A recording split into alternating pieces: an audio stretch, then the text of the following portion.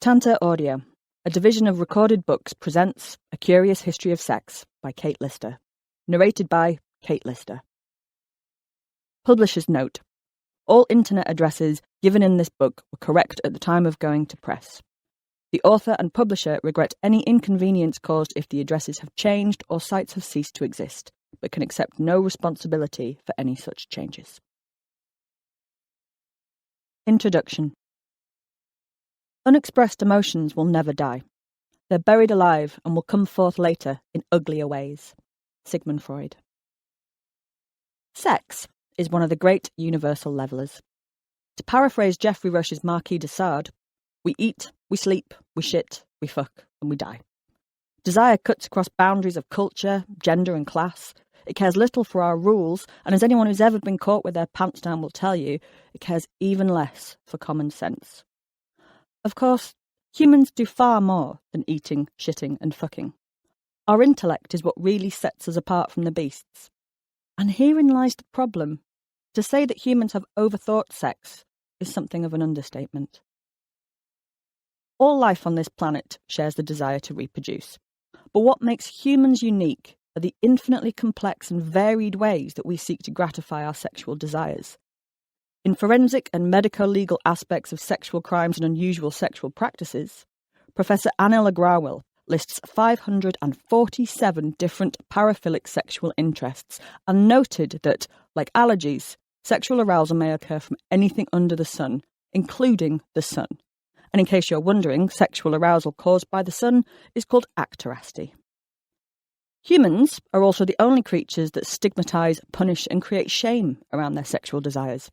While all animals have courtship rituals, no wildebeest has ever gone into therapy because it's struggling to express a latex fetish. The queen honeybee will shag up to 40 partners in one session, return to her hive dripping in semen and clutching the severed cocks of her conquests, and not one drone will call her a slut. Male baboons will happily bugger each other all day long and never fear being sent to a gay conversion camp. Yet the guilt we humans feel around our desires can be paralysing. And severe punishments have been doled out to those who break the rules. Colombian novelist Gabriel Garcia Marquez once wrote that everybody has three lives: a public life, a private life, and a secret life. Paradoxically, our secret life is us at our most honest. We force this honest piece of ourselves into secrecy because the systems that we've created have rendered it incompatible with our public and private lives. In an effort to control this secret part of ourselves, humans turned sex into a moral issue and developed complex social structures to regulate our urges. We invented categories to try and control it: gay, straight, monogamous, virginal, promiscuous, etc. But sexuality does not fit neatly into man-made boxes. It spills over, and that's when things get messy. When we try to suppress our desire, it becomes a fault line running underneath our structures of morality, ethics and decency. But when the pink mist descends, people will still risk the earthquake to have an orgasm. The act of sex itself has not changed since we first worked out what went where. Penises, tongues and fingers have been probing mouths, vulvas and anuses in search of an orgasm since humans first crawled out of the primordial sludge. What does change is the social script that dictates how sex is culturally understood and performed. For example, according to Pornhub, the largest pornography site on the internet, lesbian has remained the #1 search term used on their site worldwide since they first launched in 2007. In the Netherlands, lesbian searches on Pornhub were up 45% in 2018 from 2016, so it's fair to say that the Dutch are giving lesbian sex a big thumbs up. However, they've not always been so appreciative of V-on-V love. Between 1400 and 1550, 15 women were burnt alive in the Netherlands as female sodomites. Those who were not put to death still faced severe punishments. In 1514, Martien van Kieshot and Jan van den Steen of Bruges were both publicly flogged, had their hair burnt off, and were banished from the city for having committed a certain great kind of the unnatural sin of sodomy with several young girls. 600 years later, the unnatural sin of sodomy with several young girls is the most watched porn category amongst the descendants of the same people who thought it was perfectly reasonable to chuck lesbians on a bonfire. Pornhub searches for porn for women were up by 359% in 2018, with women viewing lesbian pornography 197% more often than men did in the same year. This would have come as quite a shock to Dr. William Acton, 1813 to 1875, who claimed that the majority of women, happily for them, are not very much troubled with sexual feeling of any kind. And what the Sunday Express editor, James Douglas, 1867 to 1940, would have made of all this is anybody's guess. In 1928, Douglas attacked Radcliffe Hall's landmark lesbian novel, The Well of Loneliness, writing that this pestilence is devastating the younger generation. It is wrecking young lives. It is defiling young souls. Douglas urged society to cleanse itself from the leprosy of these lepers. And yet here we are, 90 years later, with millions of women around the world jilling off to such pestilence with our leprous souls intact. What a time to be alive. This is a book about how attitudes to sex have changed throughout history. It is the curious history of sex, and some of the things that we have done to ourselves and to each other in the pursuit and denial of the almighty orgasm. This is not a comprehensive study of every sexual quirk, kink and ritual across all cultures throughout time, as that would entail writing an encyclopedia. Rather, this is a drop in the ocean, a paddle in the shallow end of sex history, but I hope that you'll get pleasantly wet nonetheless.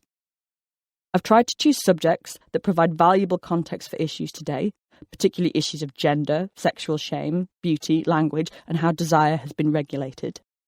I have also chosen subjects that are close to my heart, such as the history of sex work, deeply emotive subjects, such as abortion, and also subjects that make me laugh, like cocklebread and orgasming on a bicycle.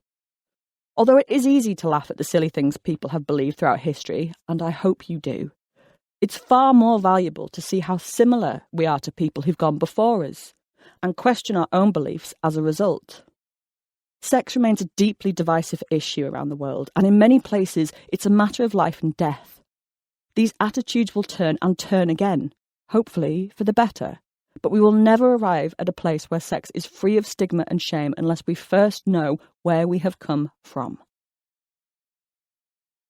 A note on the use of language.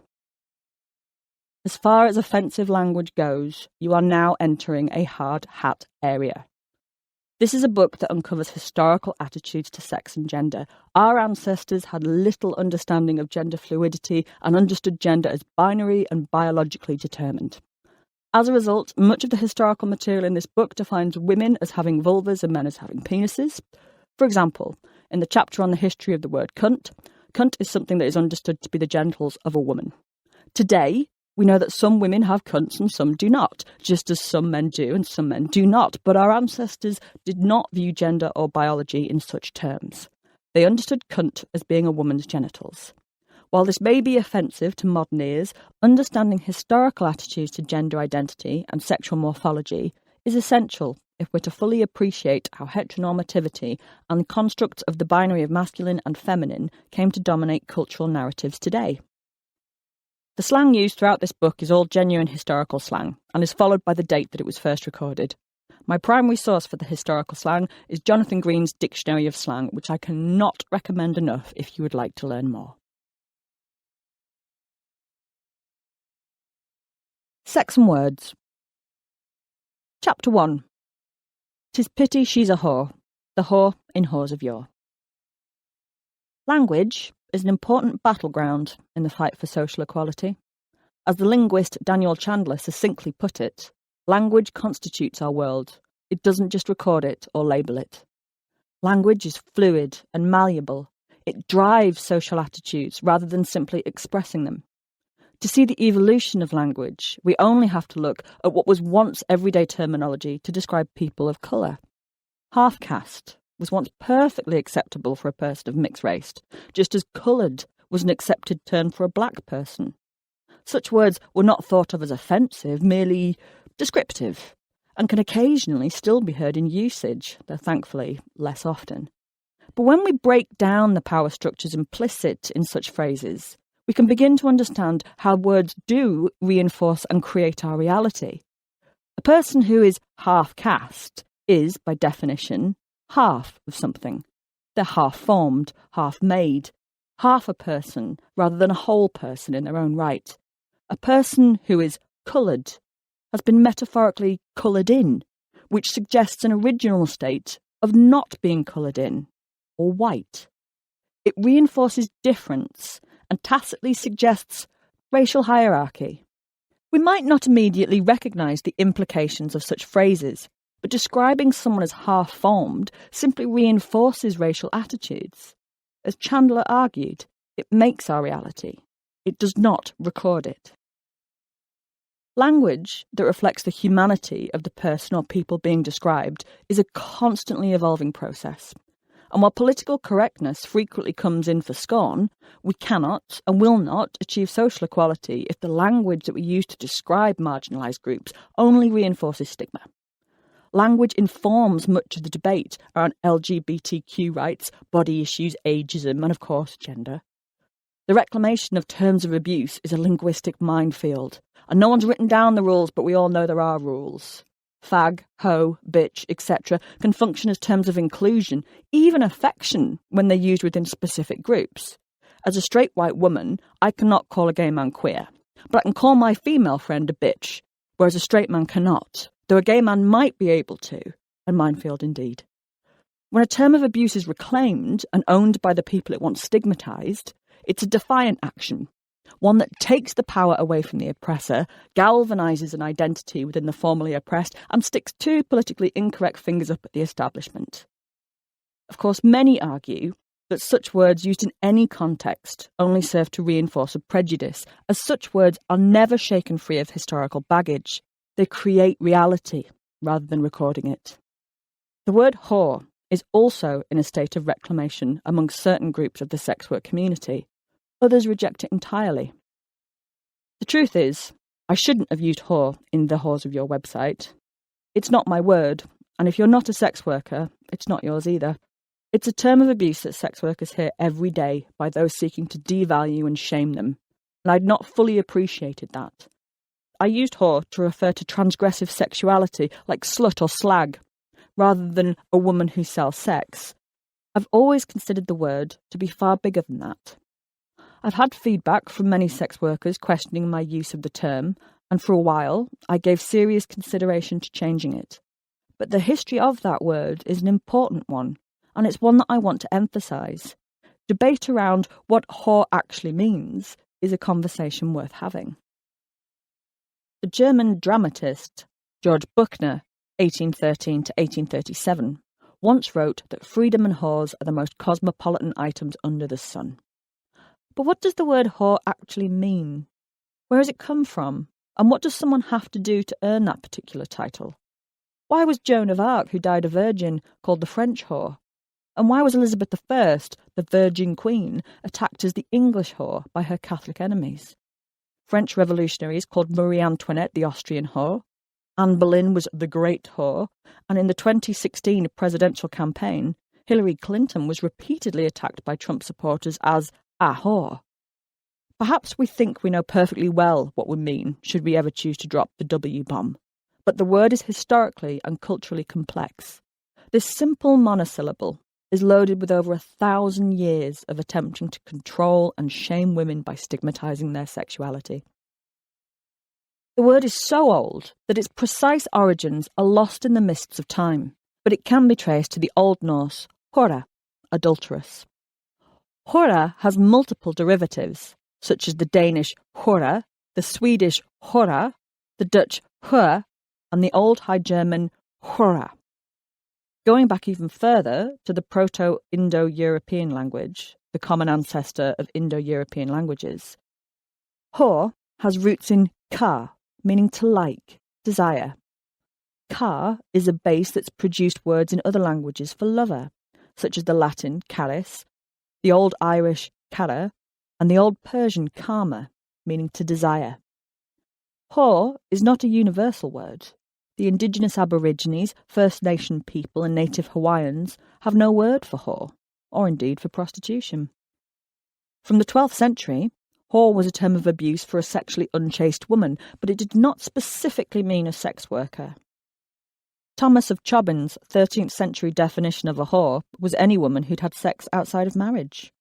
Hands up all those who've just learnt that they're a 13th century whore. Shakespeare used whore nearly 100 times in his plays, including Othello, Hamlet and King Lear, but in these plays it doesn't mean someone who sells sex. It means a promiscuous woman.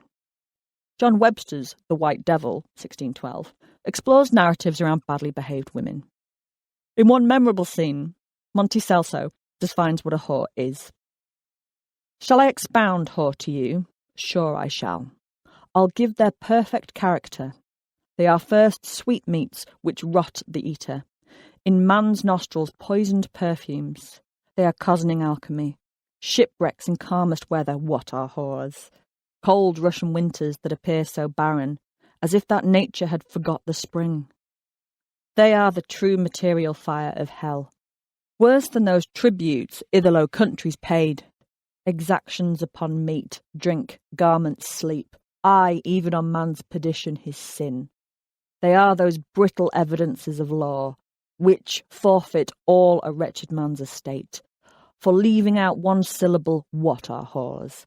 They are those flattering bells, have all one tune at weddings and at funerals. Your rich whores are only treasures by extortion filled, and emptied by cursed riot.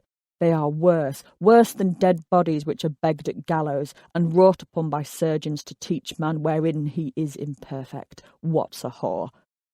She's like the guilty counterfeited coin, which whosoever stamps it brings in trouble, all that receive it. Monty Celso doesn't admit it, but what's driving this rant is a fear of women. Fear that they can wield power over men, that they can teach man wherein he is imperfect. Here, a whore is not a sex worker. She is a woman who has authority over a man and must be shamed into silence at all costs. Historically, whore has been used to attack those who've upset the status quo and asserted themselves, usually in an attempt to reassert sexual control and dominance over her. But unlike the word prostitute, whore is not tied to a profession, but to a perceived moral state. Which is why many powerful women with no connection to the sex trade have been attacked as whores. Mary Wollstonecraft, Fullan Davy, even Margaret Thatcher were all labelled whores.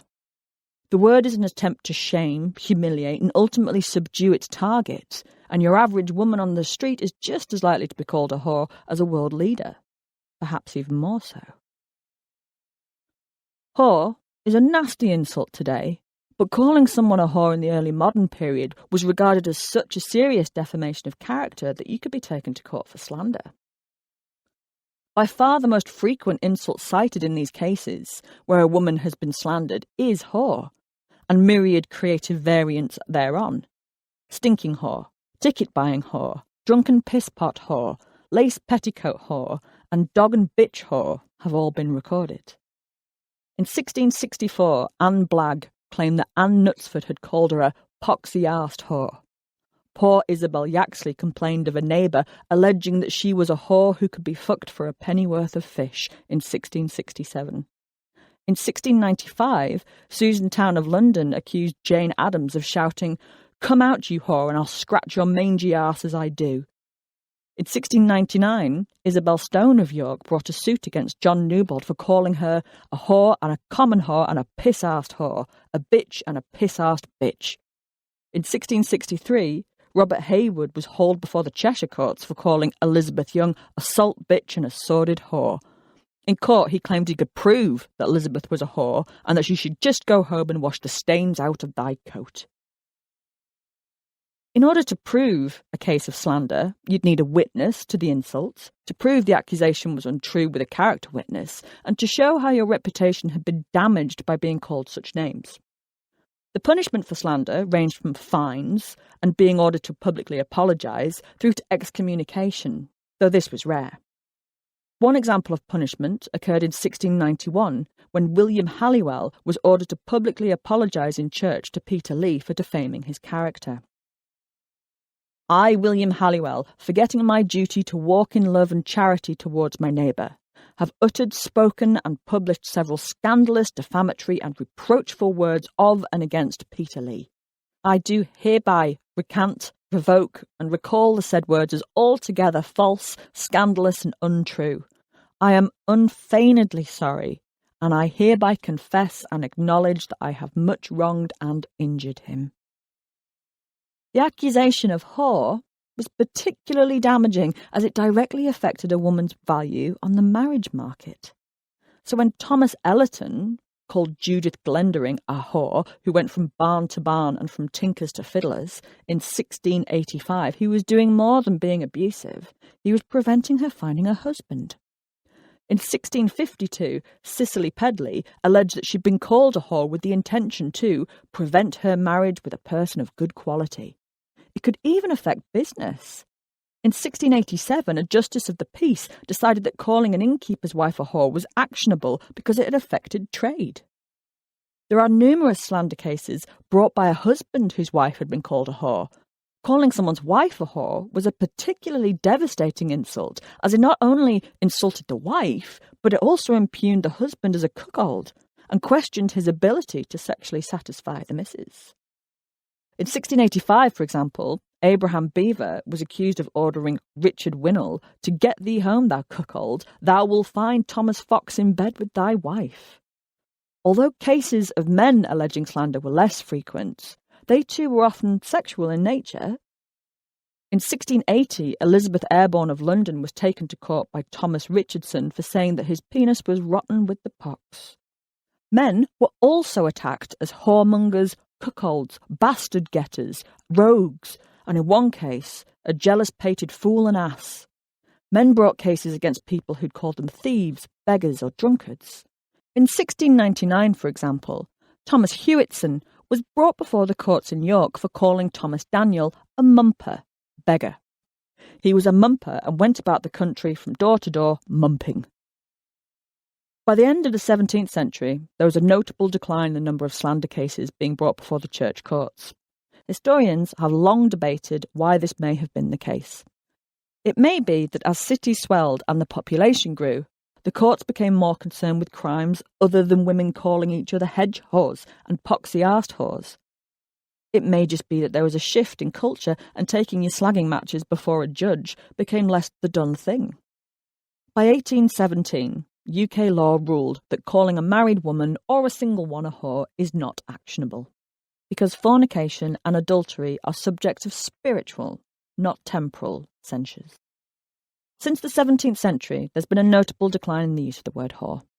Until the end of the 17th century, whore was still a legal term, and turns up in no less than 163 trials at the Old Bailey from 1679 until 1800. Historians such as Richter Norton have examined how prostitute or common prostitute came to replace whore as the legal terminology for a person who sells sexual services. I suspect the sharp decline in the usage of whore at the end of the 17th century is linked to the linguistic shift from legal terminology to a pure insult. Today, whore is largely confined to abusive and coarse speech. However, like the word slut, whore is also in a state of reclamation, and it can be used to directly challenge the shame the word has carried for hundreds of years. Whore may be a term of abuse, but it is one rooted in the fear of female independence and sexual autonomy.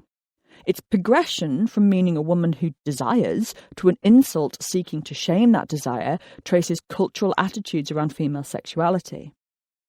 I do not use whore to shame. I use it to recognise all those who rattled cultural sensibilities enough to be called a whore. I use it to deflate the shame within it. I use it to remember that our language shapes how we view each other, and it's constantly evolving. Historically, if you desire, you're a whore. If you have sex outside of marriage, you are a whore. If you transgress and threaten the man, you are a whore. We are all historical whores. Chapter 2. A nasty name for a nasty thing. A history of cunt. I love the word cunt. I love everything about it, not just the signified vulva, vagina, pudendum, which are all kinds of cunty goodness and will be returned to shortly, but the actual oral and visual signalled sign of cunt. I love the simple monosyllabic form. I adore that the first three letters, C-U-N, are basically all the same chalice shape, rolling through the word until they're stopped in their ramble by the plosive T at the end. I love the forceful grunt of the C and the T, sandwiching the softer N sounds, enabling one to spit the word out like a bullet or extend the N and roll it round your mouth for dramatic effect. Cunt. I love it because it's deliciously dirty, endlessly funny, and like an auditory exclamation mark is capable of stopping a conversation in its tracks. Walter Kern called cunt the A-bomb of the English language, and he's absolutely right. I love its versatility. In America, it's spectacularly offensive, while in Glasgow, it can be a term of endearment. I love you wee cunt is an expression heard throughout Glaswegian nurseries. That's not true, but Scottish folk do possess a dazzling linguistic dexterity with cunt. Irvine Welsh's 1993 novel Trainspotting contained 731 cunts, although only 19 made it into the film. But more than anything else, I love the sheer power of the word. I am fascinated by cunt's hallowed status as, to quote Christina Caldwell, the nastiest of the nasty words. There are other contenders for the most offensive word in the English language. Racial slurs are obvious heavyweights. The N-word is a deeply offensive word because of its historical context. It's not just a descriptive word. It's a word that was used to dehumanize black people and justify some of the worst atrocities in human history. It enabled the enslavement and brutalization of millions of people by linguistically denying black people equality with white people. We can understand why racial slurs are hideously offensive. But cunt? Does it not strike anyone else as odd that one of the most offensive words in English is a word for vulva? Or that this word could even be considered in the same league of offence as racist terms spawned from the darkest and most rank of human atrocities? As far as I'm aware, cunt has not enabled racial genocide. So we have to ask, how did cunt get to be so offensive? What did cunt do wrong? Let's turn to the etymology first. Cunt is old. It's so old that its exact origins are lost in the folds of time, and etymologists continue to debate where in the cunt comes from. It's several thousand years old at least, and can be traced to the Old Norse kunta and Proto-Germanic kunt. But before that, cunt proves quite elusive. There are medieval cunty cognates in most Germanic languages. Kutter, kots and kot all appear in German. The Swedish have kunta, the Dutch have kont, kut and kont, and the English once had kot, which I quite like and I think is due a revival. Here's where the debate comes in. Nobody's quite sure what cunt actually means. Some etymologists have argued cunt has a root in the Proto-Indo-European sound gen, or gon, which means to create, become. You can see gen in modern words like gonads, genital, genetics and gene. Others have theorised cunt descends from the root guna, which means woman and crops up in gynecology. The root sound that most fascinates etymologists is ku. Ku is associated with the female and forms the basis of cow and queen. Ku is linked to the Latin cunis, vulva, which sounds tantalisingly like cunt, though some etymologists claim it's unrelated, and has spawned the French con, the Spanish coña, the Portuguese cona, and the Persian kun. My favourite cunt theory is that ku also means to have knowledge. Cunt and cunning are likely to have descended from the same root. Cunning originally meant wisdom or knowledge rather than sneakiness, while can and ken became prefixes to cognition and other derivatives. In Scotland today, if you ken something, it means you understand it. In the Middle Ages, quaint meant both knowledge and cunt, but more of that later. The debate will rage on, but the bottom line is that cunt is something of a mystery. Here is what we do know. Cunt is the oldest word for either the vulva or the vagina in the English language, possibly the oldest in Europe. Its only rival for the oldest term for the boy in the boat 1930, would be yoni, meaning vulva, source or womb. The English language borrowed yoni from ancient Sanskrit around 1800, and today it's been appropriated by various neo-spiritual groups who hope that by calling their duff, 1880, a yoni, they can avoid the horror of cunt and tap into some ancient veneration of the flapdoodle, 1653. Of course, the irony is that cunt and yoni may even have sprung from the same Proto-Indo-European root. Furthermore, cunt is far more feminist than vagina or vulva could ever dream to be. Vagina turns up in 17th century medical texts and comes from the Latin vagina, which means a sheath or a scabbard. Vagina is something a sword goes into. That is its entire etymological function, to be the holder of a sword, penis. It relies on the penis for its meaning and function. We may as well still be calling the poor thing cock alley, 1785, or the pudding bag, 1653. There are many cunning linguists who rightly get their proverbials in a twist when you confuse vagina with vulva. To be clear, the vagina is the muscular canal that connects the uterus to the vulva, and the vulva is the external equipment, comprising the mons pubis, labia majora, labia minora, clitoris, vestibule of the vagina, bulb of the vestibule, and the Bartholin's glands. Vulva dates to the late 14th century and comes from the Latin vulva, meaning womb. Some have suggested it comes from volvere, or to wrap. In his 1538 Latin dictionary, Thomas Eliot defined a vulva as the womb or mother of any female animal, also a meat used of the Romans made of the belly of a sow, either that hath farrowed or is with farrow. So yet again, the meaning of vulva is dependent on being a container for a penis or a questionable cut of a pregnant Roman pig. Cunt, however, predates both these terms and derives from a Proto-Indo-European root word meaning woman, knowledge, creator or queen, which is far more empowering than a word that means I hold cock. Plus, cunt is the whole damn shebang inside and out. There's no need to split pubic hairs when it comes to cunt. Words like vulva and vagina are linguistic efforts to offer sanitised, medicalised alternatives to cunt. And if that wasn't enough to sway you over to Team Cunt, in 1500, Wynkyn de Worde defined vulva as in English, a cunt. Cunt isn't slang, cunt is the original. So cunt is the godmother of all words for the monosyllable, 1780. But then the question arises, has cunt always been such an offensive word as it is today? The simple answer is no. To the medieval mind, cunt was simply a descriptive word, a little bawdy, perhaps, as cunts tend to be, but certainly not offensive. The fact that cunt would make it into de Worde's dictionary and medical texts shows how just everyday the word was. John Hall's 16th century translation of Lanfranc of Milan's medical text, Chirurgia parura Lanfranci, is not cunt-shy, and describes in women the neck of the bladder is short and is made fast to the cunt. The earliest cunt citation in the Oxford English Dictionary dates to 1230 and is a London street in the red light district of Southwark, the beautifully named Grope Cunt Lane. It did exactly what it said on the tin. It was a lane for groping cunts. There are grope cunt lanes or variations of grop cunt lane found throughout cities of medieval Britain.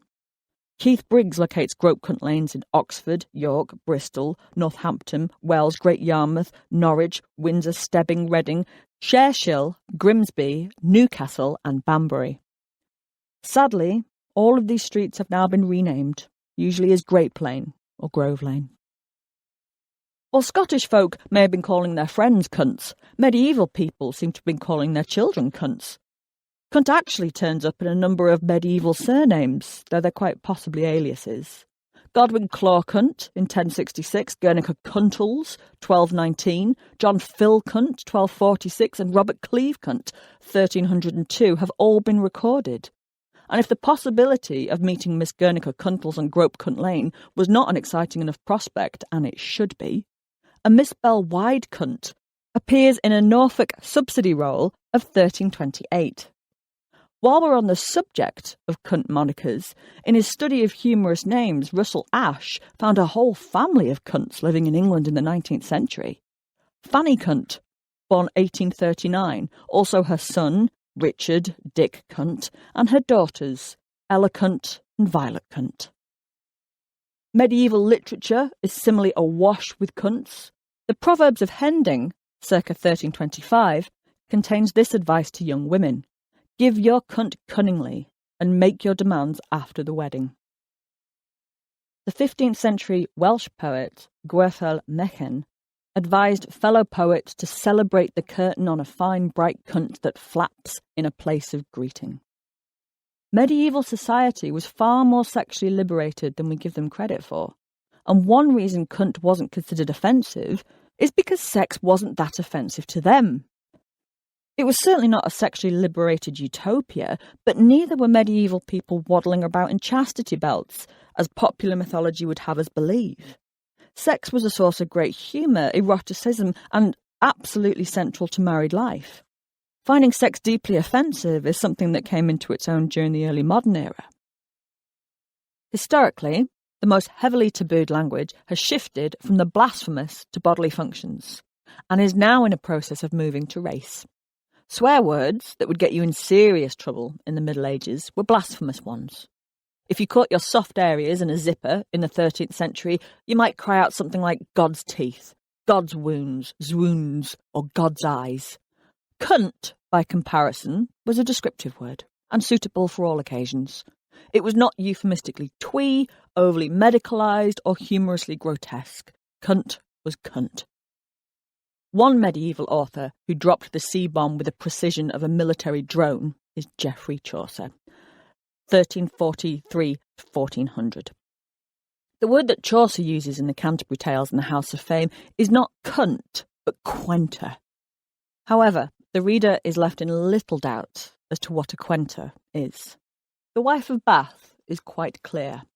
What aileth yow to grushteth and grunner? Is it for ye, Walda, have my quenter alona? What ails you that you grumble thus and groan? Is it because you'd have my cunt alone? Chaucer's most famous cunt joke is in The Miller's Tale, where quenter means both knowledge and cunt. Remember the root to both cunning and cunt. As clerks been full subtile and full a quenter, and privily he caught here by the quenter, and said, you wis, but if ik have my willa for derne luff of thee leman I spille. The clerk had been subtle and cunning, and quickly he caught her by the cunt, and said, if I cannot have my will, for love of thee, darling, I will spill. The use of quenter as a synonym for cunt is seen in a variety of other works. In his 1598 Italian-English dictionary, John Florio uses quenter as a synonym for cunt, and defines potter as a cunt, a quenter, and a potur as that hath a cunt, cunted, quented. The playful double meaning of quenter, quaint, turns up again in Andrew Marvell's To His Coy Mistress. Thy beauty shall no more be found, nor in thy marble vault shall sound. My echoing song the worms shall try that long-preserved virginity, and your quaint honour turn to dust, and into ashes all my lust. It has also been suggested that William Shakespeare's acquaint in his Sonnet 20 is a play on quaint and cunt, and if any man knew the comedic power of a well-placed cunt, it was Shakespeare. In Act 3, Scene 2 of Hamlet, the eponymous hero asks Ophelia, Lady, shall I lie in your lap? Ophelia replies, No, my lord. Hamlet then asks her, Do you think I meant country matters? When David Tennant played Hamlet, he paused on the first syllable to emphasise this. Cunt matters. In Twelfth Night, Act 2, Scene 5, Malvolio describes his employer's handwriting. There be her very C's, her U's and her T's, and thus makes she her great P's, making a simultaneous pun on cunt and piss. The immortal bard's status as a smut peddler has been discreetly swept under the cultural rug, but his work is full of innuendo and knob gags. In 1807, a shocked Thomas Bowdler edited out all the rude jokes so women and children could safely read it, and published the family Shakespeare, which was completely cunt-free. Among the many changes he made in The Family Shakespeare, Ophelia doesn't commit suicide in Hamlet. The character of Doll Tearsheet, a sex worker, is entirely edited out of Henry IV, and in Romeo and Juliet, Mercutio's saucy "the bawdy hand of the dial is now upon the prick of noon" was altered to read "the hand of the dial is now upon the point of noon." This led to the addition of the word bowdlerise to the English language, which means to remove passages of a text that are considered objectionable. Cunt was also used freely in the bawdy ballads of Shakespeare's contemporaries, who felt no such compulsion to veil their cunts in double entendres. Ragionamenti della Nana e della Antonia, 1534-36, by Pietro Aretino, tells readers to shun flowery euphemisms and just say cunt. Speak plainly and say fuck, cunt and cock. Otherwise thou wilt be understood by nobody. The Scottish play, Philotas, 1603, contained the lines, "Doon thy hand and grap here, cunt." And the Mercurius Fumigosus, 1654, celebrates cunt and good company. But the fact that such big-name writers, such as Shakespeare and Marvel, used cunt as a saucy punchline and camouflaged it in puns and cheeky hints, suggests that, by Shakespeare's time, cunt was starting to be censored. It's no coincidence that it was around this time that the first laws banning sexually obscene material came into force. In Britain, the first parliamentary bill to restrain books, pamphlets, ditties, songs and other works that promote lascivious, ungodly love was drafted by William Lombard in 1580. The Licensing Act of 1662 banned the publication of any heretical, seditious, schismatic or offensive books or pamphlets wherein any doctrine of opinion shall be asserted or maintained which is contrary to Christian faith. Language is a powerful tool of social control. As sex became repressed, words linking to the body became taboo. After all, how can we enjoy the sexuality of our bodies shame-free when the very words we use to talk about them, think about them, or write about them are considered obscene? Ellis Cashmore argued that cunt's banishment to the naughty step is a result of mass sexual censor and the rise of modesty. With rules came manners, and with manners came courtesy, and with courtesy came modesty, and the word cunt was referring to parts of the body that were enclosed, they were secreted away. Women's sexuality came in for particular censor and punishment, and cunt was an obvious symbol of all Puritan rules sought to repress. By the 17th century, cunt had acquired a shock factor, and one author who revelled in the deliciously deviant embrace of cunt was John Wilmot, Earl of Rochester, 1647-1680. Rochester was an English poet and courtier of King Charles II. He was the poster boy of debauchery and sexual excess, and simply dripped with fuck you. If Cromwell's Parliament had attempted to dam up sexuality, Rochester surfed notoriety on the tidal wave of sexual repression that was unleashed when the plug was pulled on Puritan rule. Geoffrey Hughes once perfectly described Rochester as delighting in a world seen from crotch level. Wilmot's poem Advice to a Cuntmonger begins as follows. Fucksters, you that would be happy, have a care of cunts that clap ye. Scape disease of evil tarsehole, gout and fistula in arsehole. He described his attraction to a lover as a touch from any part of her had done it, her hand, her foot, her very looks a cunt, 1680. His 1684 play Sodom features characters such as Queen Cuntigratia and her maid Cunticula. His A Ramble in St. James's Park, 1672, contains 8 cunts, as he grows increasingly jealous of his mistress's other lovers. When your lewd cunt came spewing home, drenched with the seed of half the town, my dram of sperm was supped up after for the digestive surfeit water, full gorged at another time with a vast meal of slime, which your devouring cunt had drawn from porters' backs and footmen's brawn. It's tempting to read Rochester's work as a celebration of sexuality, But he directs considerable anger and hatred towards cunts and their owners. In Sodom, he defines cunt as love's common nasty sink, and claims that she that hath a cunt will be a whore. His verse is full of degrading, grotesque descriptions of diseased, balding, biting, feral cunts. In a ramble in St. James's Park, his hatred towards the women and genitals he desires is projected onto other men, whom he spurns as obsequious curs in their hunt for cunt. So a proud bitch does lead about of humble curs the amorous rout, who most obsequiously do hunt the savoury scent of salt-swollen cunt. By the 17th century, cunt was also being used as a derogatory synecdoche for women, especially sexual women, in much the same way as women can be charmingly referred to as pussy, 1699, or clunge, 2008, today. In 1665, Samuel Pepys writes about a powder that should make all the cunts in the town run after him, and one 1675 ballad warns that city cunts are a dangerous sport. By the 18th century, cunt was regarded as an obscene and ugly word.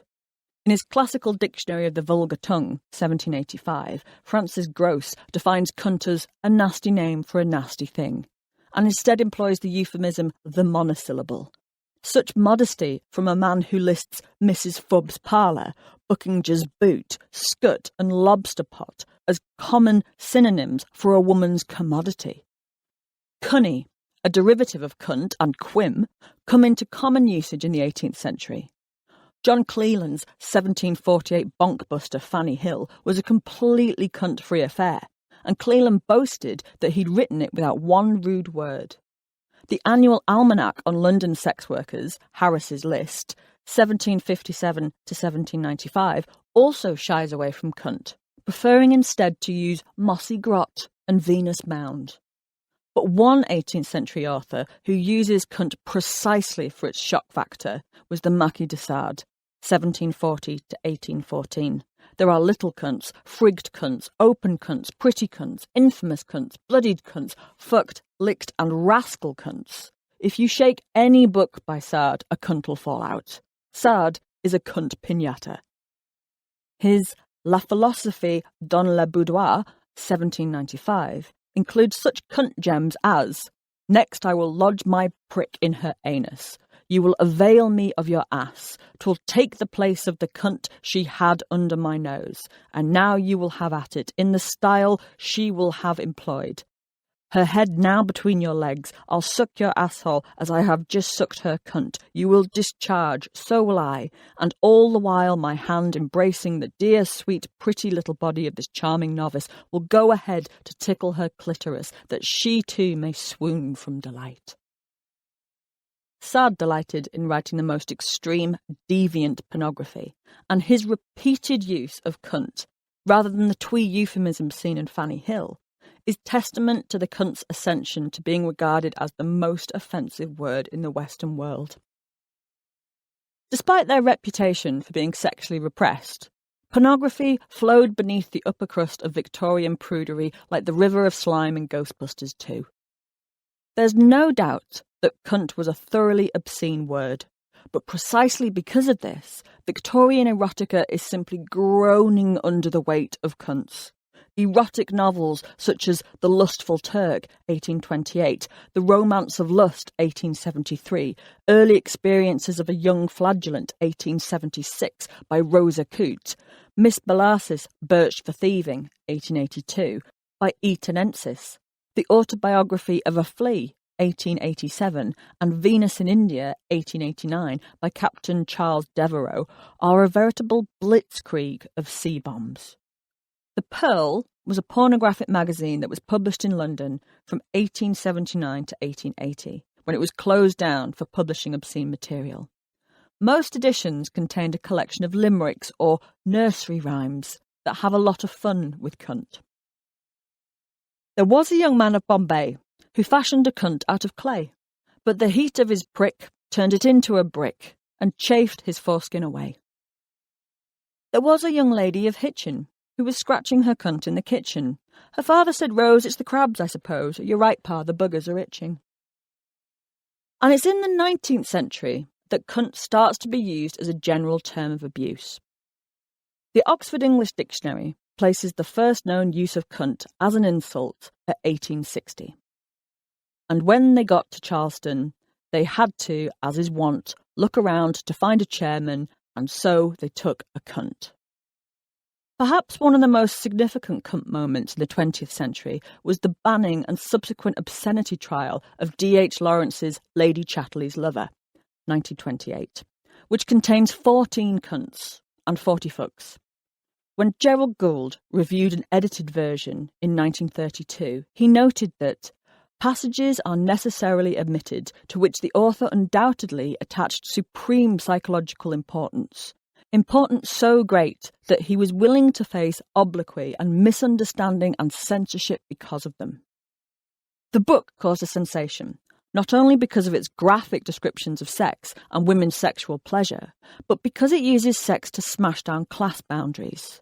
Sex is one of the supreme levellers, and for all her titles, money and privilege, Lady Constance Chatterley has a cunt. She is a sexual being. Sexual desire and pleasure have no understanding of the class system. Lawrence uses the word cunt throughout because it's the only word that can express the yearning, primal sexuality of Constance and subvert the pretensions of a society that viewed women as sexless wives and mothers. Lawrence's use of cunt is shocking, but also incredibly tender and passionate. For Lawrence, cunt is truly a wonderful thing. One of the pivotal scenes in the novel is where Mellors teaches Constance the difference between cunt and fuck. "That good cunt, thou art thou, best bit of cunt left on earth, when ta likes, when thou'rt willing." "What is cunt?" she said. "And don't thou know, cunt, it's thee down there, and what I get when I'm inside thee, and what thou gets when I'm inside thee. It's as it is, all on't." "All on't," she teased. "Cunt, it's like fuck then." Nay, fuck's only what you do. Animals fuck. But cunt's a lot more than that. It's thee, just see. And that a lot beside an animal, aren't her? Even to fuck. Cunter. That's the beauty of thee, lass. Cunt. That's the beauty of thee, lass. I don't think I've heard a more marvellous definition of cunt. Sadly, despite Lawrence's best efforts, and a jury that agreed a work stuffed full of cunts does have artistic merit, cunt has yet to be welcomed back into polite society. James Joyce uses one cunt in Ulysses, 1922, and calls the Holy Land the grey sunken cunt of the world, though he freely uses cunt in his private erotic letters to his wife Nora, whom he delightfully calls fuckbird. The American beat poets liked the shock of the cunt. In Howl, 1956, Ginsberg writes about a vision of the ultimate cunt. But cunt is there to shock. Cunt didn't make it into mainstream cinema until 1971 in Carnal Knowledge starring Jack Nicholson and Anne Margaret. Jonathan First, Nicholson's character, screams at Bobby, Anne Margaret, "Is this an ultimatum? Answer me, you ball-busting, castrating son of a cunt, bitch." The Exorcist, 1973, uses cunting as an adjective twice, i.e. cunting daughter. There is a third cunt that was cut from the final edit where the troubled Regan tells her doctor he must keep his fingers away from her cunt. Notice that the only cunt that was cut was the one that actually means vulva. This has been true of most cinematic uses of cunt. It's far more often used as an insult than it is to mean the genitals. As the 20th century wore on, cunt settled into its role as a powerful insult.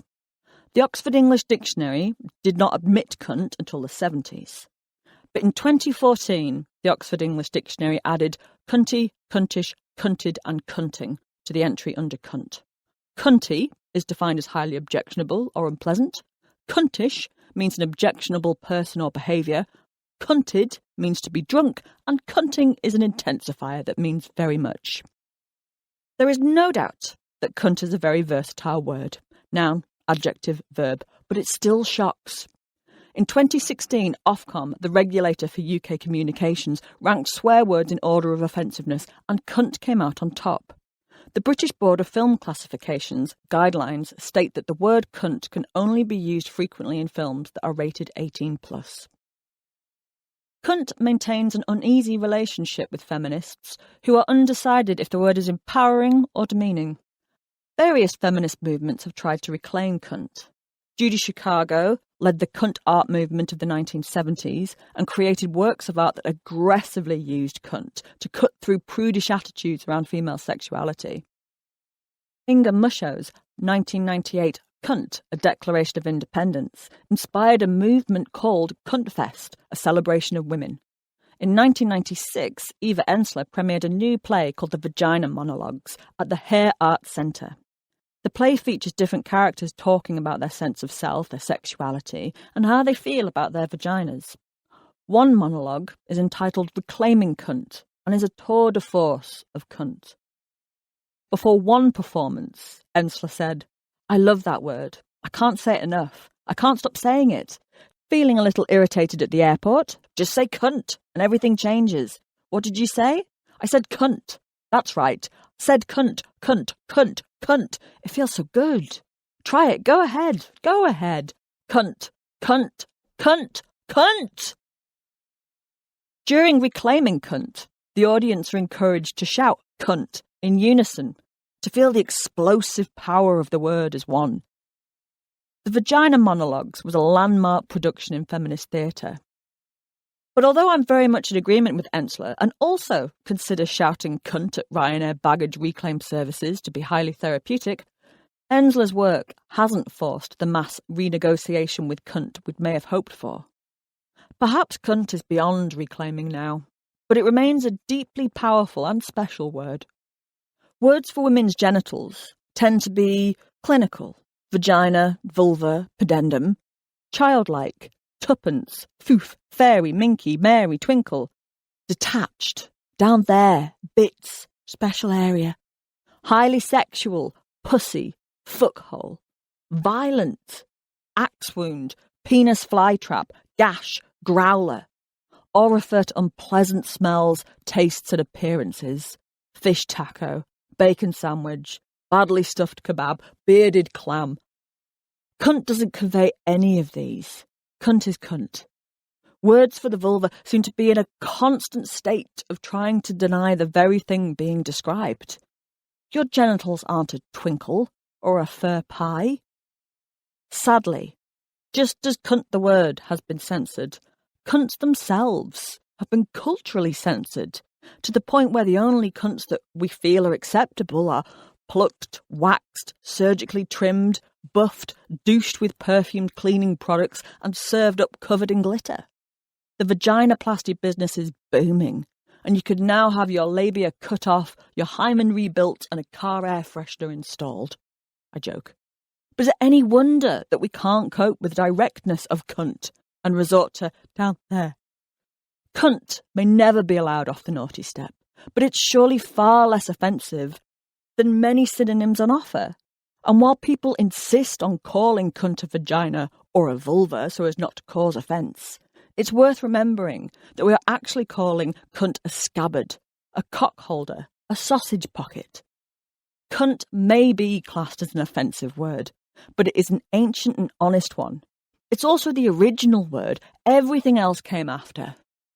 Welcome to #TeamCunt. Sex and Vulvas. Chapter 3. Looking for the Boy in the Boat, A History of the Clitoris. Unless you're a late social bloomer who still believes women are domesticated wombs with tits, who should have restricted their activities to baking cakes and darning socks, I think we can all agree that feminism has done some pretty marvellous things. Women can now vote, open bank accounts, and make cheese from our own breast milk without being molested by the patriarchal dairy overlords. There's no doubt that women have come a long way. But there is still one area that feminism is failing in. One area where the almighty penis continues to reign over the vulva unchallenged. And that area is sexual slang. However many slang words you can think of for the clitoris, there will be 1,000 more for the penis, testes or semen. Of course there are many colloquialisms for the vulva, but they rarely delineate the various important pleasure points contained within that glorious goodie bag.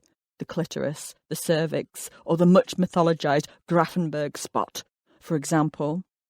It's just gash, pussy, clunge, etc. I'm not even sure if there are any slang words for the womb or the ovaries. Would baby cave or lady baubles work? The whole locker room banter register of bawdy sexual slang celebrates the vulva for the pleasure it brings to the mighty rod, 1591. The omission of the clit, whose only function is to pleasure its owner, is telling. In Western culture, the clitoris has been overlooked because female sexual pleasure has historically played second fiddle to male pleasure. Literally and metaphorically, the clitoris has never received enough attention. Take, for example, that much-beloved Encyclopedia of Vulgarity, Roger's Profanosaurus, first published in 1998. The work contains over 2,500 slang entries, cataloguing all manner of obscenities from purple-headed yogurt warrior, penis, to growling at the badger, cunnilingus. But there are only 5 clitoral colloquialisms to be found within the whole damn thing. Boy in the boat, bell, button, fanny flange, and sugared almond. Even the latest reworking of the Profanosaurus series, Hail Sweary, 2013, which advertises itself as containing 4,000 new rude words and blasphemies, only manages a dismal 5 entries on the clitoris. Beanus, a large bean that resembles a penis. Clock, again a large clitoris and cock hybrid. And panic button, under which is sub-referenced whale switch and clematis, which means the clitoris accounts for less than 0.15% of all the entries. But it's not like the book is pussy light. In fact, while Hail Sweary only contains 37 colloquialisms for the penis and or testes, there are a whopping 104 entries for the vulva. While this might sound like a win for #Team Cunt, most of these terms are pejorative comments on what's referred to throughout as untidy, unkempt, or messy vulvas. References to the labia are multiple. Donomete, pig's ear, biggle scarf. Pubic hair also features heavily. ZZ Mott, Gruffalo, Terry Waite's allotment. Allusions to fish are tediously predictable. Fishmonger's dustbin, trout pocket, haddock pasty, and so on and so on. Despite the book's obvious obsession with the holiest of holies, the emphasis is clearly phallocentric and prioritises the pleasure the vulva gives rather than that which it can receive. It might seem like I'm picking on the Profanosaurus, but the colloquial drought around the clitoris is universal. Ignoring clitoral pleasure is woven into the very language of sex. This chapter focuses on the Western fascination with the clitoris and the endless efforts by doctors to understand and fix it.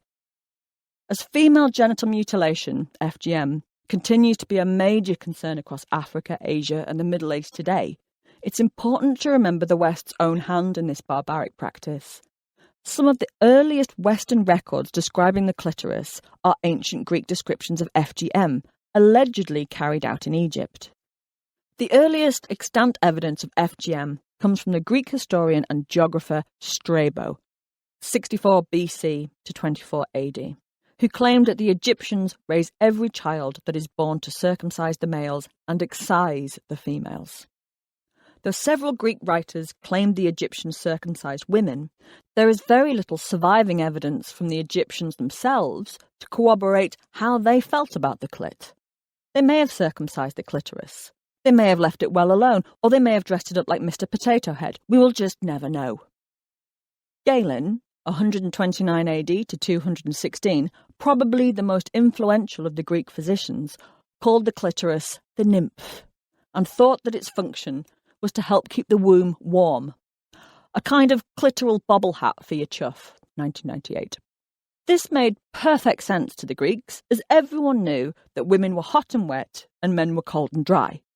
This was a belief shared by Galen's contemporary, Soranus of Ephesus. Yes, really, a gynecologist called Soranus, who practiced medicine in Alexandria in the 1st century. In his 4-volume treatise on gynecology, Soranus describes the anatomy of the vulva fairly accurately.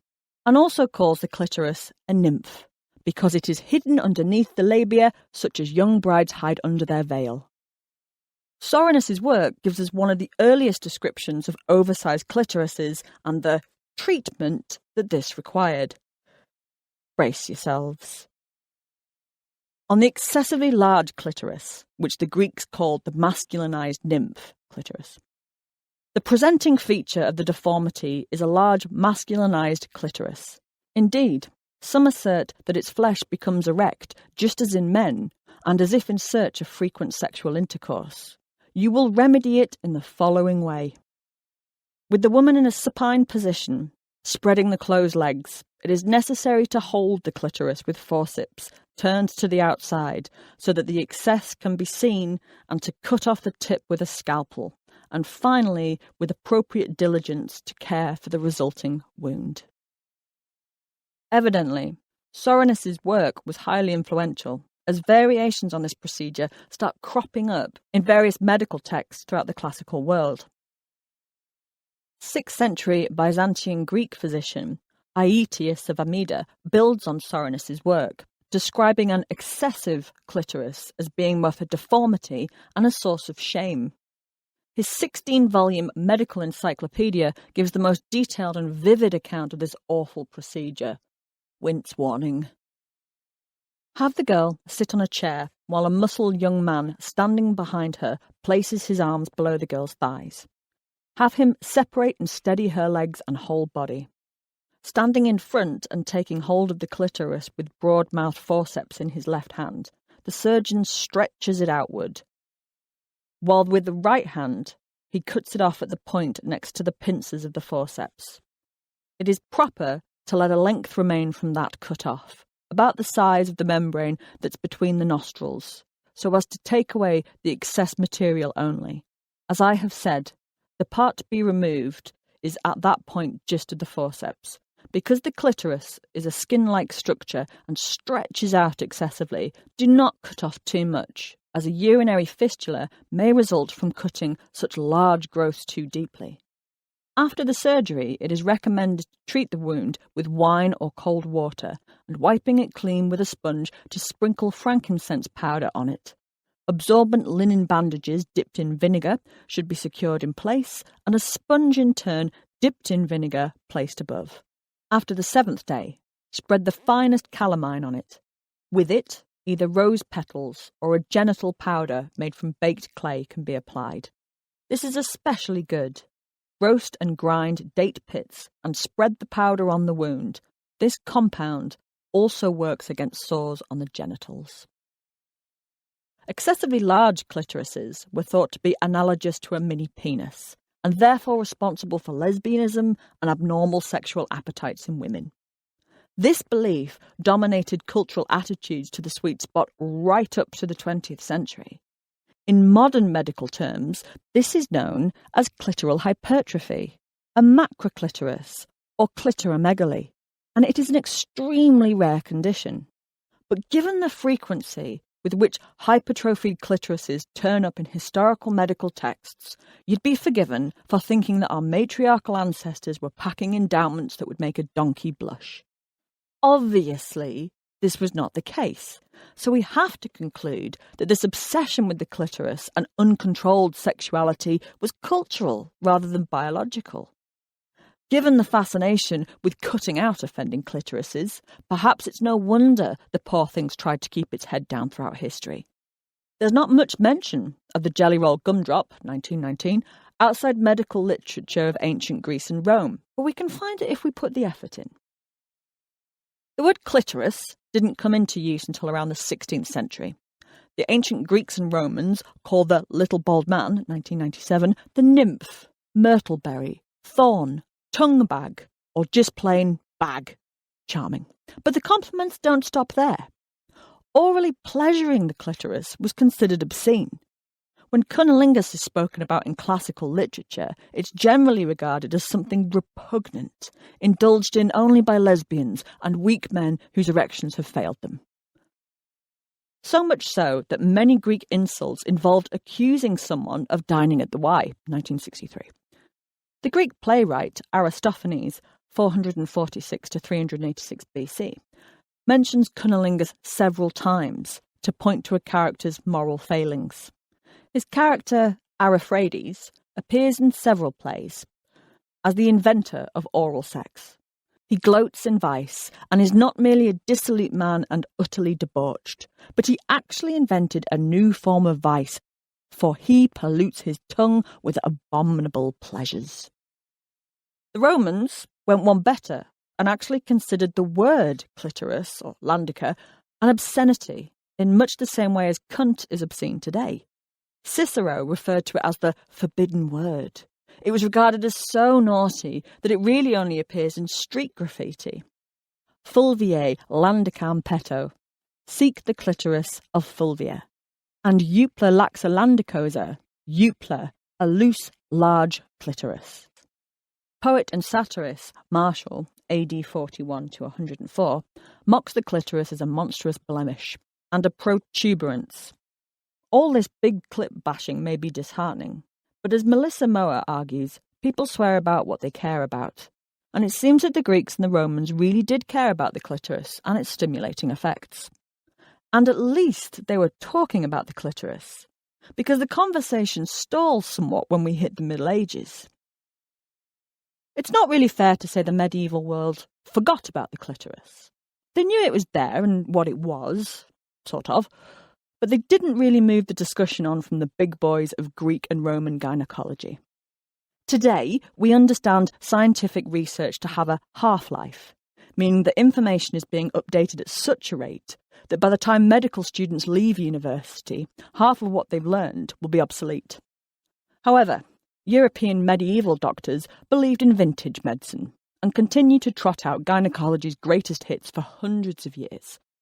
One of the pilgrims in Chaucer's Canterbury Tales, 1400, is a physician, who we are told is well educated because he studied the works of old Aesculapius and Dioscorides, and also Rufus, old Hippocrates, Halley and Galen, Serapion, Rhazes and Avicenna, Averroes, Gilbertus and Constantine, Bernard and Getisden and John Damascene. Meaning that even by the late Middle Ages, the most up-to-date research that Chaucer's physician is reading is over 200 years old. Imagine your surgeon looming over you with a meat cleaver and a medical manual from the 18th century, and you'll start to get a sense of just how bizarre that is. So it's little wonder that medieval understanding of the clitoris circled the same conclusions drawn in the ancient world, namely, big ones are bad and lesbians like them. However, new Arabic medical texts were also published and translated throughout the Middle Ages and proved highly influential. The work of Islamic physicians, such as Avicenna, AD 980 to 1037, and Albucasis, AD 936 to 1013, were translated into Latin by Gerard of Cremona, AD 1114 to 1187, and were still in use across the West until the 17th century. Medieval Arabic texts continued to fret about large clitorises, recommending that they be trimmed back to curb all manner of naughty behaviour, including promiscuity and lesbianism. Albucasis, often called the father of surgery, wrote, "The clitoris may grow in size above the order of nature so that it gets a horrible deformed appearance. In some women it becomes erect like the male organ and attains to coitus. This too you should cut away." Avicenna threw his hat in the ring and claimed that a large clitoris occurs to a woman to perform with women a coitus similar to what is done to them with men. But at least Avicenna recognised the clitoris's function in pleasure and advises men to rub the area between the anus and the vulva, for this is the seat of pleasure. Thankfully, Avicenna's work was highly influential throughout medieval Europe, and advice on stimulating the seat of pleasure is found in a number of later texts, such as William of Saliceto's Summa Conservationis et Curationis, 1285, and Arnold of Villanova's De Regimen Sanctatis, circa 1311. The Middle Ages may not have significantly advanced the field of gynecology, but the translation of Arabic texts into Latin led to several new terms for the love button. Nymph, myrtle, and landica were still popular, but tentago and virga, both alluding to an erection, came into medical parlance. Bobril, pops up in 15th century Britain, which sounds delightfully like bobble and probably means something that's raised, to bob up and down. Kika is another 15th century term that is cited alongside bobrel in Wright's Anglo-Saxon and Old English vocabularies as meaning tend to go or erection.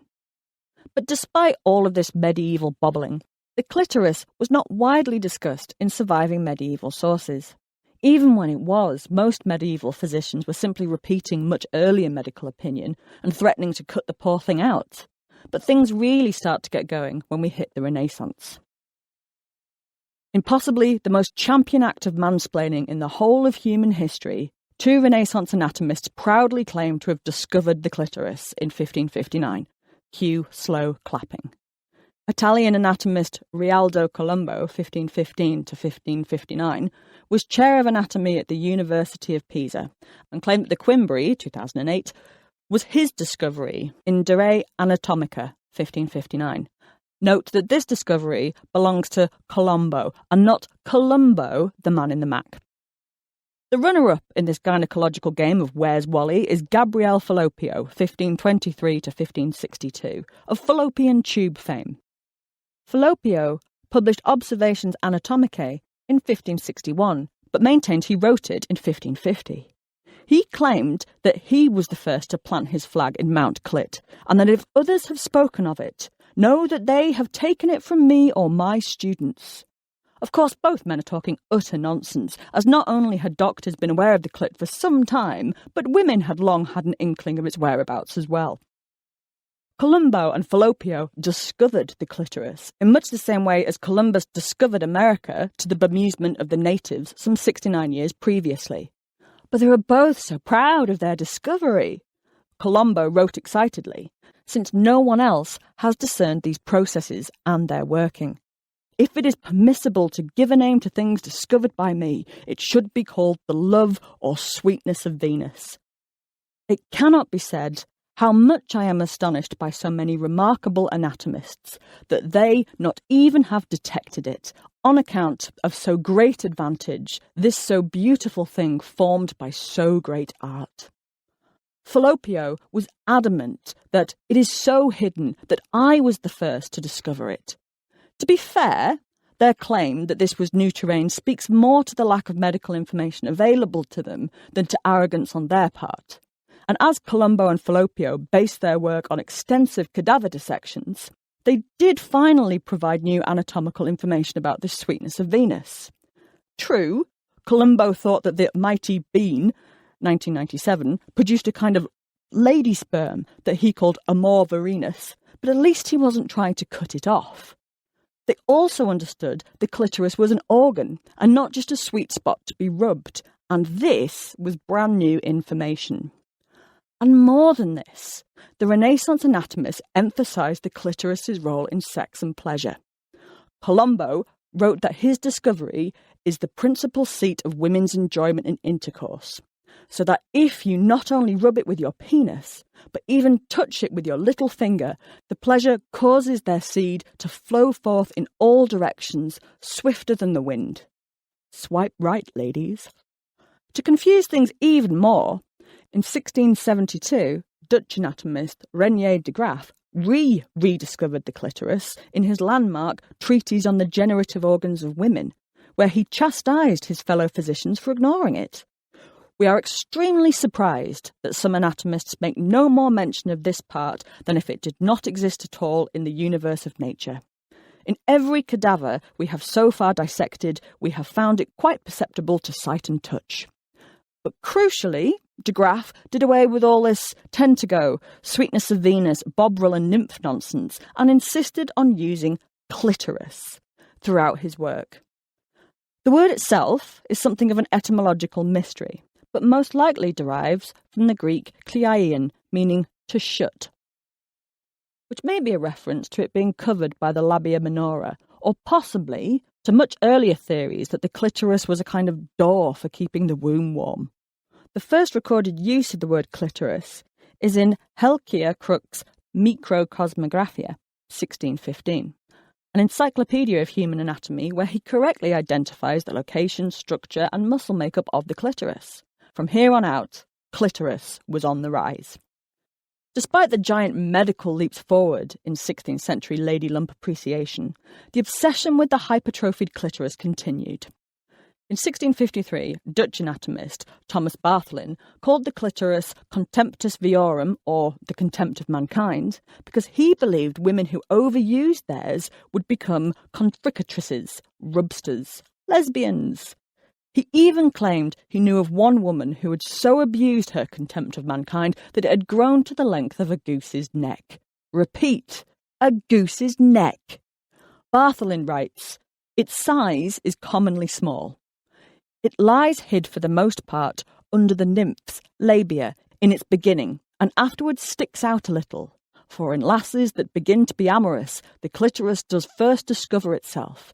It is in several persons greater or lesser. In some it hangs out like a man's yard, namely when young wenches do frequently and continually handle and rub the same, as examples testify.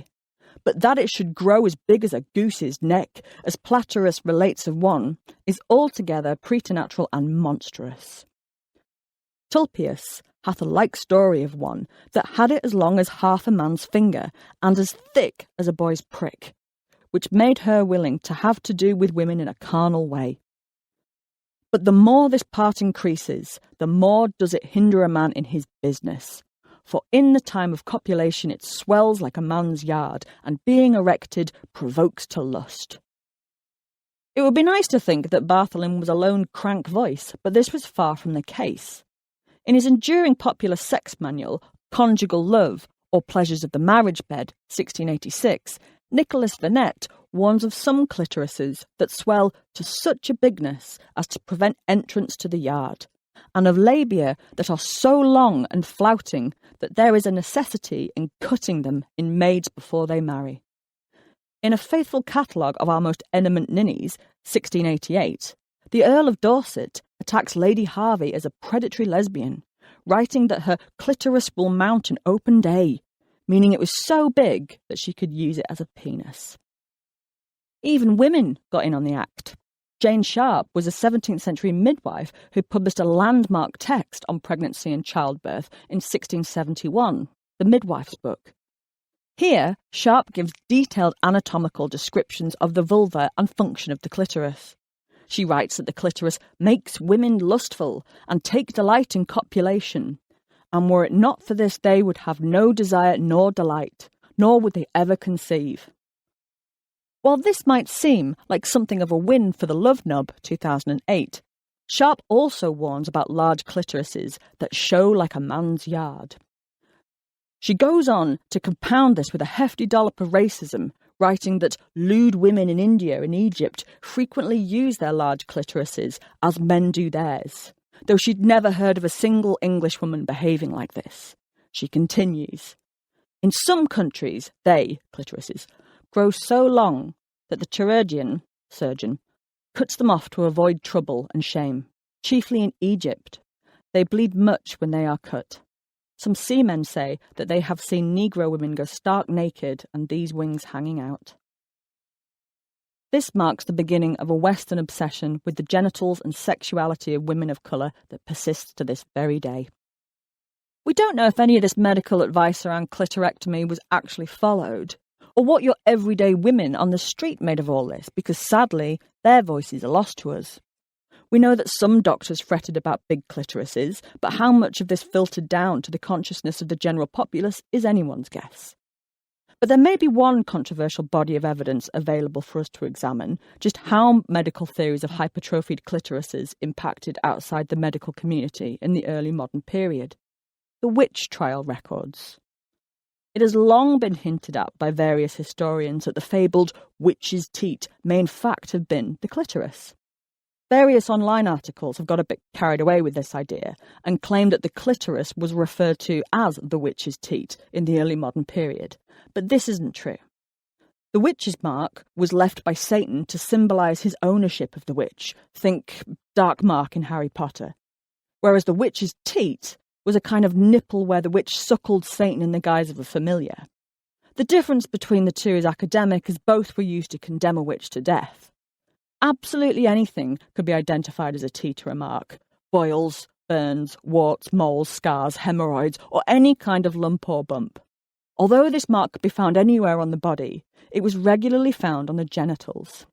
When James VI of Scotland, later James I of England, published his witch-hunting guide Demonology in 1597, he advised people where to look for this secret mark and why. The devil doth generally mark them with a private mark, by reason the witches have confessed themselves, that the devil doth lick them with his tongue in some privy part of their body, before he doth receive them to be his servants, which mark commonly is given them under the hair in some part of their body, whereby it may not easily be found out or seen, although they be searched. There are recorded incidents of the teat turning up in the throat, on the belly, the breast, and on men. So it's clear in these cases the teat is not the clitoris. But there is no denying the similarity between the hypertrophied clitorises fretted over in medical texts and sexualized descriptions of the witch's teat, raising the possibility that the clitoris itself was interpreted as the witch's teat by overzealous witch hunters. After 76-year-old Alice Samuel was executed as a witch in 1593, the jailer examined her body and found irrefutable proof that she was guilty. He found upon the body of the old woman, Alice Samuel, a little lump of flesh, in manner sticking out as if it had been a teat, to the length of 1/2 inch, which both he and his wife perceiving, at the first sight thereof meant not to disclose, because it was adjoining so secret a place which was not decent to be seen. In a final act of indignity, poor Alice's body was put on display for the public to inspect her genitals for themselves. In 1619, Margaret Flowers confessed to having a black rat that sucked upon the teat on her inward parts of her secrets. In 1645, Margaret Moon was interrogated by the self-styled witch-finder general Matthew Hopkins. Poor Margaret was one of several victims that Hopkins found to have long teats or bigs in her secret parts, which seemed to have been lately sucked. In Bury St Edmunds in 1665, elderly widow Rose Cullender was found to have 3 teats in her vulva. One it appeared unto them as if it had lately been sucked, and upon the straining of it there issued out white milky matter. All the women were executed for witchcraft. We will never know precisely what these teats were, but the descriptions of them as long fleshy protrusions from the vulva that were sucked by demons to pleasure the witch certainly has echoes of the irrational fears of long clitorises we have seen. By the end of the 16th century, the clitoris was well and truly out the bag, so to speak, not just in medical texts or in the ravings of witch hunters. It was recognised as an organ and one that provided pleasure. It was even a source of humour. Our favourite potty-mouthed aristocrat John Wilmot, 2nd Earl of Rochester, names one of the characters in his The Farce of Sodom or The Quintessence of Debauchery, 1689, Clitoris. Clitoris is a maid of honour, and she regularly brings her queen Cunta Gratia to orgasm. And the notoriously naughty libertine Sir Francis Fane made jokes about Cunt Bay and Pier Clitoris in the city of Bath. The 18th century was a boom time for the print industry. Production and distribution methods improved, costs dropped, and literacy rates rose, bringing newspapers, magazines, almanacs, and cheap broadsides to the masses. Where technology leads, sex soon follows, and the trade in erotic literature similarly flourished. 18th century pornographic literature offers a very welcome second opinion on the clit to that of the scalpel-wielding physicians. Nicholas Choria's A Dialogue Between a Married Lady and a Maid, 1740, is a fictionalised erotic exchange between a MILF and her maid, where the older woman teaches the younger all about sex. Part of this lesson covers clitoral pleasure. Hurrah! Towards the upper part of the cunt is a thing they call clitoris, which is a little like man's prick, for it will swell and stand like his, and being rubbed gently by his member will, with excessive pleasure, send forth a liquor, which, when it comes away, leaves us in a trance, as if we were dying, all our senses being lost, and it was summed up in that one place, and our eyes shut, our hearts languishing on one side, our limbs extended, and in a word there follows a dissolving of our whole person, and melting in such inexpressible joys as none but those who can feel them can express or comprehend. The work of the Marquis de Sade is a predictable clit fest. Even though Sade does devote a considerable amount of time to clitoral torture, there is also cunnilingus, fingering, and clit tips aplenty, such as always insist your clitoris be frigged while you are being buggered, and madam, don't be content to suck her clitoris, make your voluptuous tongue penetrate into her womb. Which is sound advice for all, really. One genre of erotic texts, known as the Maryland books, were published throughout the 18th century. These texts write about the female body as if it were a landscape to be explored. There are many puns on rising hillocks, mossy valleys and fertile soil, and just occasionally the clitoris gets a look in too. As you can see, despite a notable swell in clit appreciation, the medical obsession with large clitorises finds space in the dog-eared pages of 18th century pornography as well, where it was further fetishised as an indicator of sexual deviancy. Near the fort is the metropolis called Clitoris. It is a pleasant place much delighted in by the queens of Maryland, and is their chief palace, or rather, pleasure seat. It was at first but small, but the pleasures some of the queens have found in it has occasioned their extending its bounds considerably. Whereas large clitorises had been thought to be analogous to a high libido and lesbianism, 18th century anxieties around masturbation gave rise to new reasons for the goose's neck. Overuse through excessive diddling, 1938. In 1771, MDT de Bienville, a little-known French doctor, published his treatise on the dangers of nymphomania. Bienville believed that masturbation was the cause of this unhappy state, and warned that women who masturbated would soon throw off the restraining honourable yoke of delicacy and without blush openly solicit in the most criminal and abandoned language the first comers to gratify their insatiable desires. Well, who hasn't? What's more, Bienville was confident that in women afflicted with uterine fury, the clitoris would be considerably larger than in discreet women. Although many ridiculed Bienville's work, he was one of several doctors around this time who medicalised masturbation and viewed the size of the clitoris as an indicator of whether or not a woman had been rubbing one out, a kind of clitmus test, if you will. Despite the clitoris being thoroughly enjoyed in Victorian pornography, a small but vocal section of the medical community continued to have serious concerns about the clitorati, and the clitmus test persisted into the 19th century.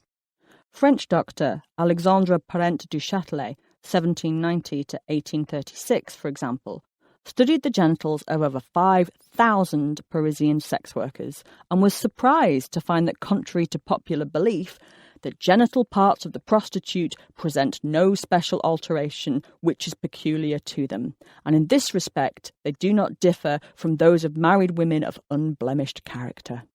What's more, there is nothing remarkable either in the dimensions or in the dispositions of the clitoris in the prostitutes of Paris, and that in them, as in all married women, there are variations, but nothing peculiar.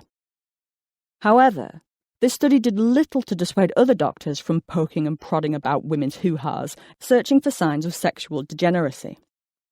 The 1854 editions of the Medical Lexicon, a dictionary of medical science, included the word clitorism, which was defined as a word invented to express the abuse made of the clitoris, also an unusually large clitoris, whereas the American Homeopathic Journal of Gynecology and Obstetrics, 1885, claimed that in evidences of masturbation the clitoris is much elongated, and the prepuce is hypertrophied and thrown into wrinkles.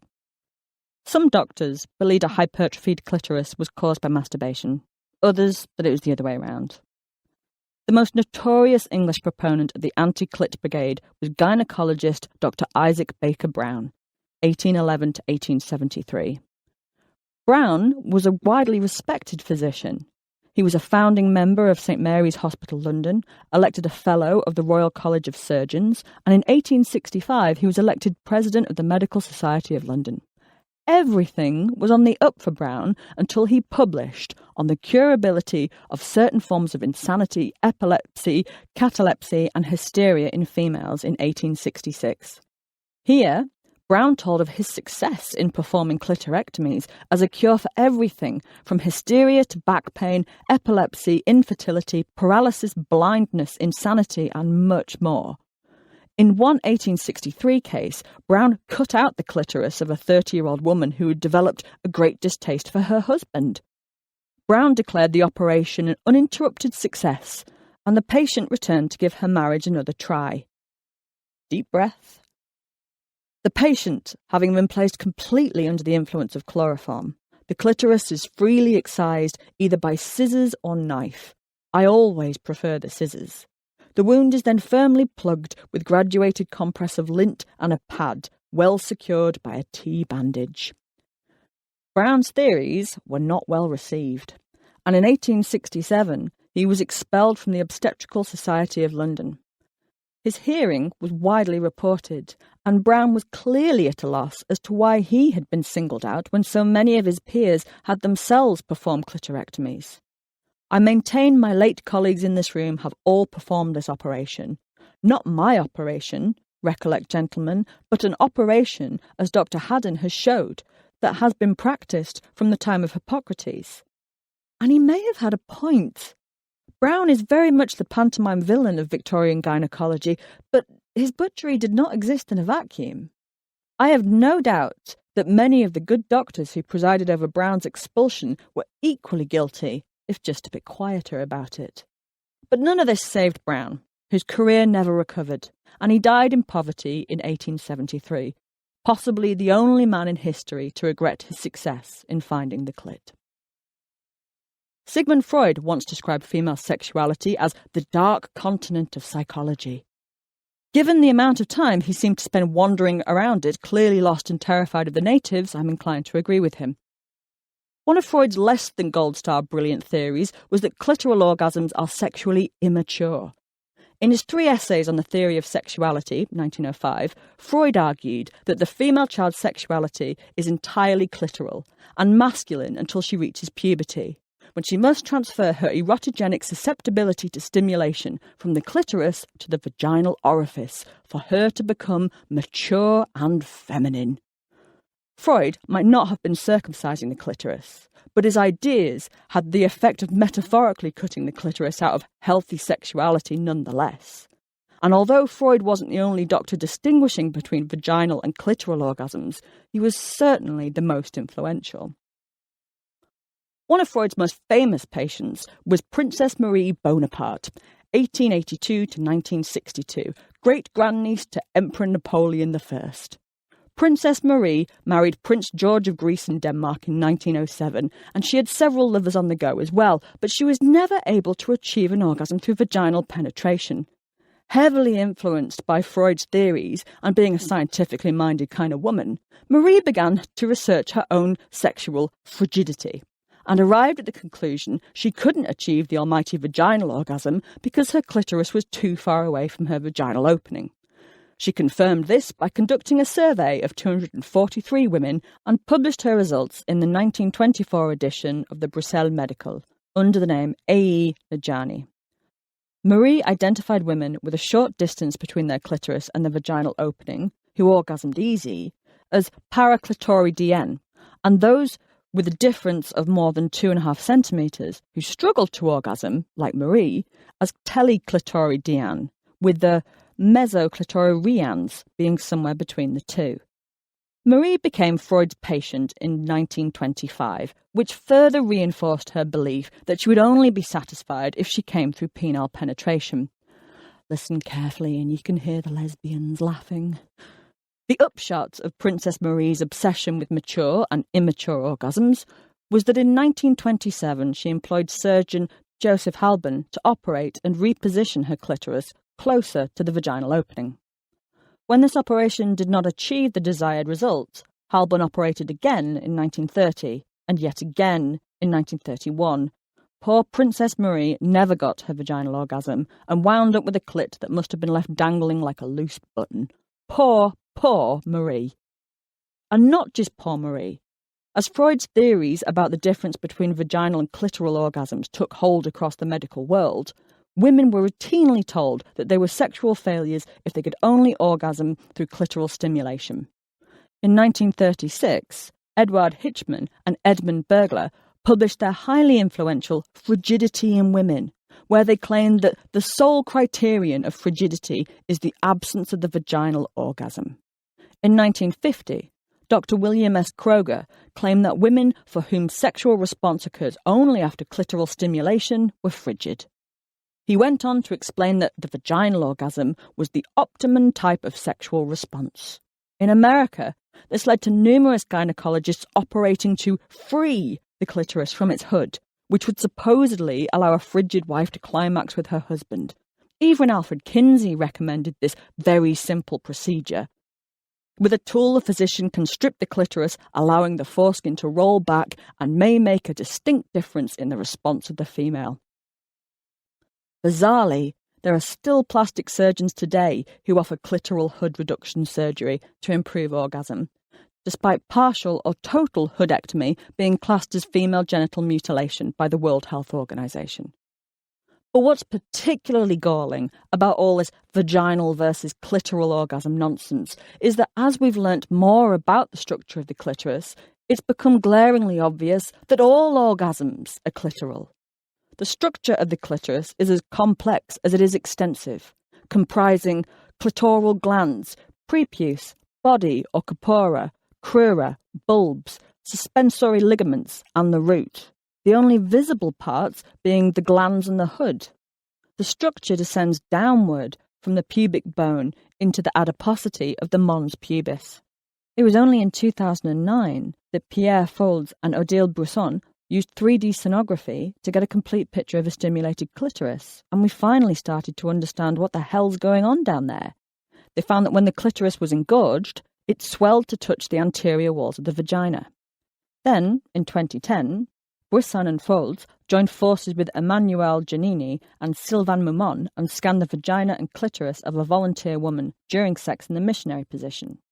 The results showed that the penis stretched the clitoral root, and during the thrusting, the now stretched root crashed repeatedly into the anterior vagina wall, offering clear evidence that the much-lauded G-spot has actually been the C-spot all along, a kind of clitoral Scooby-Doo ending to a debate that's raged throughout medicine for centuries. The question remaining, surely, is why?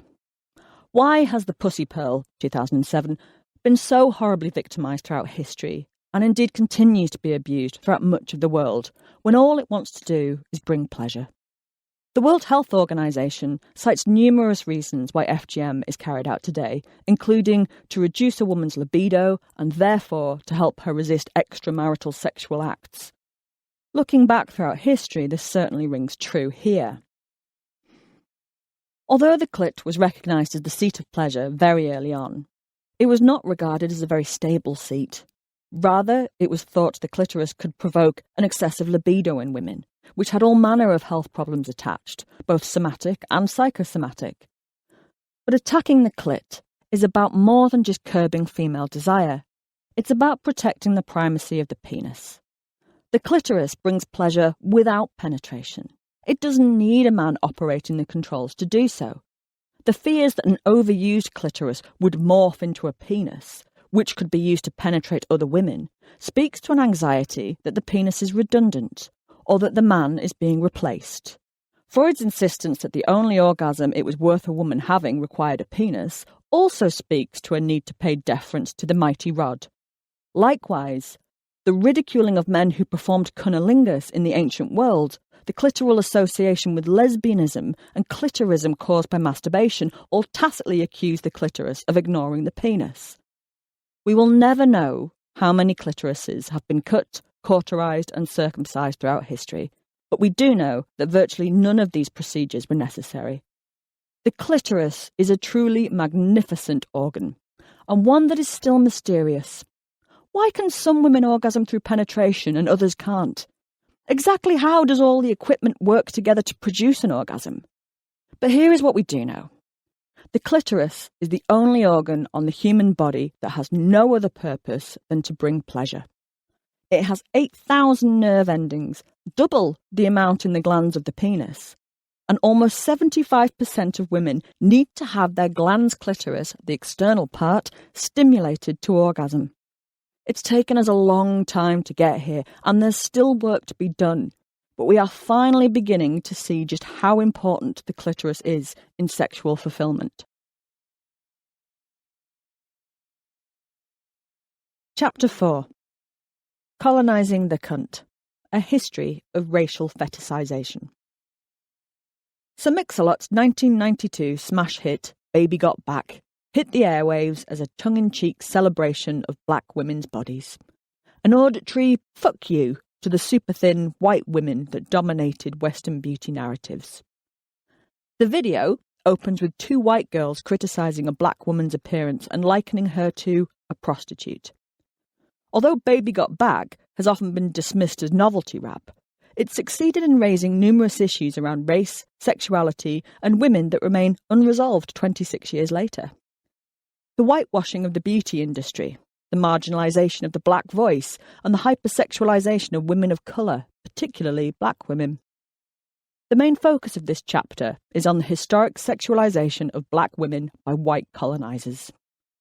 I am a white woman, and I'm in no position to speak for the black woman's experience. I do not know what it is like to be a black woman in a world that fetishises black bodies.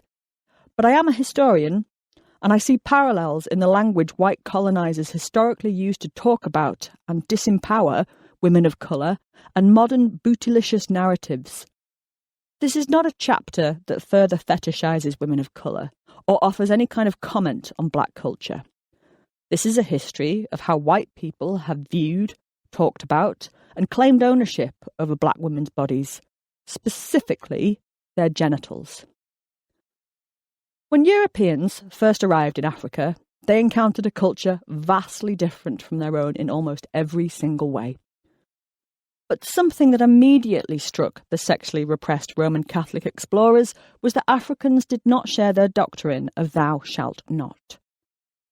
When Prince Henry the Navigator, 1394 to 1460, arrived at the coast of West Africa from Portugal in 1441, he came from a deeply repressive culture where women could be put to death if their husbands accused them of adultery. By comparison, African women danced, wore clothes that exposed their bodies, and were not shamed sexually. To the button-down Europeans, this could only mean that they were highly sexed. Black women were not only heavily eroticised, but also held up as sexually savage, and therefore in need of controlling, presumably by white men. In A New Voyage to Guinea, 1744, William Smith described African women as being hot constitutioned ladies. They missed no opportunity and are continually contriving stratagems how to gain a lover. If they meet with a man, they immediately strip his lower parts and throw themselves upon him, protesting if he will not gratify their desires, they will accuse him to their husbands. A British report on the African slave trade, dated 1789, blamed the poor fertility rates of black women on the prostitution of all the women in the young part of their lives, going from one estate to another during the night, and thereby contracting disorders. Such texts understood black women as being promiscuous by nature, and their very bodies seemed to offer all the evidence that was required for white colonisers to accept this as scientific fact. The sad case of Sarah or Saatchi Bartman, 1789 to 1815, has come to represent the epitome of the white West's obsession with and ultimate commodification of the black female erotic body. Bartman was a South African Khoikhoi woman who was taken to London in 1810 by William Dunlop, a Scottish military surgeon, and her employer, Hendrik Caesars, and exhibited in sideshows as a Hottentot Venus. Bartman was one of several Khoikhoi women put on display around Europe for white audiences to gawk at, though she would become the most well-known. As late as 1840, a black English woman by the name of Elizabeth Magnus was exhibited at Leeds as a Hottentot Venus for 6 years before she died of chronic alcoholism. What was it that the white Europeans found so fascinating about these women? It was their bodies, specifically their buttocks and genitals. Steatopygia is a genetic characteristic frequently found among the Khoisan of South Africa, whereby substantial levels of fat build around the buttocks and thighs. To white European eyes, women like Sarah Bartman and Elizabeth Magnus had excessively large buttocks, and this was enough to warrant placing them in a freak show. As if to justify claims that black women were promiscuous, travel writers such as Francois Leveillon, 1753 to 1824, and Sir John Barrow, 1764 to 1848, described African women as having large buttocks and hypertrophied, protruding labia, which they called the Hottentot apron. Francois Leveillon wrote at length about his efforts to persuade South African women to show him their genitals. Confused, abashed and trembling, she covered her face with both her hands, suffered her apron, tablia, to be untied, and permitted me to contemplate at leisure what my readers will see themselves in the exact representation which I drew of it. In his Travels into the Interior of Southern Africa, 1806, Barrow described a Khoisan woman's buttocks and thighs as being a protuberance consisting of fat, and when the woman walked, had the most ridiculous appearance imaginable, every step being accompanied with a quivering and tremulous motion as if two masses of jelly were attached behind. It was to audiences like this that Sarah Bartman was exhibited. On stage, Sarah wore tight, flesh-coloured clothing, necklaces of beads and feathers, and smoked a pipe. In 1810, the Times recorded that she is dressed in a colour as nearly resembling her skin as possible. The dress is contrived to exhibit the entire frame of her body, and the spectators are even invited to examine the peculiarities of her form. Even at the time, the prospect of a woman being exhibited for her buttocks caused an outrage, and many petitioned for Sarah's freedom. Anti-slavery activist Zachary Macaulay, 1768 to 1838, and the African Association succeeded in taking Sarah's case to court in 1810, where she was cross-examined for several hours by an attorney to ascertain if she'd consented to her treatment. William Dunlop was allowed to remain in court as Sarah testified, and even produced a contract signed by himself and Sarah agreeing to her working conditions. We will never know if his presence prohibited Sarah from saying otherwise, but she told the court that she was under no restraint and was happy in England. The case was dismissed. Sarah was never exhibited naked, nor did she allow French surgeons to examine her genitals when she was sold to be shown at the Palais Royal in 1814. But after she died of alcoholism in 1816, aged just 26, Georges Frédéric Cuvier, 1773 to 1838, dissected Sarah's body and published a detailed account of her anatomy. His report is well known, as is his lengthy voyeuristic description of Sarah's vulva, buttocks and brain, which he likened to that of a monkey. Cuvier preserved her brain and skeleton, and put her genitalia in a specimen jar. Several body casts of Sarah were made, as was a wax mould of her vulva, which were put on display at the Muséum d'Histoire Naturelle until 1974. In 2002, the President of South Africa, Nelson Mandela, secured the repatriation of Bartman's body and the various plaster casts from France to South Africa, and she was finally laid to rest in Hankie, in the Eastern Cape province. The 19th century was the golden age of physiognomy, a thankfully debunked practice of reading a person's character through their physical appearance. Early criminologists, such as Cesare Lombroso, 1835 to 1909, theorised criminal tendencies could be predicted by studying facial features. One criminal trait that physiognomists believed they could read in a person's body was prostitution. Considerable research was undertaken by scientists, such as Adrian Sharpey, 1848 to 1902, to examine the genitals of sex workers, which were then directly compared to those of black women, to deduce a highly sexed woman. Sharpey claimed that both the prostitute and the Hottentot had hypertrophied labia, which signified a base sexuality.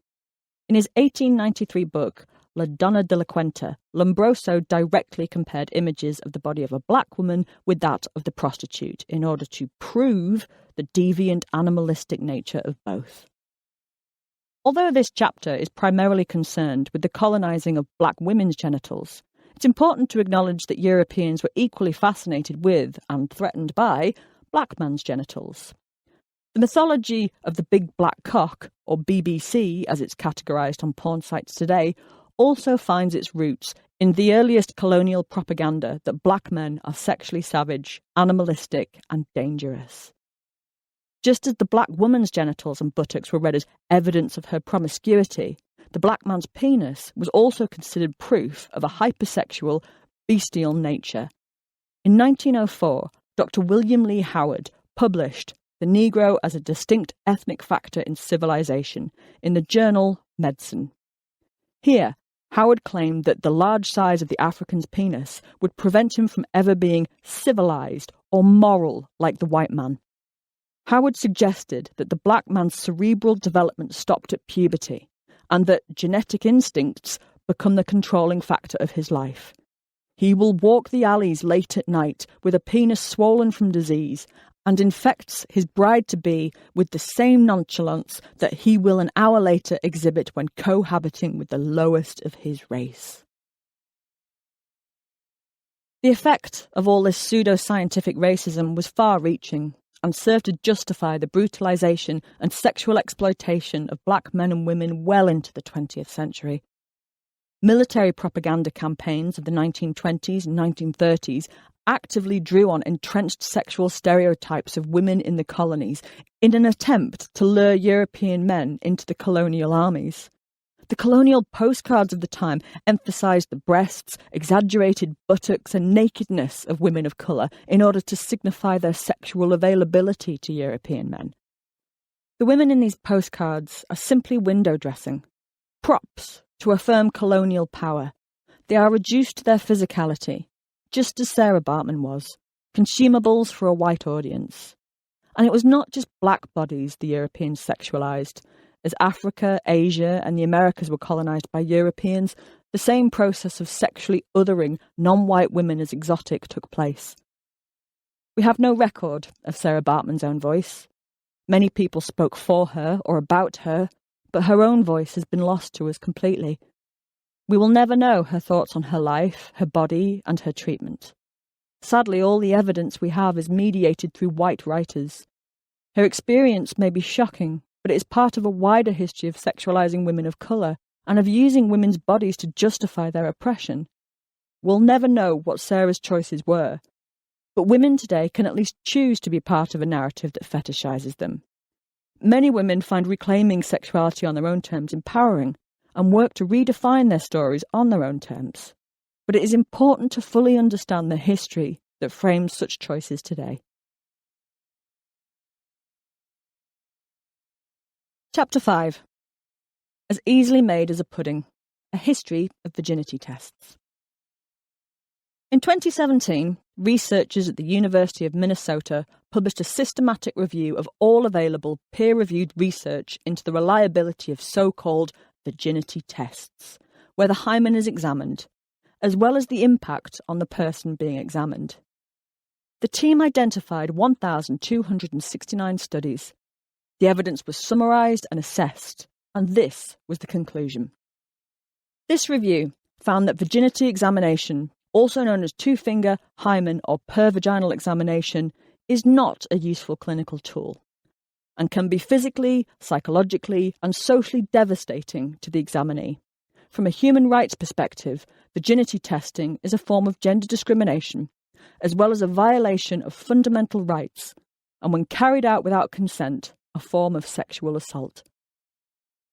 The following year, in 2018, the World Health Organization, the United Nations Human Rights, and the United Nations Women issued a statement calling for the elimination of virginity testing, stating that virginity testing is a violation of the human rights of girls and women and can be detrimental to women's and girls' physical, psychological and social well-being. Virginity testing reinforces stereotype notions of female sexuality and gender inequality. There is no reliable virginity test. You can no more tell if someone has had sex by looking between their legs than you can tell if someone's a vegetarian by looking at their belly button. However, the fact that virginity cannot be proven, tested or located on the body has not deterred people from claiming otherwise. Sadly, a woman's virginity is still highly prized around the world today, a fact which has, in turn, led to the creation of numerous damaging rituals around keeping and proving a woman's sexual purity that are still in force today. These tests usually involve searching for an intact hymen, or what's known as the two-finger test, which checks for vaginal tightness. Countries where this practice has been reported include Afghanistan, Bangladesh, Egypt, India, Indonesia, Iran, Jordan, Palestine, South Africa, Sri Lanka, Swaziland, Turkey and Uganda. The FGM National Clinic Group states that female genital mutilation is valued as a means of preserving a girl's virginity until marriage, for example, in Sudan, Egypt and Somalia. In many of these countries, FGM has been seen as a prerequisite to marriage, and marriage is vital to a woman's social and economic survival. The World Health Organization estimates that 200 million girls globally have been subjected to female genital mutilation in no small part to preserve their virginities until marriage. The idea of female sexual purity being a prerequisite for marriage underpins many cultures and religions around the world. In Indonesia, virginity testing remains a requirement for women wanting to join the army or the police force. So-called purity balls are held all over America, where fathers take their teenage daughters on a date. She pledges to stay a virgin until marriage, and he, in turn, pledges to protect his daughter's virginity until she's married, presumably with a shotgun and some kind of alarm system. Women can now pay to have their hymens rebuilt for the marriage market, and the hymenoplasty business is booming. In 2016, a South African KwaZulu-Natal municipality introduced an academic bursary for young women who could prove that they were still virgins. And in 2017, the Russian Investigative Committee and Health Minister Vladimir Shudyakov caused outrage by ordering doctors to carry out virginity tests on schoolgirls and to report any found without a hymen to the authorities. Not only is virginity impossible to prove, it's also quite difficult to define. We might think that virginity is a very simple thing to understand, but it doesn't hold together all that well when we start to poke it a little. Precisely what we count as sex for the first time can be more complicated than we might initially think. If two girls have sex, does that count as losing their virginity? What if they used a strap-on? If a heterosexual couple hit first, second and third base but strike out at fourth in a sweaty, satisfied mess, are they still virgins? Can you lose your virginity to yourself? Does it have to involve penile vaginal penetration? And if so, does that preclude same-sex sex? Is gay pride really a mass virgin rally? How about if a heterosexual couple just have anal sex? Does he lose his but she keeps hers on a technicality? Despite considerable research into hymens, many myths still surround them. People still believe exercise and horse riding can rupture the hymen. They don't.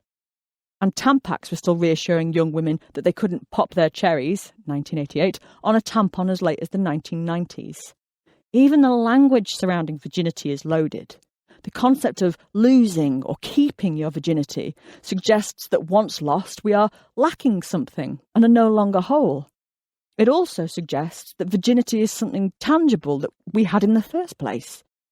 You can metaphorically give someone your V-card, but it's not like they can hang it above their fireplace or resell it on eBay, though several women have tried. The concept of virginity is undeniably gendered, and the reason we think that we know what it means when we're discussing losing said cherry, 1933, is because we subconsciously understand virginity as belonging to penis-in-vagina sex. This is what is meant by compulsory heterosexuality. This doesn't mean that heterosexuality is literally compulsory, but that our cultural scripts around sexuality focus more on heterosexual sex than any other kind. It has become our normal. Now, this is undeniably cisgendered privilege, but it is the product of thousands of years of cultural conditioning. It's only with the tremendous work done by LGBTQ activists over the last 50 years that we've begun to create space to discuss alternatives to boy-girl sex at all. But there is still a long way to go. When anyone is concerned about virginity, it is almost always a woman's virginity. Even the word virgin comes from the Latin virgo, meaning a girl or a woman who's not married. Men and boys have never been valued by their virgin status in the same way women have. At various points in history, women have been disowned, imprisoned, fined, mutilated, whipped, and even killed as punishment for losing their virginity outside marriage, whereas funny films are made about 40-year-old male virgins. Quite why it is female rather than male virginity that has been so rigorously sanctioned is a matter of some dispute, but it is likely all down to paternal legacies. It's unfair, but in the pre-pill world, pregnancy out of wedlock was a far more immediate physical and financial concern for the mother than the father. Consequently, it was her shenanigans that were scrutinised rather than his. But more than this, in a paternalistic society where wealth and power are passed down the male line, female chastity is heavily policed to ensure legitimate offspring, that your worldly goods pass to your children and not the milkman's. This theory holds some weight when we consider that in a few matriarchal societies around the world, wealth is passed down the female line. In these cultures, female sexuality is regarded very differently. Today, the most well-known proof of virginity test is blood produced from a ruptured hymen. But our ancestors didn't even use the word hymen, and certainly didn't go rooting around inside vaginas like they were digging for buried treasure to find one. In fact, medical texts don't start talking about hymen until the 15th century. None of the classical physicians make mention of it, Galen and Aristotle, for example. Greek physician Soranus suggested that any postcoital vaginal bleeding was the result of burst blood vessels, and categorically denied any kind of membrane inside the vagina. Many early texts acknowledge that virgins may bleed when they have sex for the first time, but this wasn't linked to the hymen. Rather, it was thought that the bleeding was caused by the trauma of penile penetration and was not proof enough of virginity.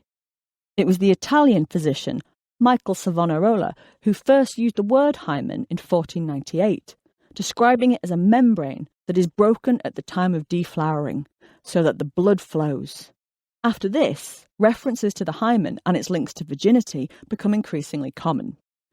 But just because our ancestors didn't search for intact hymens does not mean that virginity was not subject to rigorous tests before the hymen became the benchmark for proof of tampering. The most famous virgins in the ancient world were Rome's Vestal Virgins. The Vestal Virgins were priestesses dedicated to the goddess of the hearth and family, Vesta. They were chosen at a young age and had to dedicate 30 years of worship and chastity to the city of Rome and tend the temple flame of Vesta. The punishment for a Vestal having sex was to be entombed alive and left to starve to death. So, how do you test a Vestal's virginity? Well, some praying is involved.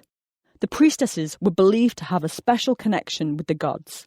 So when the Vestal Tuccia was accused, she was given the opportunity to conjure a miracle and prove that she was still a virgin. According to Valerius Maximus, Tuccia proved her virginity by carrying water in a sieve. Tuccia called out, "O Vesta, if I have always brought pure hands to your secret services, make it so now that with this sieve I shall be able to draw water from the Tiber and bring it to your temple." The sieve has since become a symbol of virginity, and Queen Elizabeth I was often painted holding one to symbolise that no one had taken a bite of her cherry bun. But if you did not happen to have a sieve to hand, there were other virginity tests available to you, as long as you had a snake, some ants and a cake. The Roman writer Aelian, AD 175 to 235, described a ritual for testing virginity that took place on holy days. In a grove is a vast deep cavern, the lair of a snake. On fixed holy days, maidens bring barley cakes in their hands, their eyes bandaged. Divine inspiration guides them straight to the serpent at a gentle pace without stumbling.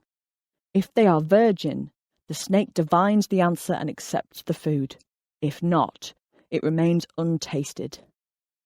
Ants break up the cakes of the deflowered and carry the pieces outside the grove and thus cleanse the spot. The people get to know of the results and the girls are examined, and the one who shamed her virginity is punished. Quite what this punishment was is not elaborated upon, and given that snakes are not widely known for their love of Battenberg, this test seems rather unfair. But to really confirm the seal had not been broken, you needed a bottle of wee.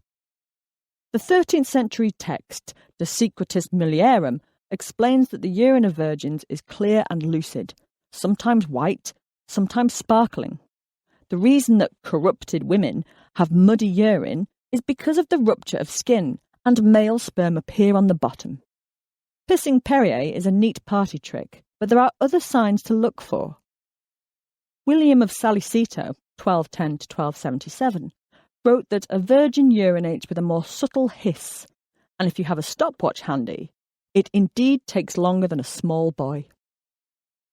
Medieval virginity tests are quite urine-focused, and 15th century Italian physician Niccolò Falcucci was also a piss prophet, but he had a few other tricks up his sleeve. If a woman is covered with a piece of cloth and fumigated with the best coal, if she is a virgin, she does not perceive its odour through her mouth and nose. If she smells it, she is not a virgin. If she takes it in a drink, she immediately voids urine if she is not a virgin. A corrupt woman will also urinate immediately if a fumigation is prepared with cockle. Upon fumigation with dock flowers, if she is a virgin, she immediately becomes pale, and if not, her humour falls on the fire and other things are said about her. The anonymous 13th century Hebrew text, Book of Women's Love, says the girl must urinate over marshmallows in the evening and bring them in the morning. If they are still fresh, she is modest and good. If not, she is not. Before you start pissing into a bag of flumps, the marshmallow referred to here is a medicinal plant. But perhaps you're struggling to inspect, listen to, or time your intended waterworks, in which case you will need to study her general appearance for the telltale clues that her flower has been plucked. Before explaining that a virgin's piss sparkles, Pseudo Albertus Magnus's De Secretis Mulierum explains what to look out for.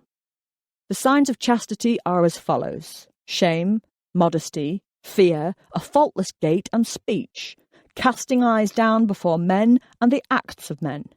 FYI, these are also all signs that she ordered and ate the family hut pizza feast on her own and is praying that you don't find the evidence in the bin. Magnus continues. If a girl's breasts point downwards, this is a sign that she has been corrupted, because at the moment of impregnation, the menses move upwards towards the breasts, and then the added weight causes them to sag. If a man has sexual intercourse with a woman and experiences no sore on his penis and no difficulty of entry, this is a sign that she was first corrupted. However, a true sign of the woman's virginity is if it is difficult to perform the act and it causes a sore on his member.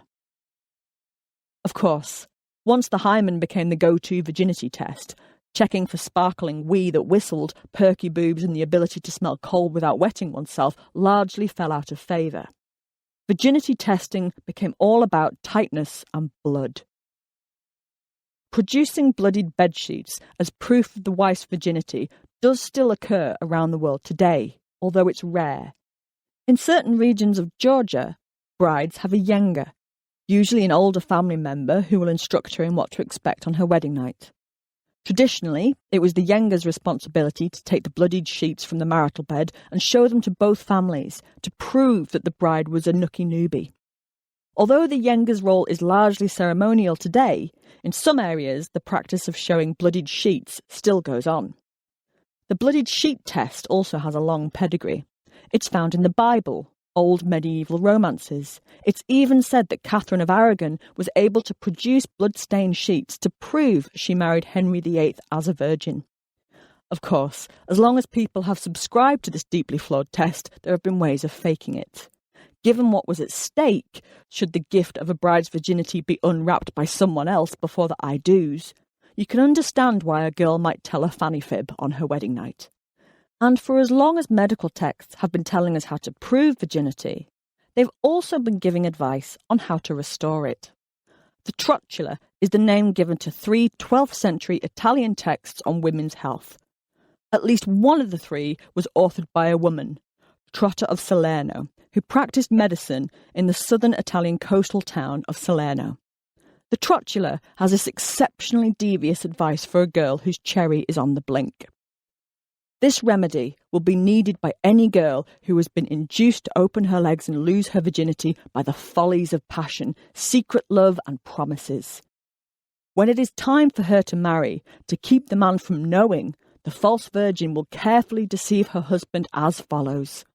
Let her take ground sugar, the white of an egg, and alum, and mix them in rainwater, in which pennyroyal and calamint have been boiled down with other similar herbs. Soaking a soft and porous cloth in this solution, let her keep bathing her private parts with it. But the best of all is this deception. The day before her marriage, let her put a leech cautiously on her labia, taking care lest it slip in by mistake. Then blood will flow out here, and a little crust will form in that place. Because of the flux of blood and the constricted channel of the vagina, thus in having intercourse, the false virgin will deceive the man.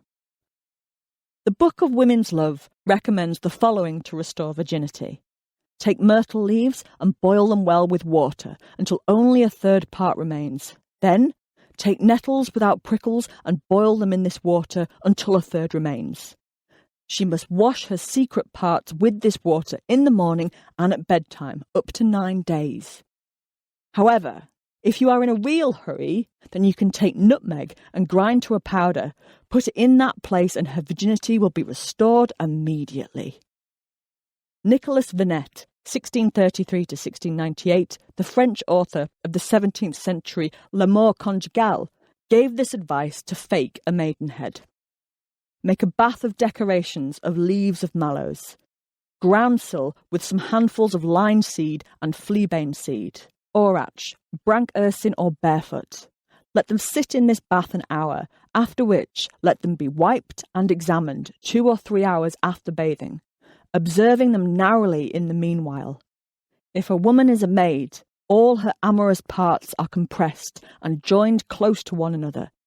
But if not, they are flaggy, loose and flouting, instead of being wrinkled and close as they were before when she had a mind to choose us. As Hannah Blank argued in her marvellous Virgin the Untouched History, many of the ingredients listed here are astringents, or anti-inflammatories, that were thought to tighten the vagina. Although Venet doesn't list it here, one of the most well-known twinkle tighteners was alum water. In Francis Gross's Dictionary of the Vulgar Tongue, 1785, he cites pucker water as water impregnated with alum or other astringents used by old experienced traders to counterfeit virginity. Alum is a class of chemical compound that is used widely today in food preservatives and industry. Insanely, there are numerous websites out there that still recommend alum for tightening the vagina. I will take this moment to say, dear God, please do not do that to your poor chuff. Do your kegels and keep the faith. Other than wishing to fake it on their wedding night, another reason a girl would want to pass as a novice is that maidenheads came at a premium. By the 18th century, virgins were a lucrative business, and any working girl or madam knew how to fake a hymen for maximum profit. Nocturnal Revels, 1779, provides explicit details about women selling their virginity several times over, and quotes the famous Madam Charlotte Hayes as saying, "A virginity is as easily made as a pudding." Charlotte goes on to say that she sold her own thousands of times. The eponymous heroine of the original bonkbuster Fanny Hill, 1749, tells the reader precisely how virginity is faked in the sex industry.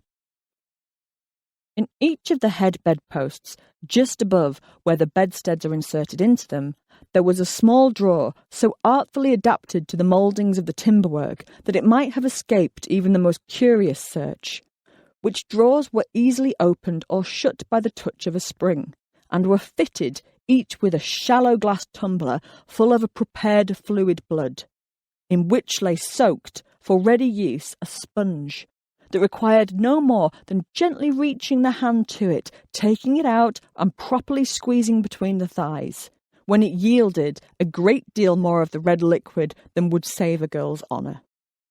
Other sneaky tips include having sex during menstruation to ensure blood, and placing a bird's heart or a pig's bladder stitched up and containing blood into the vaginal cavity so it will bleed on cue. Despite a deeply ingrained historical belief in the bleeding virgin, this has never been unanimously accepted by the scientific community. There have always been lone voices of reason who recognised this as a load of cobblers. Physicians such as Ambroise Paré not only denied that virginity could be proven with a hymen, he claimed that there was no such thing as a hymen back in 1573. Since then, there have been occasional whispers that the hymen is not quite the certificate of authenticity it is touted to be. By the 19th century, these whispers had become an audible grumble. Dr. Blundell questioned the value of this mystic membrane, and Erasmus Wilson stated that the hymen must not be considered a necessary accompaniment to virginity in 1831. Edward Foote wrote that the hymen is a cruel and unreliable test of virginity, and that physicians know it is a very fallible test of virginity. By the 20th century, the grumble had become a deafening shout, and by the 21st century, the shouting had been replaced by dramatic eye rolls and exasperated cries of, "For fuck's sake, not this bollocks again." The research I referred to at the beginning of this chapter identified some 1,269 studies in electronic databases that researched the validity of virginity testing and hymen reliability, and they overwhelmingly reached the conclusion that you cannot prove someone is a virgin, and hymens tell you naff all about the owner's sexual past. And yet, the myth persists, and women are routinely subjected to pointless and invasive examinations to try and establish their sexual experience. Today, virginity examinations are largely carried out on unmarried females, often without consent or in situations where individuals are unable to give consent. Virginity testing on schoolgirls has been reported in South Africa and Swaziland to deter premarital sexual activity. In India, the test has been part of the sexual assault assessment of female rape victims. In Indonesia, the exam has been part of the application process for women to join the police force. But even if you could prove someone's virginity, the issue isn't really the examination itself, although that's bad enough. It's cultural attitudes that value women based primarily on whether they are sexually active that are the issue. There is no way of proving if someone's had sex by examining their genitals because virginity is not something tangible. The hymen is simply a stretchy tissue inside the vagina, but it doesn't seal it up like a Tupperware lid. Hymens come in many different shapes and thicknesses. Some bleed when torn, others do not. The hymen absolutely does not pop when it's broken, and cannot prove anyone's sexual history any more than your elbow can. You cannot lose your virginity because virginity is an invention, not a physical fact, no matter how sparkly your piss may be. Sex and penises. Chapter 6. Spilling the beans. Orgasm and onanism. The female orgasm is often spoken about as if it were a hidden treasure to be found only with the aid of maps, detailed instructions and a packed lunch. The intrepid sexual adventurer boldly sets out, like Indiana Jones, to navigate the mystery of the female body, read the clues, solve the puzzle and choose wisely before drinking from the Holy Grail. The male orgasm, on the other hand, is spoken of in terms of a bottle of Coke. Shake it up until it explodes out the end and makes everything sticky. Job done. Almost all slang terms for orgasm throughout history refer to male orgasms rather than female. When it comes to orgasm slang, women share with men rather than owning their own. Coming, spending, climaxing, orgasming, etc. are all unisex, with the possible exception of squirting. While there are thousands of nouns for semen, how many can you think of for the natural lubricant women secrete during sex? It doesn't even have a word of its own in English. In medical parlance, it's called vaginal mucus or vaginal secretion. The French call this fluid cyprine, from Cyprus, the birthplace of Aphrodite, goddess of love. Not to be outdone by the French, Roger's Profanosaurus arrived in the 1990s to nourish the English lexical wasteland with such gems as fanny batter and gusset icing. However welcome such additions may be, the fact remains that slang for semen and the male orgasm could fill a dictionary, and the female equivalent could fill a footnote. Perhaps it's not too surprising that male and female orgasms are discussed in very different terms. Elizabeth Lloyd's comprehensive analysis of 33 studies of sexual behaviour, conducted over the past 80 years, reveals that up to 80% of women have difficulty orgasming from vaginal intercourse alone, and between 5% and 10% of women never experience an orgasm. Ever. To date, there have only been a handful of studies into the orgasm of trans women after penile inversion vaginoplasty, but this research has shown that 18% of trans women could not orgasm by masturbation alone. 14% of trans women complained of anorgasmia, and up to 20% experienced difficulty orgasming post-surgery. Studies have shown that most women require at least 20 minutes of sexual activity to climax, and there are myriad factors that can kibosh a lady's snap, crackle and pop. Age, stress, atmosphere, smells, self-esteem. Frankly, it's a known flight risk. Comparably straightforward a male orgasm may be, but the history of male orgasm is anything but simple. The historical understanding of what happened to a man's body and soul once he'd blown his beans, 1972, is a dark and deeply troubling one. From the medieval theologians who actually recommended beans to cure impotence, as they believed an erection was caused by air inflating the penis, to Roman priests of Cybele who castrated themselves in frenzied ceremonies. It's been a bumpy ride for the hot rod, 1972. But it's the link between orgasm and energy that I want to focus on here. The ancient theory that orgasm weakens a man's strength and drains his masculine virility. You know the one. In Rocky, 1976, the Italian stallion's legendary trainer Mickey tells him women weaken legs. British sprinter Linford Christie used to say that making love the night before a race made his legs feel like lead. Boxer Carl Froch abstained from sex for 3 months before knocking out George Groves in their world title fight. Each World Cup, rumours abound about which coach has imposed a nookie embargo on his players before a match. It's important before going any further to state that there is absolutely no scientific data to support this theory. A 2016 systematic review of all the current scientific evidence on the effect of sexual activity on sport performance found that evidence suggests that sexual activity the day before a competition does not exert any negative impact on performance. The New York Yankees manager, Casey Stengel, once said, "It's not the sex that wrecks these guys, it's the staying up all night looking for it." However, the myth persists. The theory that orgasm creates an energy leak stretches back to ancient China and Taoism.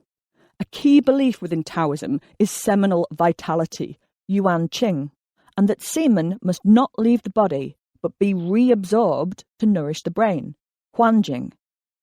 While a man is encouraged to have sex, he must not orgasm if the life force is to be preserved.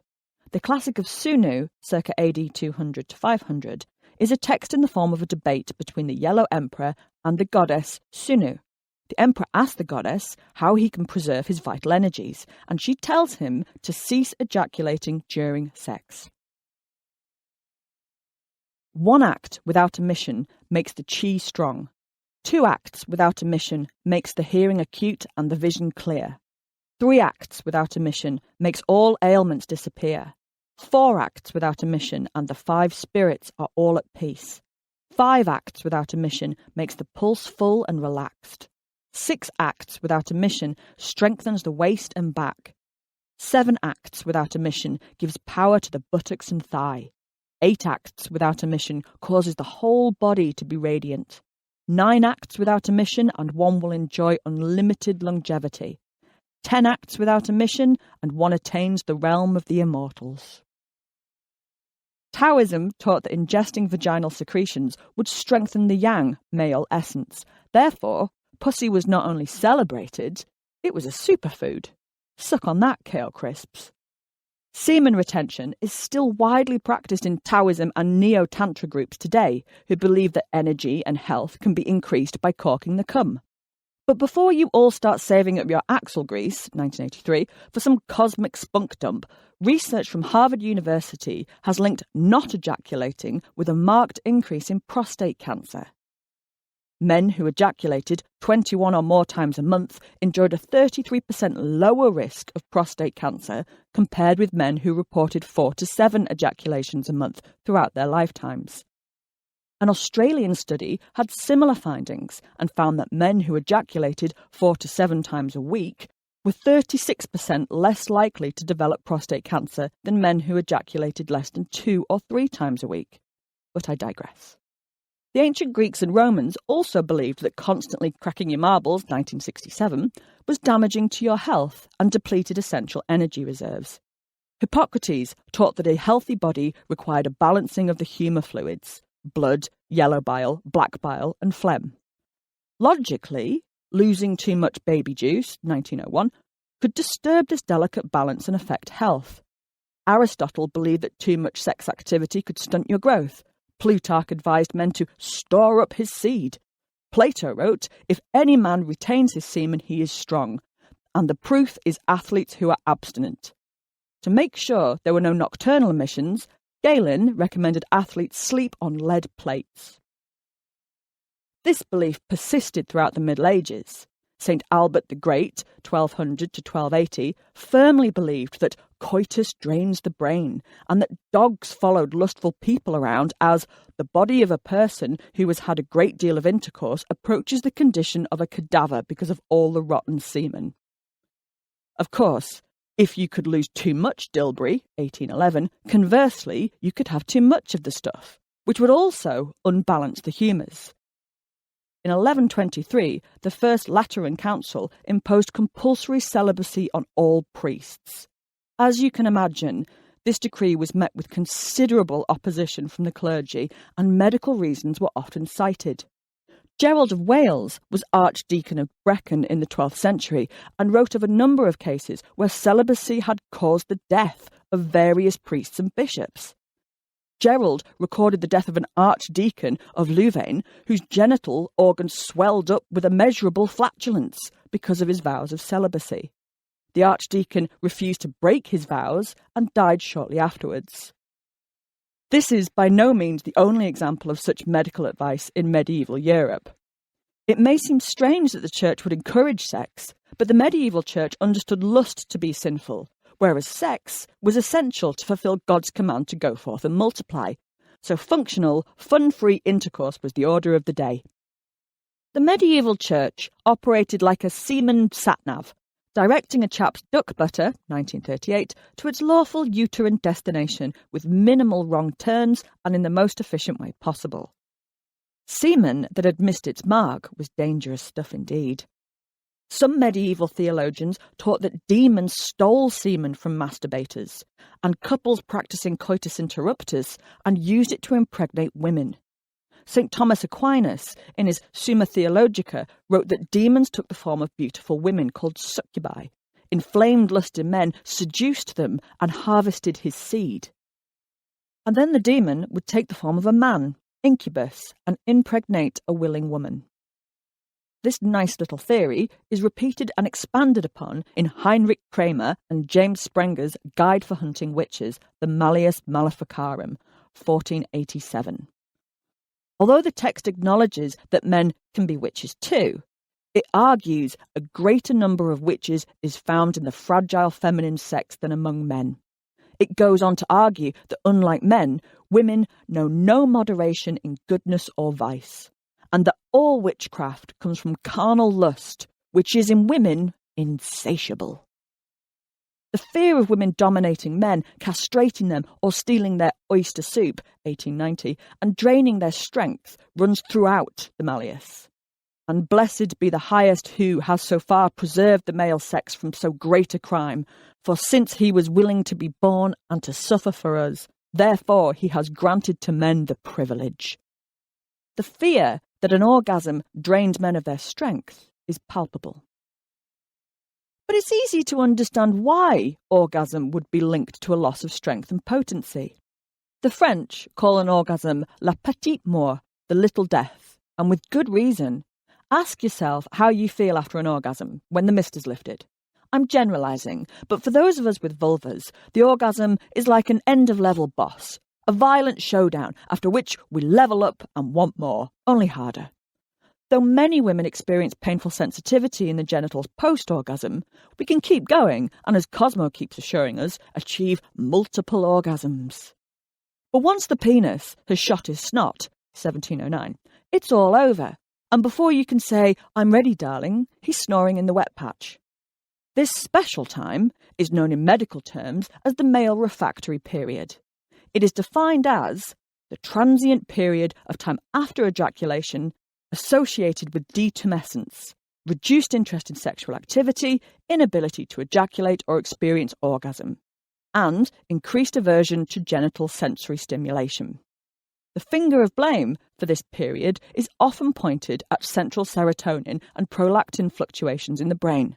But as the pre- and post-orgasmic elevations in prolactin and serotonin are observed in both men and women, this is not regarded as an explanation as to why men and not women experience a refractory period. Whatever the reason, the MRP is very real, and the post-orgasm crash from super horny sex god to sleeping bear seemed irrefutable proof that an orgasm sapped men of their potency. This all seemed perfectly obvious to Dr. Samuel Auguste Tissot when he published Onanism, a treatise on the maladies produced by masturbation in 1758.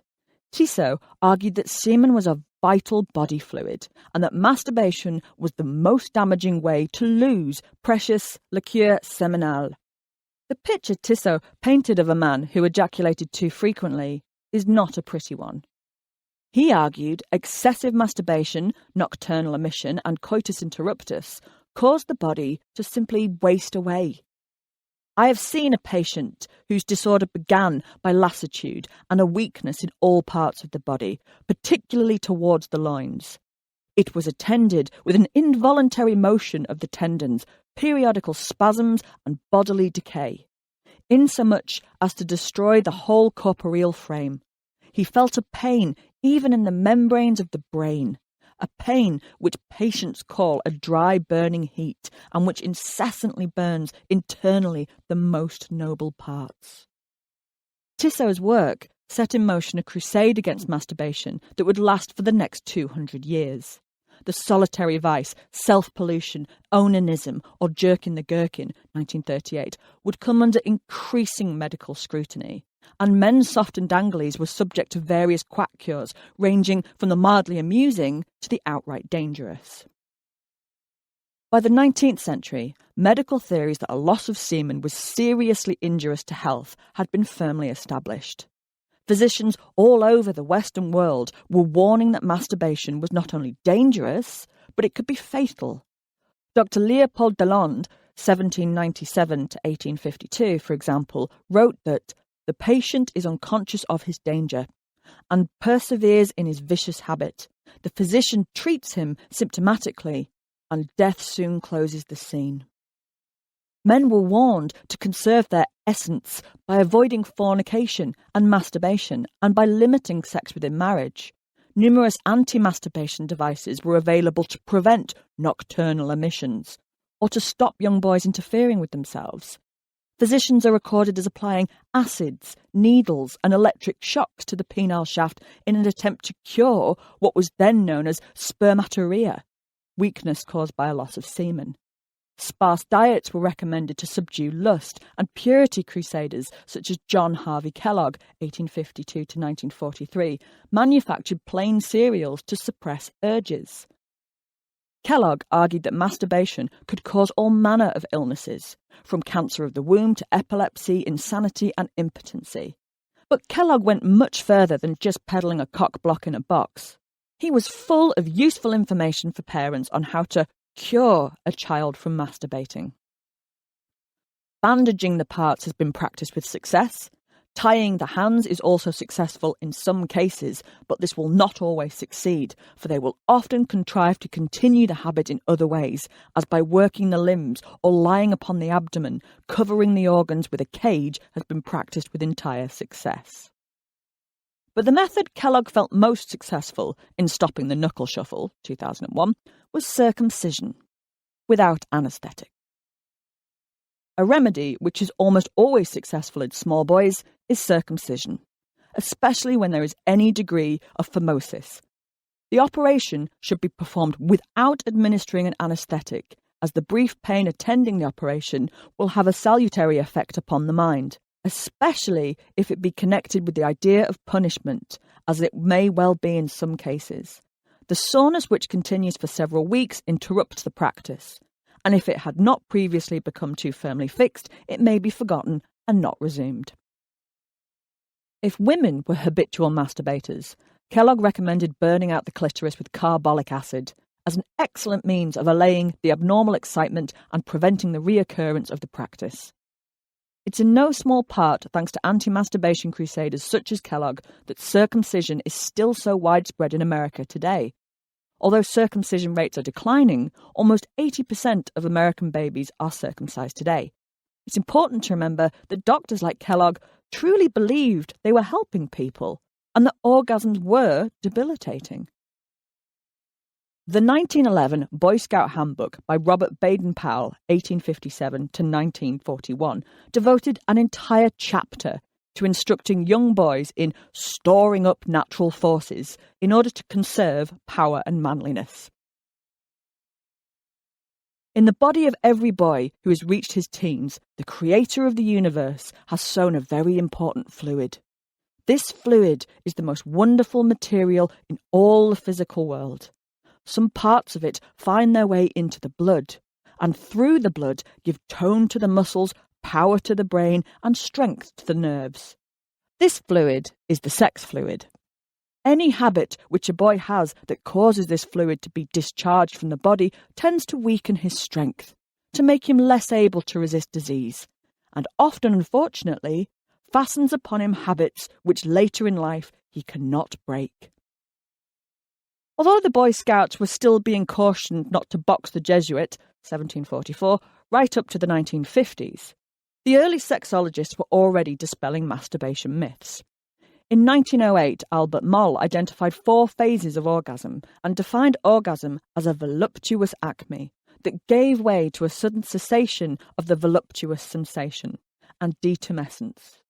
Wilhelm Reich described orgasms as a bioelectric discharge, and the work of Kinsey revealed that masturbation was an almost universal human experience. It was the work of Masters and Johnson in 1966 that finally revealed exactly what happens to the male body before, during and after orgasm, and identified the refractory period. And while you may hesitate to bring up the subject of rubbing your nubbin over tea with the vicar, I like to believe we're now in a place where ejaculation and masturbation are no longer subjects shrouded in mystery and shame. But better than that, new science is emerging all the time to show how important orgasm is within human relationships. In 2004, Bartels and Zecchi demonstrated that the areas of the brain activated during orgasm are also activated when looking at pictures of the person's lover. The work of Komisarek and Whipple, 2008, Kurtz, 1975, and Yang et al., 2007, all show that the brain activity during orgasms in humans and animals is linked to memory consolidation, meaning orgasms bond partners together. The work of Gennaro, 2016, builds on this and demonstrates that orgasm is key to pair bonding partners, even in developing an attraction to certain types. In 2007, Stuart Brody studied the vaginal orgasms of some 1,256 women and concluded regular orgasms led to greater satisfaction with sex life, mental health, and general well-being. In 2011, Sindolo et al. Showed that not ejaculating regularly led to a notable decline in the micturition reflex, the ability to pass urine from the body. One study found that 32% of 1,866 US women who reported masturbating in the previous 3 months did so to help them go to sleep. The same study also found that orgasm can increase levels of endorphins and corticosteroids that raise pain thresholds, easing discomforts associated with arthritis, menstrual cramps, migraine, and other conditions. In 2001, research showed that orgasm relieved the pain of migraines or cluster headaches for up to 1/3 of patients. And I've only just scratched the surface of research into why an orgasm is good for you. So please, Walk your ferret, 1785, flub your dub, 1966, and pull your pud, 1986. As long as no one else on the bus minds, orgasm to your heart's content. It's medically recommended. And every time you do, think of your orgasm as a tribute to all those before you who have paid an incredibly high cost for enjoying what Quentin Crisp called the ultimate expression of self-regard. Chapter 7. Gland larceny, testicular transplants in the 20th century. The link between ejaculating too often and a physical decline in health was an established medical fact until the 20th century. So what was a chap to do if his sexual potency had been drained and his manhood was in need of a reboot? An obvious remedy for depleting semen levels was to restock the reserves. The early 20th century saw a medical craze for surgically rejuvenating ageing men by operating on their genitals to increase the amount of semen and/or sex hormones in the body. Depending on which physician you opted to visit, this could mean being subjected to a bilateral vasectomy or having a monkey testicle grafted into your scrotum. These were the early days of endocrinology and hormone replacement therapy, and the doctors pushing these procedures touted them as a fountain of youth, albeit a fountain full of semen. But before you head off to look up monkey balls on eBay, you should know that these procedures were discredited by the 1930s, when they were found to cause more harm than good for both humans and monkeys alike. In the 1880s, French physiologist Charles-Édouard Brown-Séquard, 1817 to 1894, started injecting himself with testicular extracts from guinea pigs and dogs. He called his concoction the elixir of life, and believed that this would replenish his own seminal losses. I put forward the idea that if it were possible without danger to inject semen into the blood of old men, we should probably obtain manifestations of increased activity as regards the mental and the various physical powers. He continued, "It is well known that seminal losses arising from any cause produce a mental and physical debility, which is in proportion to their frequency. These facts, and many others, have led to the generally admitted view that in the seminal fluid, as secreted by the testicles, a substance or several substances exist, which, entering the blood by resorption, have a most essential use in giving strength to the nervous system and to other parts." Convinced the ageing process could be reversed by boosting semen in the body, Brown-Séquard started to experiment on animals, trying to graft parts of guinea pigs into male dogs and injecting ageing rabbits with the blood or semen taken from the testicles of younger rabbits, that kind of thing. Convinced all this seminal swapping was having a positive effect on his subjects, Brown-Séquard began injecting himself with a mixture of blood, semen, and juice extracted from testicles of dogs and guinea pigs. To the 3 kinds of substances I have just named, I added distilled water in a quantity which never exceeded 3 or 4 times their volume. The crushing was always done after the addition of water. When filtered through a paper filter, the liquid was of a reddish hue and rather opaque. For each injection, I have used nearly 1 cubic centimetre of the filtered liquid. Immediately after these injections, Brown-Séquard reported being able to work for longer hours, experienced an increase in mental focus, and at the age of 72 could run up and down stairs again. Brown-Séquard published his findings in The Lancet and legitimised organotherapy as a credible medical discipline. Brown-Séquard may have been an early pioneer, but the man responsible for making surgical rejuvenation mainstream was the Russian-born French surgeon Serge Voronov, 1866 to 1951. Voronov was a laboratory director at the prestigious Collège de France, where he made his name implanting monkey testicles into men who complained that they were not as sprightly as they used to be. An expert manipulator of the press, Voronov's work became the subject of intense media focus around the world. Before turning his full attention to monkey bollocks, 1000, Voronov was a respected gynecologist and had pioneered new surgical techniques in Le Feuillet de Chirurgie et de Gynécologie, 1910. Influenced by the work of Brown-Séquard, Voronov began experimenting on animals to see if grafting testicle glands from one animal into the body of another held rejuvenating properties.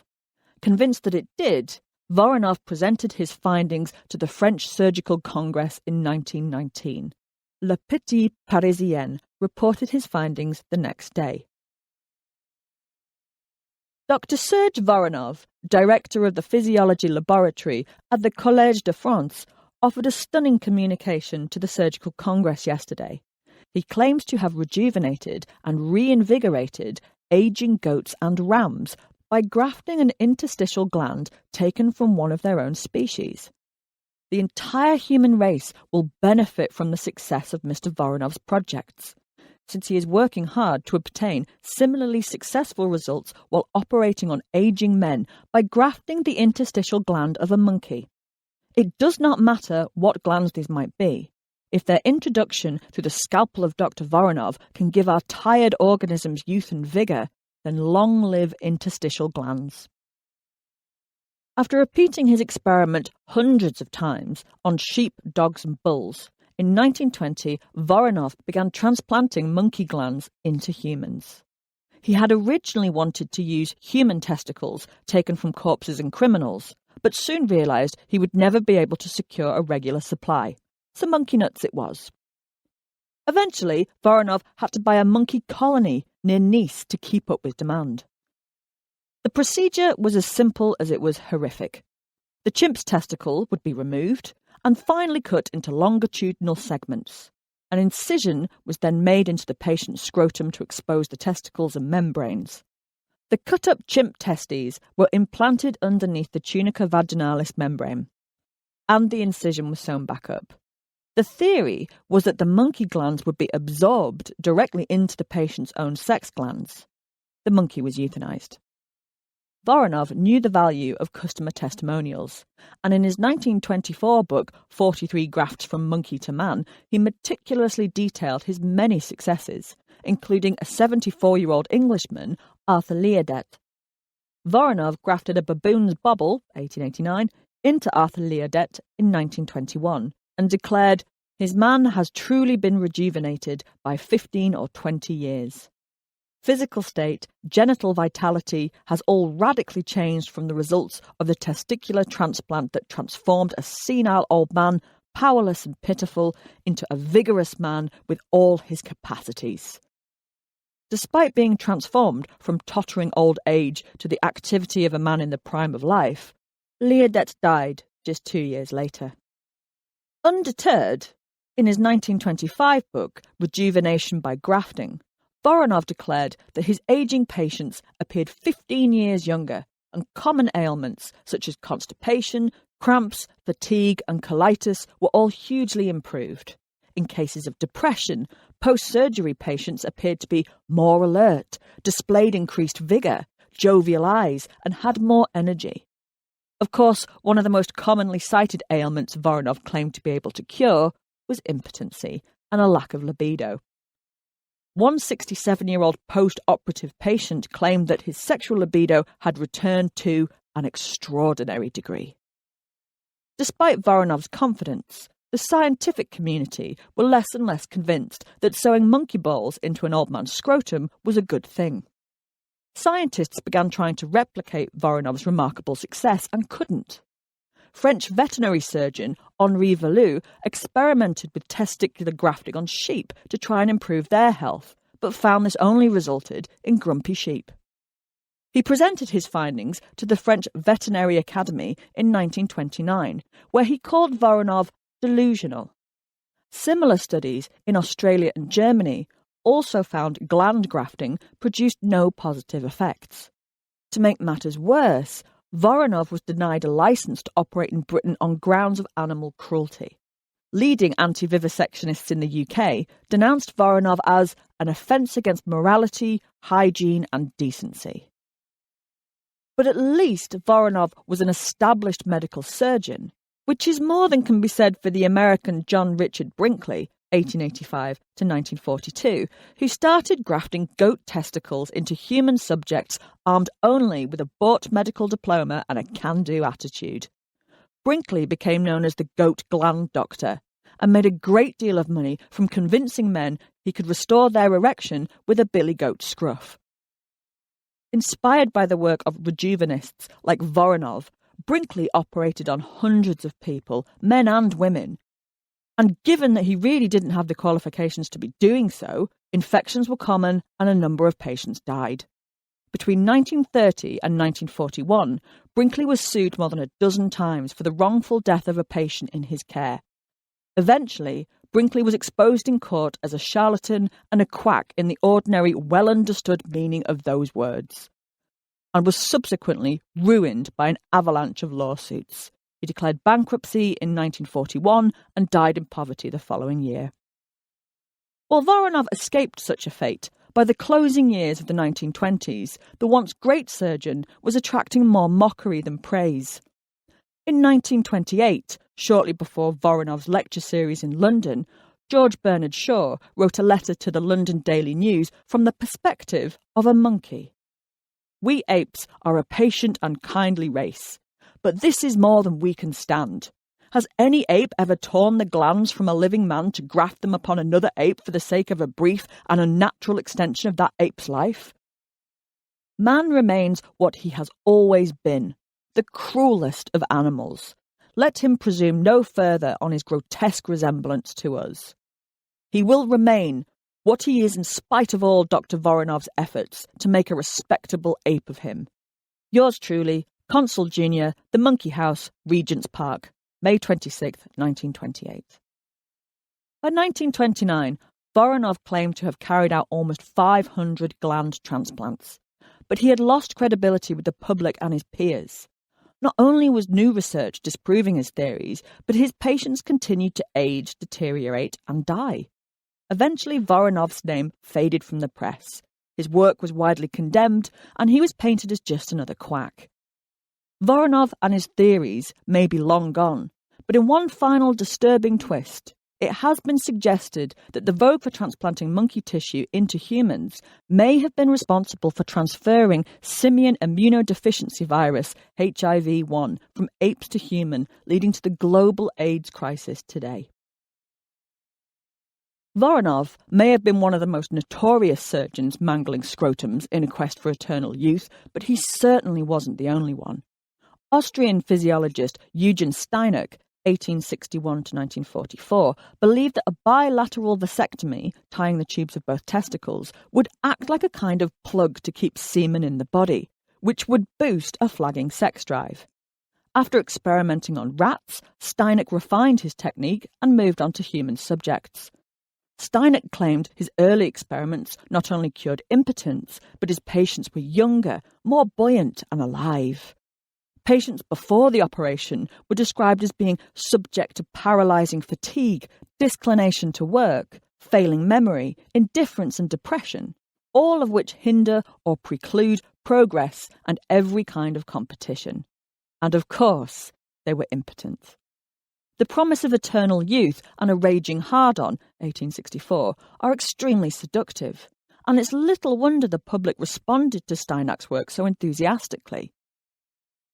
Word of the Steinach operation soon spread, and physicians such as Harry Benjamin, Robert Lichtenstern, Victor Bloom, and Norman Hare set up their own clinics and started twisting the nuts, 1704, of men across Europe and America. But not everyone was convinced surgical rejuvenation worked. In 1924, an editorial in the Journal of the American Medical Association denounced surgical rejuvenation as open to abuse and fantastic exploitation, and scorned those who were willing to grasp at such new suggestions towards accomplishing an invigorating end. But this didn't stop several high-profile figures from going under the knife. Sigmund Freud was reported to have undergone a vasectomy at the hands of Dr. Victor Bloom in 1923 to try and cure him of cancer. The Irish poet and Nobel Prize winner William Butler Yeats, 1865 to 1939, went to Dr. Norman Hare in London for a bilateral vasectomy to try and boost his libido and the quality of his work. Shortly after the procedure, Yeats wrote to a friend that he now felt marvellously strong with a sense of the future. However, Ethel Mannin, who'd had a brief relationship with Yeats after the operation, later pronounced the Steinach operation a failure. Ouch. Failure or not, in the first half of the 20th century, glands were big business. Newspapers reported huge consignments of rhesus monkeys being transported to Australia to meet the demands of patients for rejuvenation operations. In 1924, Dr. William Bailey, director of the American Endocrine Laboratories, outlined 7 possible methods for surgical rejuvenation to the American Chemical Society. 1. Transplantation of a gland from one position to another. 2. Grafting portions of animal glands to human ones. Voronov's methods. 3. Cutting and binding the gland ducts or vasoligature. Steinach's operation. 4. Application of X-rays. 5. Use of radium emanations or gamma rays. 6. Drugging the gland with iodine or alcohol. 7. Diathermia, or the application of heat through high-frequency electricity. There was no shortage of surgeons who were willing to subject men's tallywags, 1680, to all manner of quackery, but the holy grail and the most expensive of the gland treatments was the transplant. Men feeling their youth slip away desperately clamoured to get their hands on a pair of springy young gonads through legal means or not. The extent that some were willing to go to was laid bare in 1922. On a bright summer morning in Chicago in 1922, a man in his early 30s was found unconscious in a doorway at the corner of Ranch Avenue and Adams Street. Unable to rouse him, concerned residents took the man to the local country hospital, where he was soon identified as Henry Johnson, an electrical employee who lived with his sister, Beryl Hyber. Johnson was examined by one of the hospital's surgical interns, who discovered that both Johnson's testicles had been removed from the scrotal sac, and that the wound had been cleaned with an antiseptic and expertly stitched closed. Johnson recalled that he'd been drinking with a friend on Madison Street the night before. His last memory was getting into a streetcar to go home, and after that, everything was blank. Surgeons treating Johnson at the time believed that he had been drugged prior to the attacks and noted the level of surgical skill required to excise a man's testicles without severing the testicular artery. Johnson was too embarrassed to report this to the police and instead went home and returned to work. 4 months later, in October, 34-year-old Polish labourer Joseph Wozniak awoke lying in a vacant lot, with little recollection of how he came to be there. Wozniak had been out drinking with his friend Kaczynski in Milwaukee Avenue, and the last thing he recalled was hailing a taxicab to go home. His head ached, he felt disorientated, and he had a strong chemical taste in his mouth. Wozniak managed to stagger home to 17th Street in the north of Chicago. A severe pain in his groin had grown steadily worse throughout the day until Wozniak admitted himself to hospital to be treated by Dr. Sampolinsky, who discovered that Wozniak's testicles had also been removed. The strong chemical taste Wozniak had in his mouth was chloroform. Shocked, Dr. Sampolinsky called the police, and as soon as the media picked up the story, Joseph Wozniak was reported around the world as a victim of gland larceny. Wozniak's drinking buddy, Kaczynski, was missing, and the police believed he must have suffered a similar fate to his friend, but was just too embarrassed to come forward and had gone into hiding. Upon reading about Wozniak's case in the papers, Henry Johnson came forward to report his attack, and it quickly became apparent that not only were these cases linked, but they were most likely carried out by a surgeon. It is believed that this outrage was committed by a gang of thieves to supply the new demand for glands for human rejuvenation. The greatest indignation prevails in Chicago medical circles. Dr. Sam Polinsky, who was called in to treat Wozniak, said that the removal of the glands was made presumably to supply the want of some wealthy aged patient. Wozniak, who was a Polish war veteran, informed the police that he met a stranger who appeared to take an interest in him, and when he learnt that Wozniak was hunting for a job, gave him $2 and treated him to several drinks. He ordered a taxicab to drive me home, said Wozniak. 4 men were in the taxicab, and before I knew what had happened, a sack was thrown over my head and I lost consciousness. When I regained consciousness, I was in a vacant house. My mind was befuddled, and I did not at first know that I'd been operated on. I was dazed from the drink. Then I tasted chloroform in my mouth and felt intense pain. I managed to get home and called Dr. Sam Polinsky, who told me what had happened to me. The following year, there were 2 more attacks within 24 hours of each other. Taxi driver Charles Ream was drugged and had both testicles removed. And John Powell of North Chicago was mutilated but escaped with his testes intact. Leading physicians in the field of rejuvenation were swift to condemn and distance themselves from such barbarism. Voronov himself stated that the surgeon who did it should be compelled to suffer a like fate himself. The case sent Chicago residents into a panic, and the police braced themselves for an epidemic of gland robberies like the Burke and Hare epidemic in the UK. Fortunately, the epidemic never came, but the attackers were never caught. Testicles were big business in the first half of the 20th century, and numerous products hit the market claiming to provide all the benefits of testicle grafting without the expense or having to go under the knife. And unlike beauty products today, these ones were proud to be full of bollocks. Gland extract tablets promised perfection without drugs. Gland face creams advertised themselves as being able to permanently remove all traces of lines, wrinkles, crow's feet, sagging muscles, and all facial blemishes. Eventually, the craze for gland surgeries and gland-based beauty products fell out of favour. How many people and animals had their genitals mutilated in a quest for sexual potency and a less wrinkled forehead is unknown. Although the idea of grafting monkey bollocks into your own genitals may sound utterly horrific to us today, people still turn to extreme and bizarre surgical options in an effort to stop the clock on old age. Plastic surgery, Botox injections, penis enlargement surgeries, vaginal tightening, and all manner of lotions, potions and woo-woo are sought out in the fight against old age and impotence.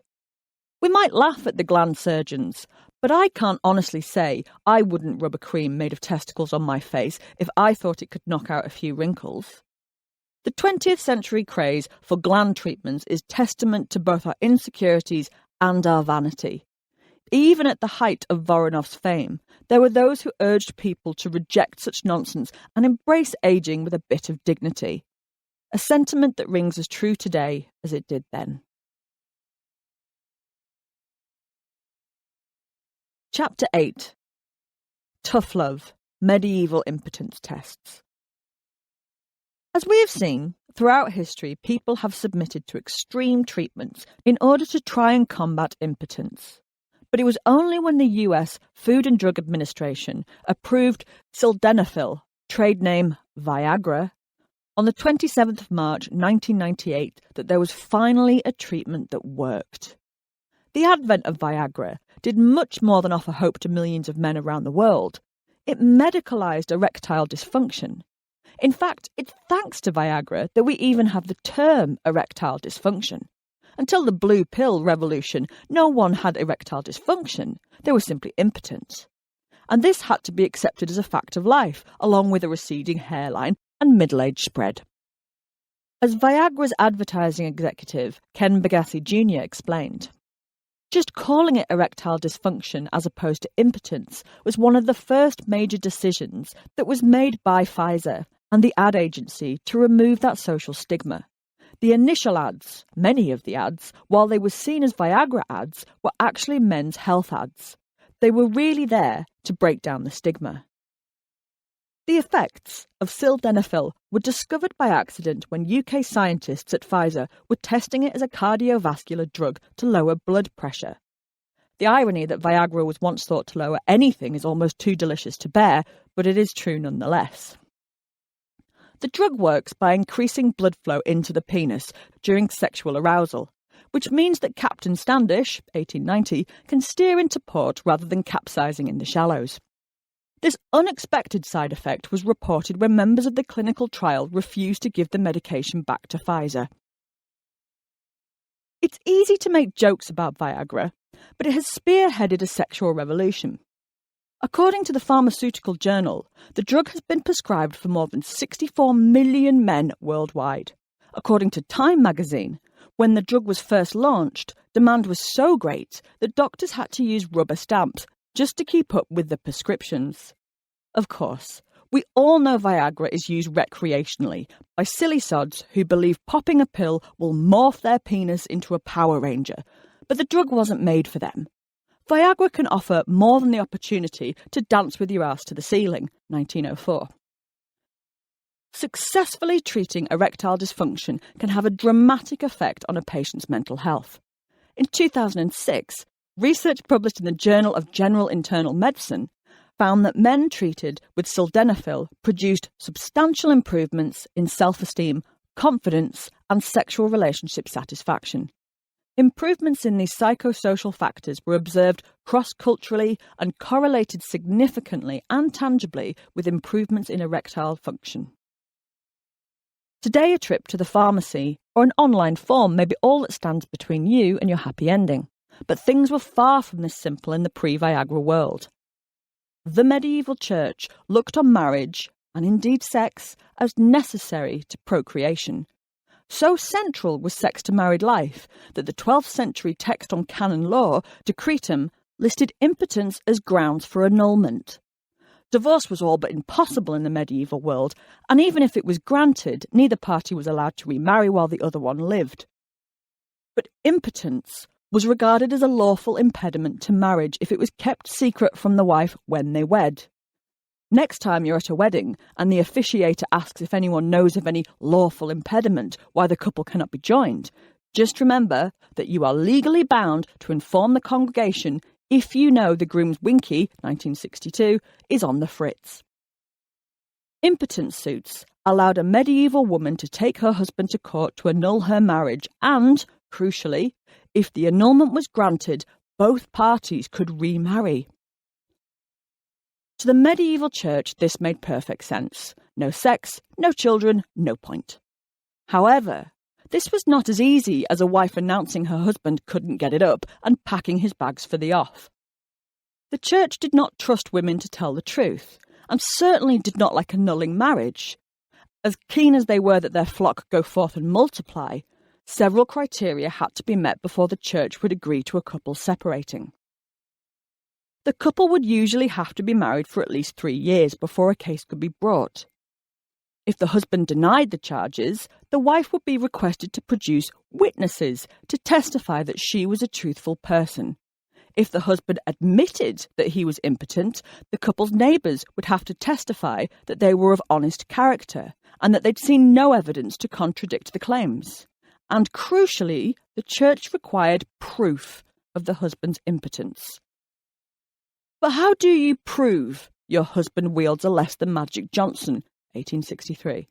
Today a doctor may carry out a nocturnal penile tumescence, NPT test, an intracavernosal injection test, or even order a Doppler ultrasound. But in the 12th century, all that was required was a group of wise matrons, a priest, and an event known as Congress. Congress was required in most annulments proceeding from a charge of impotence, and it meant a group of women subjecting the accused man to a public examination and sustained efforts to rouse the beast.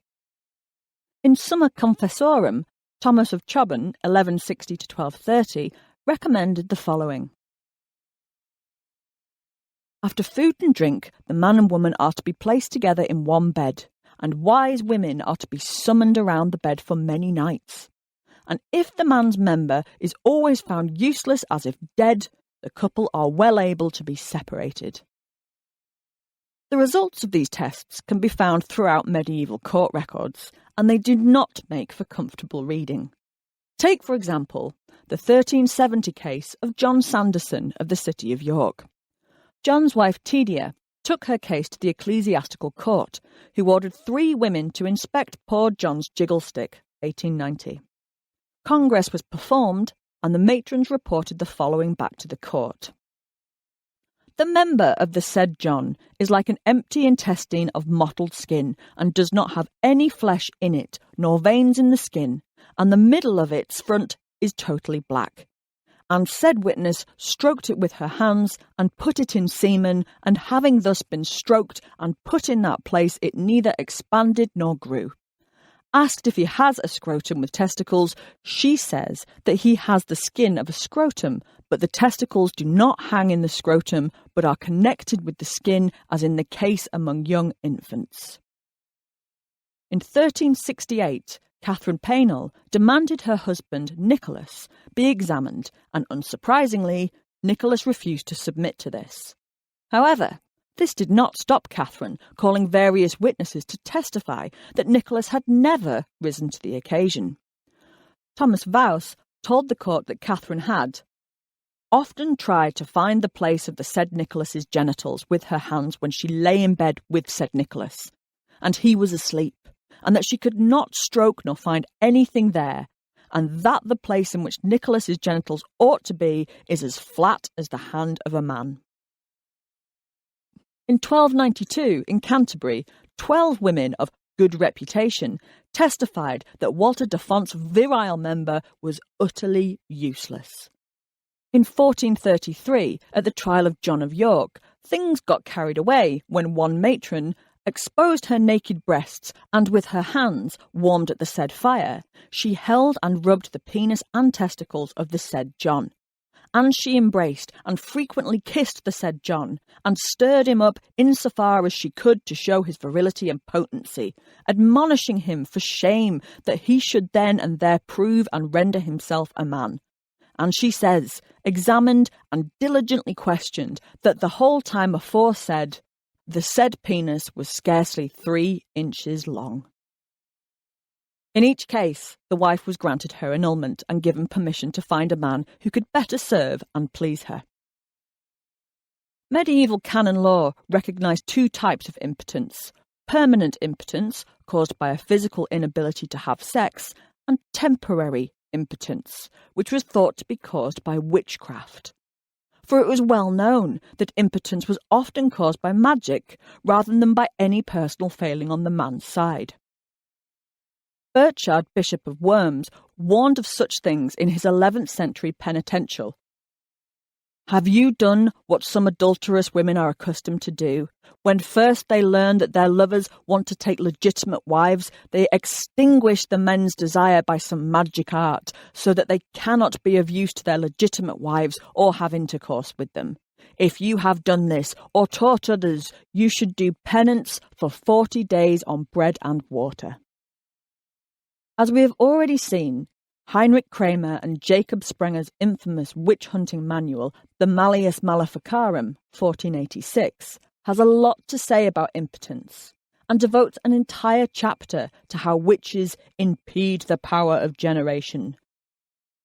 Using their dark powers, witches can dry up a man's semen reserves, or cast a spell to magically injure the power of generation, that is, so a man cannot have sex.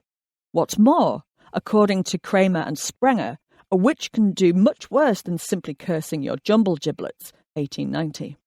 They can remove the entire penis if they feel like it. Or rather, they can bewitch the giggle stick, 1944, so that it is hidden by an evil spirit who uses the art of illusion so that they cannot be seen or touched. Kramer and Sprenger address common gossip that some witches remove the family jewels, 1911, and keep them hidden in trees, nests, or boxes. What are we to think of those witches who shut up penises in what are sometimes prolific numbers, 20 or 30 at a single time, in a bird's nest or some kind of box, where they move about in order to eat oats and fodder, as though they were alive? something which many people have seen and is reported by common gossip. They conclude that this too is achieved by causing victims to hallucinate, and that witches do not really keep dicks, 1836, in trees as pets. Given how fascinated witches seem to be with cursing the Dibble, 1796, it is little wonder that magical causes had to be considered in a charge of impotence. When Hincmar, the Archbishop of Reims, AD 806 to 882, was asked to advise on King Lothar of Frankia's attempt to divorce his wife, Queen Teutberga, he responded with the treatise On the Divorce of King Lothar and Queen Teutberg. Here, Hincmar suggests that the king's favourite mistress, Waldrada, had bewitched him into no longer having sex with his wife. Hincmar was certain that sorceresses and magicians working of the devil could render a man impotent and prevent a marriage from being consummated. If this should happen, Hincmar recommended the couple make a pure confession of all their sins to God and a priest with a contrite heart and humble spirit. With many tears and very generous almsgiving and prayers and fasting, they should make satisfaction to the Lord, by whose judgment at their own deserving and unwillingly they have deserved to be deprived of that blessing which the Lord gave to our first parents in paradise before sin.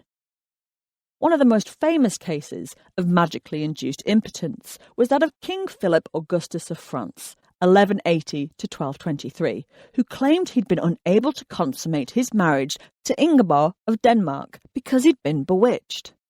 By all accounts, the king had been looking forward to marrying Ingeborg, yet the day after the wedding, he wanted the marriage declared void. 3 months after the wedding, Philip's council had produced a spurious family tree to try and prove the king and Ingeborg were related and therefore couldn't marry. When Ingeborg protested about this, the king naturally claimed that he'd been rendered impotent through magic. He later directly accused Ingeborg herself of witchcraft and of cursing him. None of this convinced Pope Innocent III, and Philip was ordered to stay married to Ingeborg. Philip's response was to lock Ingeborg away in the chateau of Étampes and marry Agnes of Morania in 1196. The Pope was so enraged that not only did he refuse to recognise this marriage, but he ordered all churches in France to be shut up for 9 months and imposed an edict that rendered any child born during this period illegitimate. After this scandal, Pope Innocent III ruled that marriage could no longer be annulled on grounds of magically induced impotence. Wives continued to seek annulment to their marriages on grounds of impotence until the 18th century, though the practice of congress was largely abandoned by the 17th century. However, penile humiliation continued to be a feature of the divorce court throughout the 18th century, as the proceedings were often published as lurid erotica. Unscrupulous publishers such as Edmund Curll and George Abbott distributed numerous compilations of scandalous court records, including The Case of Impotency and Cases of Divorce for Several Causes in 1714, and Cases of Impotency as Debated in England in 1719. Wise matrons may no longer have been required to examine a chap's virile member, but these texts made sure that every detail of a husband's sexual dysfunction was made public. Viagra turned 20 years old in 2018, and this is surely something worth celebrating. The successful treatment of erectile dysfunction has allowed millions of people to get their mojo back. It's also worth remembering all those throughout history who have not been able to access such treatment, and how important sexual function is to a person's well-being. If you ever pop a blue pill, please remember to give a full salute to all the useless members who entered the history books because they were accused of not being able to enter anything else. Sex and food. Chapter 9. Staff of Life, Sex and Bread. There's no denying it. Food and sex are two pleasures intimately connected in the human psyche. Admittedly, literally mixing the two, or sploshing, to use the vernacular, can lead to a steep dry cleaning bill and a lifetime ban from the salad bar at Pizza Hut. But the point remains. food is sexy. Countless eating metaphors can be employed to describe sex acts: eating pussy, sucking dick, tasting, or wanting to devour a lover, for example. Every Valentine's Day, sweethearts gift each other with taste sensations: chocolates, wine, oysters, etc. And the sex goddess Nigella Lawson made her name filleting buttered parsnips. We employ many of the same senses when we eat as we do when we have sex. Sight, smell, taste, touch, etc. Both can bring feelings of comfort and love, as well as guilt and shame. Both over- and under-eating have been linked to sexual frustration and sexual trauma. And of course, both eating and sex are pleasurable activities that can be shared or indulged in alone. As it says in Proverbs 9:17, stolen waters are sweet, and bread eaten in secret is pleasant. Some foods are sexier than others. Champagne and caviar are decidedly more seductive than umbongo and a can of Spam, but you may disagree. Bread might not immediately strike you as erotic, but the staff of life has some surprisingly kinky secrets in its larder. For a start, the bread-making process is laden with innuendo. After it's been firmly kneaded, bread is put into a hot oven where it swells and rises, and then it's all finished off with a sticky glaze. The suggestive links between rising bread and rising penises, and hot ovens and hot vulvas, can be found back in AD 79 in the Roman town of Pompeii. During an excavation of the ancient city, a terracotta plaque with a projecting penis was discovered above the oven of a bakery, bearing the inscription, Hic habitat felicitas, here dwells happiness. The potential for doughy double entendres was not lost on the Anglo-Saxons either. The Exeter Book was compiled by clerics sometime in the 10th century, and it contains a number of gloriously smutty riddles, like riddle 45. I have heard of something or other growing up in the corner, swelling and groaning, heaving up its covers. A mime-proud woman, some prince's daughter, seized it, boneless with her hands, a tumescent thing, covered it with her dress. The answer is, of course, bread dough, wink wink, nudge nudge. As well as providing ample material for such risque jokes, bread can be fashioned into all kinds of rude shapes. In his epigrams, the Roman satirist Martial, AD 40 to 104, joked about bread dildos, claiming that sexual urges could be placated by nibbling on penis-shaped bread instead of the real thing. If you want to satisfy your hunger, you can eat my Priapus. You may gnaw his very appendage, yet you will be undefiled. Whether or not anyone has actually pleasured themselves with a loaf, fertility festivals have been celebrated with phallic and yonic-shaped breads for thousands of years. The Greco-Egyptian author Athenaeus of Naucratis, AD 170 to 223, described how the harvest goddess Demeter was worshipped in Sicily with a sweetbread called maloi that was shaped like a vulva. There is also evidence that genital-shaped breads were baked to celebrate Easter throughout the Middle Ages and into the early modern period. Writing in 1825, the French historian Jacques-Antoine Delors, 1755 to 1835, quotes from a 16th century book by Johannes Burinus Campegius that details the degeneracy of manners when Christians themselves can delight in obscenities and immodest things, even among their articles of food. Delors goes on to describe how penis breads were still being baked to celebrate Easter in the lower Limousin and Brive areas of France, whereas the citizens of Clermont in Avignon celebrated Christ's resurrection with a vulva-shaped bread. Writing in 1865, Thomas Wright claimed that phallus breads were still being baked in Saintonge as offerings at Easter and are carried and presented from house to house. It's entirely possible that the Easter tradition of hot cross buns may descend from the ancient custom of celebrating fertility and the spring with knob bread. Not only has bread been fashioned into sexually suggestive shapes throughout history, it's also been used in love spells. Throughout the Middle Ages, various church authorities were thoughtful enough to print books for priests listing the appropriate penance for various sins that parishioners would confess to. These books are known as penitentials.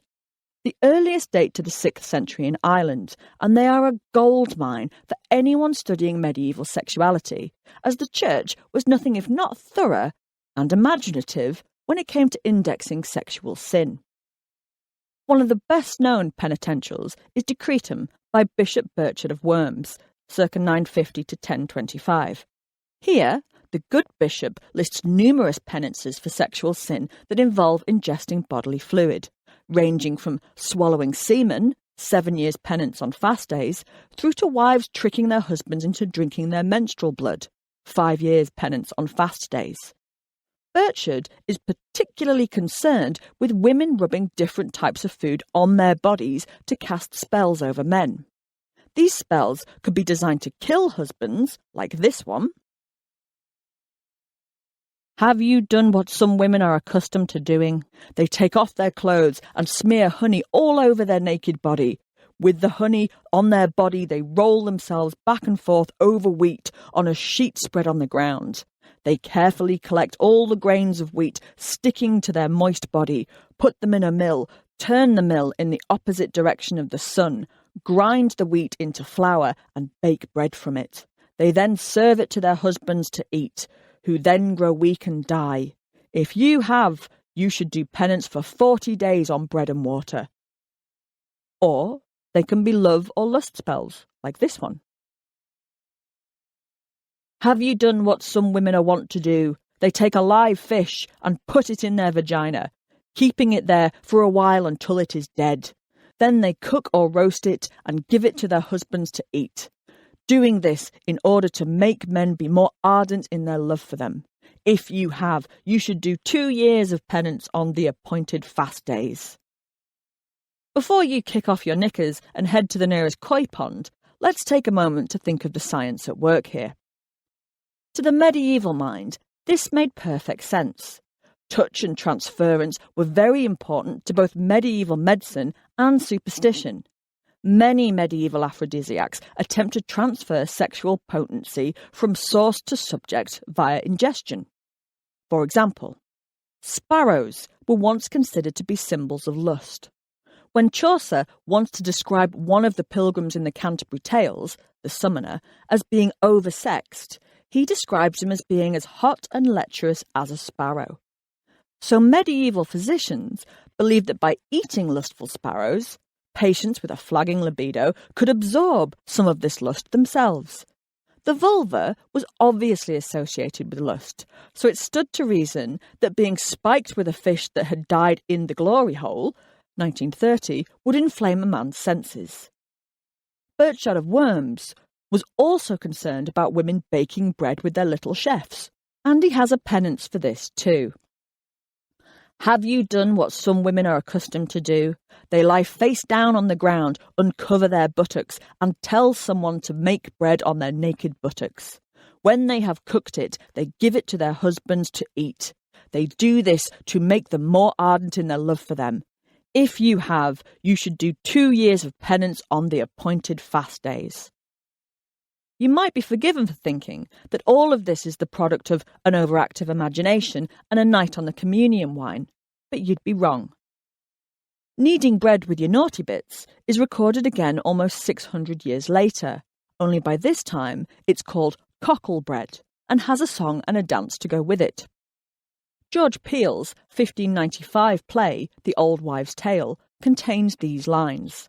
Fair maiden, white and red, stroke me smooth and comb my head, and thou shalt have some cockle bread. In A Jovial Crew, 1641, Richard Brome also refers to young women who mould cockle bread and dance clatter-da-pooch and hannikin booby. But it is the author John Aubrey, 1626-97, who gives the most detailed account of how cockle bread was prepared. Aubrey writes of young women and their wanton sport, the moulding of cockle bread. Aubrey describes how young wenches would get upon a table board, and as they gather up their knees and their coats with their hands as high as they can, and then they wobble to and fro with the buttocks as if they were kneading the dough with their arses. While doing their wobbling, the women would sing, "My dame is sick and gone to bed, and I'll go mould my cockle bread." Up with my heels and down with my head, and this is the way to mould cockle bread. Once baked, the bread would be delivered to that special someone and left to inflame their lust, or at least their lower intestines. Aubrey calls this a relic of natural magic, and goes on to suggest that cockle derives from an Anglo-Saxon word meaning arse, which is supported by the 16th century term hot cockles, meaning to have sex. Think about that the next time you're warming the cockles of your heart. Cockle bread turns up again in Victorian texts, only by then it's a children's game, divorced from all naughtiness and bread, where you squat on your haunches and rock to and fro singing a song about your granny. If only they'd known. In 2015, Pussy Loaves made a brief but memorable comeback when feminist blogger Zoe Stavry used the yeast of her thrush infection to bake sourdough. Unlike the wanton wenches Aubrey wrote about, this was not done to try and seduce someone, but to make a statement about cultural attitudes towards the vulva.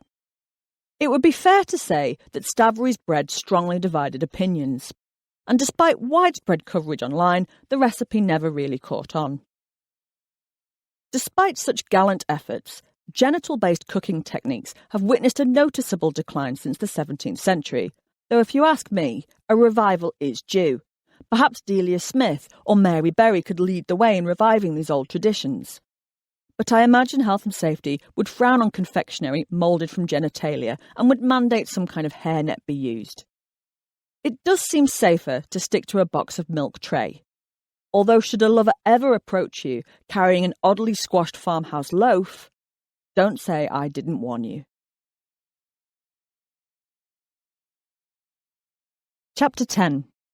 The Food of Love. A History of Oysters. Oyster. Noun. A slimy, gobby shellfish which civilization gives men the hardihood to eat without removing its entrails. Ambrose Bierce. Possibly the most well-known and enduring of all the aphrodisiacs, the oyster, has occupied a special place in our hearts and stomachs for a millennium. Quite why this fishy, lumpy mollusk swimming in its own fluids and resembling something one might clear from the back of the throat during flu season came to be the go-to love food is a matter of some debate. Did you know that oysters have eyes? Eyes! But first things first. Do they work as an aphrodisiac? In 2005, it was widely reported in the press that science had finally proven that the oyster is an aphrodisiac. However, this is not quite true.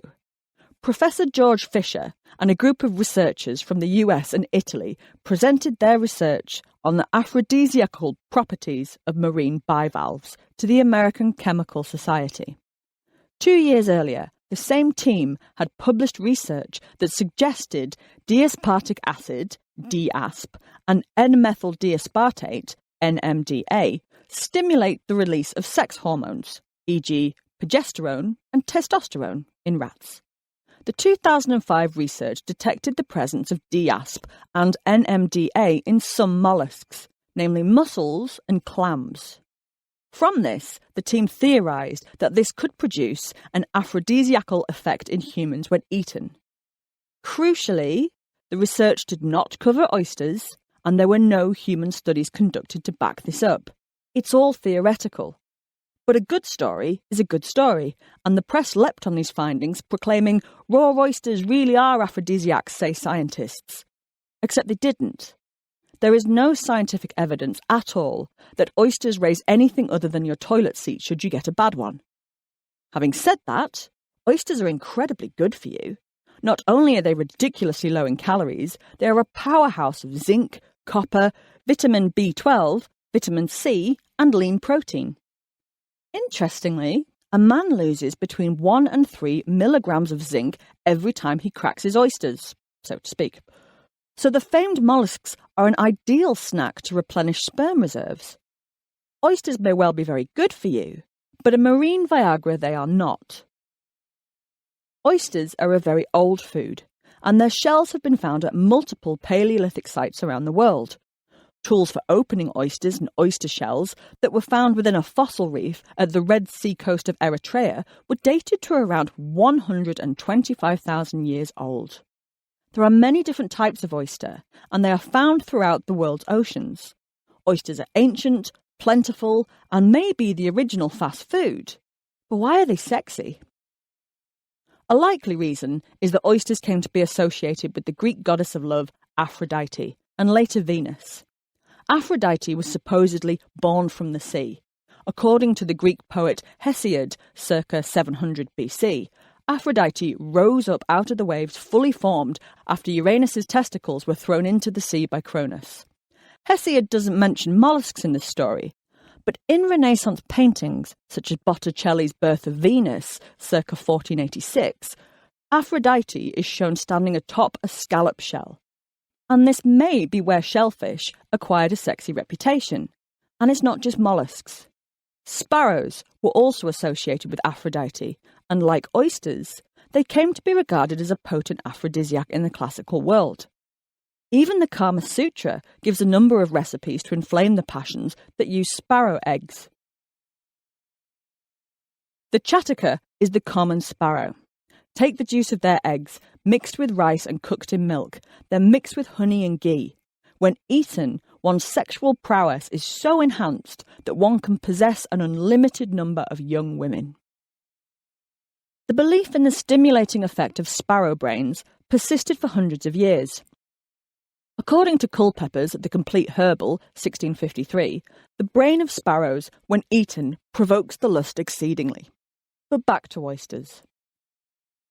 It's not clear if the ancient Greeks and Romans regarded oysters as an aphrodisiac, but they certainly thought of them as a luxury item. The Emperor Claudius Albinus was allegedly capable of sinking 400 of the slippery blighters at one sitting. Pliny the Elder writes about oysters being served up covered in snow at the most opulent banquets.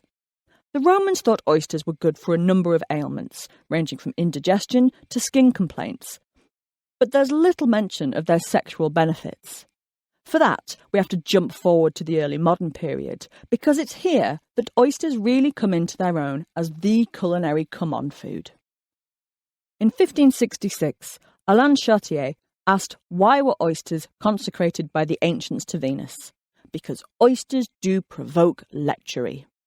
Indeed, by the Renaissance, oysters are frequently turning up in medical texts as an aid to ardour.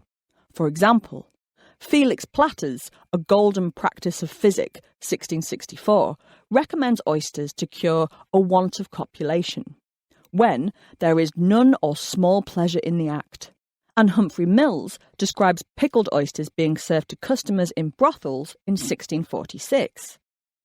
But perhaps the most obvious reason for the oyster's association with sex is its resemblance to the vulva. The soft folds of pink salty flesh and nestling pearls made for an obvious comparison. An oyster has been slang for the vulva since the 16th century. John Marston made bawdy jokes about yawning oysters in 1598. In The Parson's Wedding, 1641, Thomas Killigrew writes that he that opens her stinking oyster is worthy of the pearl, and that debauched scamp, Rochester, penned the following lines in 1673. Arched on both sides lay gaping like an oyster. I had a tool before me, which I put in. Up to the quick and straight the oyster shut. It shut and clung to so fast at every stroke. Given the dual meaning, it's little wonder that the figure of the oyster girl selling her wares on the street became a figure associated with sex workers and general naughtiness. Throughout the 18th century, bawdy songs about oyster girls were common. M. Randall's The Eating of Oysters, 1794, for example, begins like this. As I was walking down a London street, a pretty little oyster girl I chanced for to meet. I lifted up her basket and boldly I did peek, just to see if she's got any oysters. Oysters, oysters, oysters, said she. These are the finest oysters that you will ever see. I'll sell them 3 a penny, but I give 'em to you free. The Irish folk heroine, Molly Malone, who sells cockles and mussels alive, alive-o, was immortalised in verse in 1876 and attributed to James Yorkston. The song tells of the beautiful Molly Malone, who sells her wares throughout Dublin, and that she died of a fever. Since then, the song has become the unofficial anthem of Dublin, and a busty bronze statue of Molly was erected in the Georgian quarter of the city in 1988. Dubliners affectionately call the statue the tart with the cart, and over the years, repeated gropings have buffed her cleavage to a high shine. In 2010, a text unknown to modern literary scholars, Apollo's Medley, 1790, was discovered and contains an earlier version of the Molly Malone song. Here, sweet Molly Malone is not quite the wholesome young woman depicted a century later. The narrator sings, "Och, I'll roar and I'll groan, my sweet Molly Malone, till I am bone of your bone and asleep in your bed. Be poison my drink if I sleep, snore or wink, once forgetting to think of your lying alone." In 1805, the song was republished and put to music by John Whitaker, who attests to its popularity and calls this bawdy version a favourite song. The Widow Malone, dating to the early 19th century, casts Molly as a very wealthy and very horny widow. Of lovers she had full score or more, from the minister down to the clerk of the crown, they were all courting the Widow Malone. Although sweet Molly Malone wasn't given her wheelbarrow full of cockles and mussels until much later, it seems she has long had a reputation for promiscuity, and casting her as an oyster girl is very much a part of this. Perhaps the most famous devotee of the oyster aphrodisiac was the legendary lover Giacomo Casanova, 1725 to 1789. It's often reported that Casanova ate 50 raw oysters for breakfast each day. But this isn't quite true, though he certainly ate a lot of them. On several occasions, Casanova records sharing plates of 50 oysters with his guests, and there's no doubt that he believed in their stimulating effects. One of his favourite seduction techniques was teaching his lovers to eat oysters properly. We sucked them in, one by one, after placing them on the other's tongue. Voluptuous reader, try it, and tell me whether it is not the nectar of the gods. He writes about the oyster game he used to seduce two friends, Armeline and Emily. I placed the shell on the edge of her lips, and after a good deal of laughing, she sucked in the oyster, which she held between her lips. I instantly recovered it by placing my lips on hers. Armeline was delighted with my delicacy in sucking away the oyster, scarcely touching her lips with mine. My agreeable surprise may be imagined when I heard her say that it was my turn to hold the oysters. It is needless to say that I acquitted myself of the duty with much delight.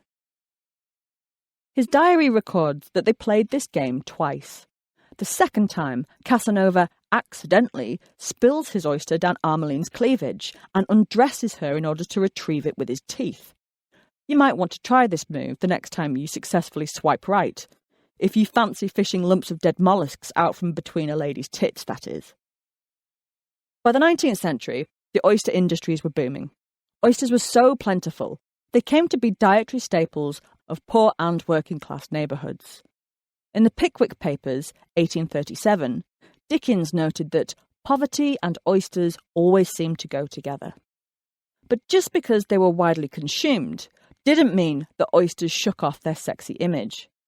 It's no coincidence that two of Victorian London's most famous underground erotic magazines were titled The Pearl and The Oyster. Jonathan Swift once wrote, "He was a bold man that first ate an oyster." But I suspect the ritual around eating an oyster is another significant factor in its long association with sex. As Casanova observed, there is something undeniably sensual about freeing the plump oyster from his shell and tipping the liquid, salty flesh into your mouth to be tongued and swallowed whole. Combine this with the fact that the oyster looks like a vulva, yonic, and has strong associations with Aphrodite, Venus, and it's little wonder that this humble mollusk garnered a reputation as a decadent aphrodisiac. As Treba Healy once wrote, "The world is your oyster, they say, so fill it with pearls of semen." Chapter 11. Turning Down the Heat. A History of the Anaphrodisiac. An aphrodisiac is defined as any food, drink or drug that increases libido and/or improves sexual pleasure and performance. Aphrodisiacs are recorded in every culture throughout history, ranging from rhinoceros horn in Chinese culture to the West Indian lovestone or the highly toxic European Spanish fly made from crushed beetles. One of the earliest references to treating impotence is found in the ancient Hindu medical text, the Sushruta Samhita, composed around 600 BC. Powders of sesame, masha pulse and sali rice should be mixed with Saindava salt and pasted with a copious quantity of the expressed juice of the sugarcane. It should then be mixed with hog's lard and cooked with clarified butter. By using this utkarika, a man would be able to visit 100 women. Having spent many an evening gorging on fat, sugar and salt, I have to say it's never endowed me with the energy for anything other than experiencing an intense and greasy remorse. But maybe that's just me. The history of the aphrodisiac has been well mapped. But what of the anaphrodisiac? An anaphrodisiac is the opposite of an aphrodisiac and is intended to suppress libido and impair sexual function, the culinary equivalent of a cold shower. But why would anybody want to suppress their sexual urges, I hear you cry? Just ask yourself how much trouble your libido has landed you in, and you may have the answer. Not to mention how much more productive working from home could be if we could stop procrastination. The Greek poet Sophocles is quoted as saying, "He welcomed old age as it had freed him from his libido. I feel as if I had escaped from a frantic and savage master." This is the history of trying to escape that master. Before the advent of chemical castration, anaphrodisiacs generally fell into three categories: cooling the body, starving the body, and sedating the body.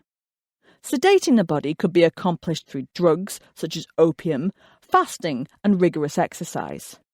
Fasting is still practiced within many religious communities today, opium less so, and is often linked with subduing lustful desires. Just Google fasting and sexual desire, and you'll be greeted with hundreds of religious websites that discuss how fasting can help to subdue lustful thoughts. This is a method that's been used throughout history. Early Christian saints, such as Saint Jerome, circa AD 347 to 419, regularly fasted to purify the body and cleanse lustful thoughts.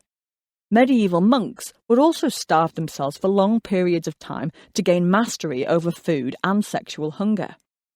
And there may well be method in the madness. In 2015, a research team from Qatar found that men who fasted during the holy month of Ramadan experienced a significant decrease in follicle-stimulating hormone, FSH, the hormone responsible for stimulating the gonads. Exercise was thought to exhaust both the body and the libido. When Victorian doctors pondered how to cure women of nymphomania, the one thing that is almost universally prescribed is exercise and plenty of fresh air. Henry Newell Guernsey was one of many doctors who battled the urge with outdoor exercise, taken daily during favourable weather. Unfortunately for Victorian women, we now know that exercise actually increases the sex drive. In 2012, researchers from the University of Austin found that regular exercise not only increases sex drive in premenopausal women, but that it can actually reverse the anaphrodisiac effect of antidepressants. Cooling the body to cool desire made perfect sense, as heat was, and still is, associated with sex. Sex is hot, and abstinence is literally frigid. From the Latin frigere, meaning to be cold. We still talk about taking a cold shower to try and rid ourselves of the horn, 1695. And the effects of cooling the body were well known in the ancient world too. As well as cold baths, Aristotle recommended going barefoot to suppress lust. He believed that the bareness of the feet causes dryness and cold. It is either difficult or impossible to have sexual intercourse when the feet are not warm. Pliny the Elder went one better and recommended placing lead plates on the genitals to cool them down and to restrain venereal passions and put an end to libidinous dreams at night, attended with spontaneous emissions and assuming all the form of a disease. Oversexed Victorian ladies could find themselves on the wrong end of an ice-cold vaginal douche or submerged in a bath of freezing water as doctors battled to control their lusts. The cold bath, the shower bath, the douche and cold applications to the region of the uterus have been employed with great advantage. Spicy, hot food was thought to inflame the senses, so conversely, cooling, bland foods were thought to cool things off. Cucumbers are both bland and cool, and despite their shape, they have long been thought an anaphrodisiac. One ancient Greek proverb was, "Eat the cucumber, O woman, and weave your cloak," meaning calm down and get on with your work. The French writer and physician François Rabelais, 1494 to 1553, recommended a number of foods to cool down a lustful body. The fervency of lust is abated by certain drugs, plants, herbs and roots, which make the taker cold, maleficiated, unfit for, and unable to perform the act of generation, as hath often been experimented by the water lily, heraclea, agnus castus, willow twigs, hemp stalks, woodbine, honeysuckle, tamarisk, chaste tree, mandrake, Bennett cabuglos, the skin of a hippopotamus, and many other such. I've never tried it, but I imagine that eating hemp stalks and hippopotamus skin would indeed kibosh a night of passion. Although Rabelais was most likely poking fun at medical quackery, most of the items on his list were prescribed as anaphrodisiacs. As late as 1869, John Davenport was writing about medicines called refrigerants that provided the iceberg to sink the SS Libido. The most favourite of these are infusions from the leaves or the flowers of the white water lily, Nymphea alba, sorrel, lettuce, and perhaps also from mallows, violets, and endive, Cicorium, oily seeds, and waters distilled from lettuce, water lily, cucumbers, purslane, and endives. In equal esteem are the syrups of orgeat, lemons, and vinegar, to which may be added cherry laurel water, when given in proper and gradually increasing doses. Hemlock, camphor, and agnus castus have likewise been much recommended as moderators of the sexual appetite. As well as eating foods to cool down the body, foods that were thought to dry out the body were also recommended. This treatment is rooted in the ancient Greek theory of the four humours. Hippocrates, 460 to 375 BC, taught that human health is dictated by the balancing of four bodily humours: blood, yellow bile, black bile and phlegm. Galen, AD 130 to 210, then expanded on humoral theory by combining them with four temperaments: hot, cold, wet and dry. Greek humoral theory dominated Western medicine till the early 19th century. Women were thought to be guided by the wet and hot humours, which made them less controlled and more lustful than men, who were believed to be cold and dry in comparison. Therefore, to regain control over a lustful nature, one should try to dry out the excess of the juicy humours. Despite its stimulating effects, coffee has been accused of drying out a chap's beans since it was first introduced to Europe in the 17th century. In 1695, physicians at the École de Médecine in Paris warned that drinking coffee every day deprived both man and woman of the generative power. In 1674, a remarkable petition was published in London, alleged to be from the buxom wives of men who'd taken to drinking coffee and were now useless in bed. The women's petition against coffee is likely to be satirical, but it does reveal how the base, black, thick, nasty, bitter, stinking, nauseous puddle water was believed to wither sexual potency.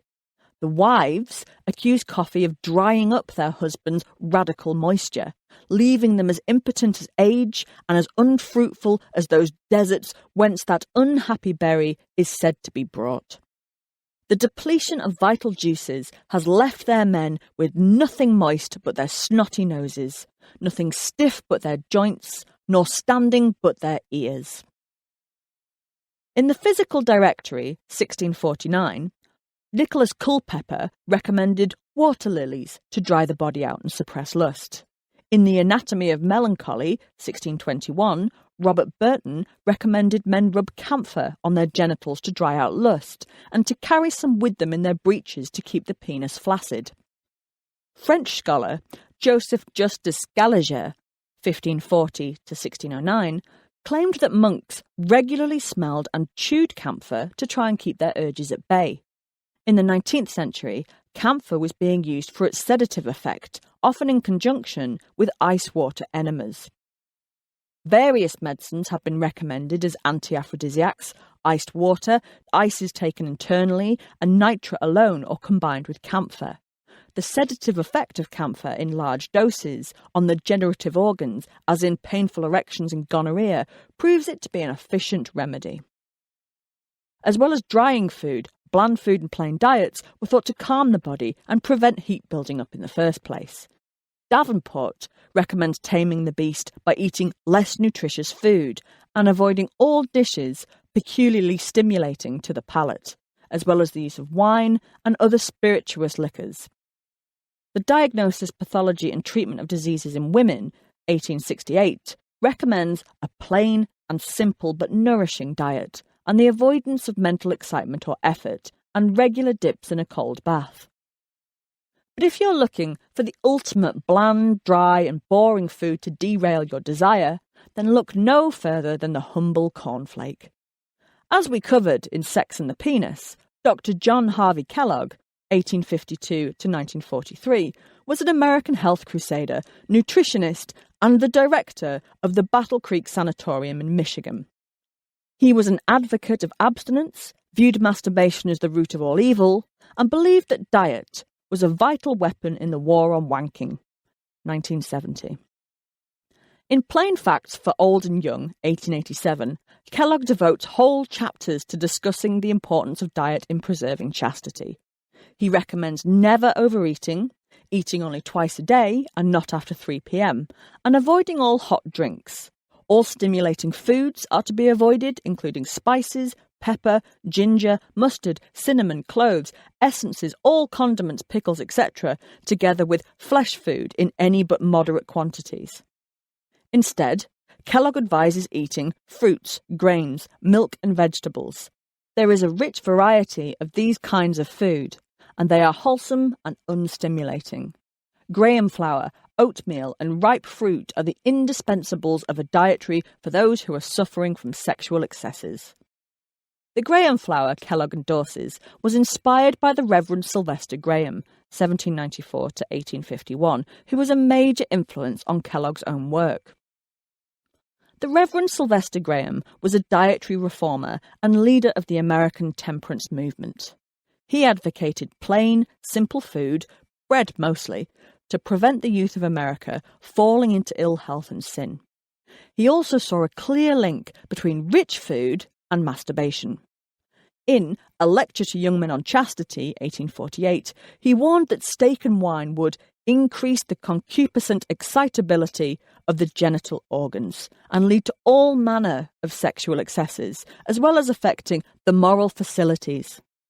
His work on plain diets inspired Graham crackers, Graham flour and Graham bread, all designed to bore the libido into submission.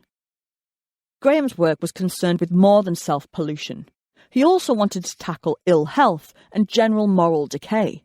But Kellogg was obsessed with diddling, 1938, and the cornflake was designed to suppress lust and cure serial masturbators.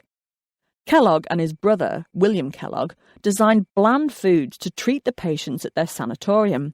It was here that the cornflake was born.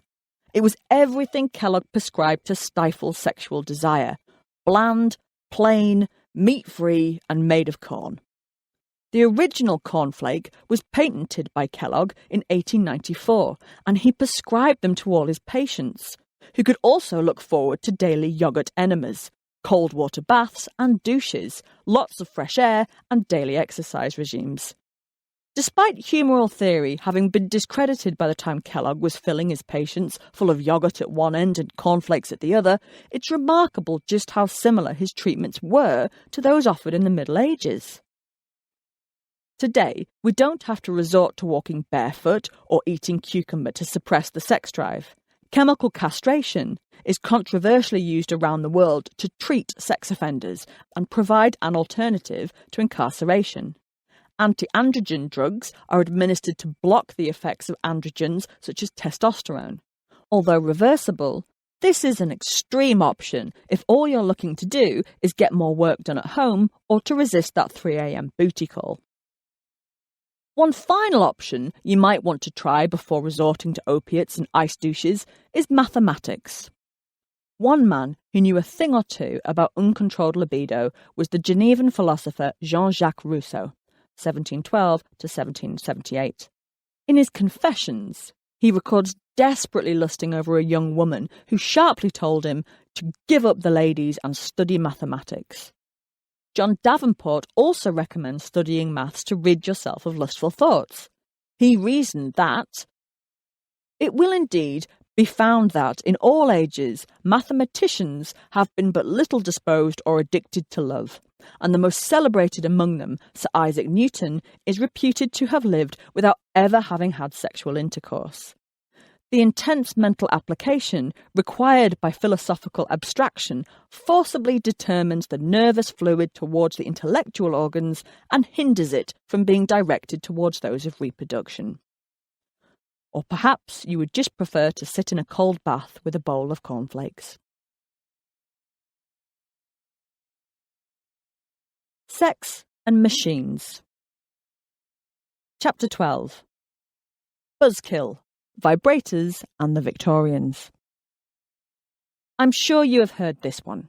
Victorian doctors invented the vibrator to masturbate women to orgasm because they had been finger-banging, 1988, so many patients in an effort to cure their hysteria that, frankly, their arms ached. We love this story. I love this story. Hollywood loved this story so much that both The Road to Wellville, 1994, and Hysteria, 2011, are based on it. But sadly, it really is just a story. Like trickle-down economics and Jamie Lee Curtis's hermaphroditism, it's an urban myth. But like all the best stories, there are flashes of truth in it. We love this story because it goes straight to the hysterical heart of the Victorian sexual hypocrisy that we enjoy rolling our eyes at. Did you know Victorian doctors were wanking off their female patients but considered exposed table legs to be sexually obscene? I'm so glad we're not like that now. Except the table legs thing is also a myth. But that's another book for another day. The root of the diddling doctors theory is Rachel Mains's book, The Technology of Orgasm, 1999. Here, Mains hypothesises that doctors masturbated women to orgasm for health reasons, and that the vibrator was nothing short of a godsend for the physicians suffering from repetitive strain injury in their index fingers. More than this, Mains makes the case that this practice can be traced back to classical times.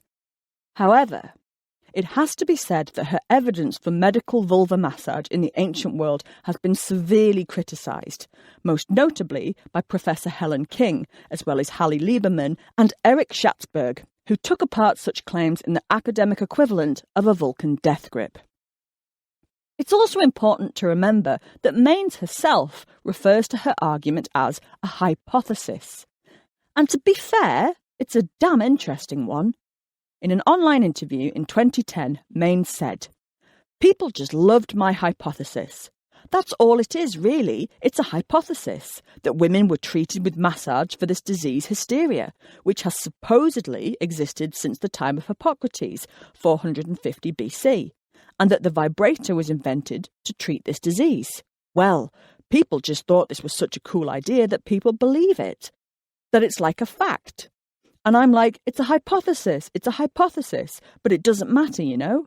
People like it so much, they don't want to hear any doubts about it." So let's unpack this hypothesis a little further. Make no mistake, Victorian doctors were obsessed with sex and health, and there were many highly questionable medical theories flying around, from the anti-onanism crew who believed that masturbation was terminal, to Italian criminal anthropologist Cesare Lombroso's theories that sex workers had no sensation in their clitorises and they had been rendered insensible through overuse.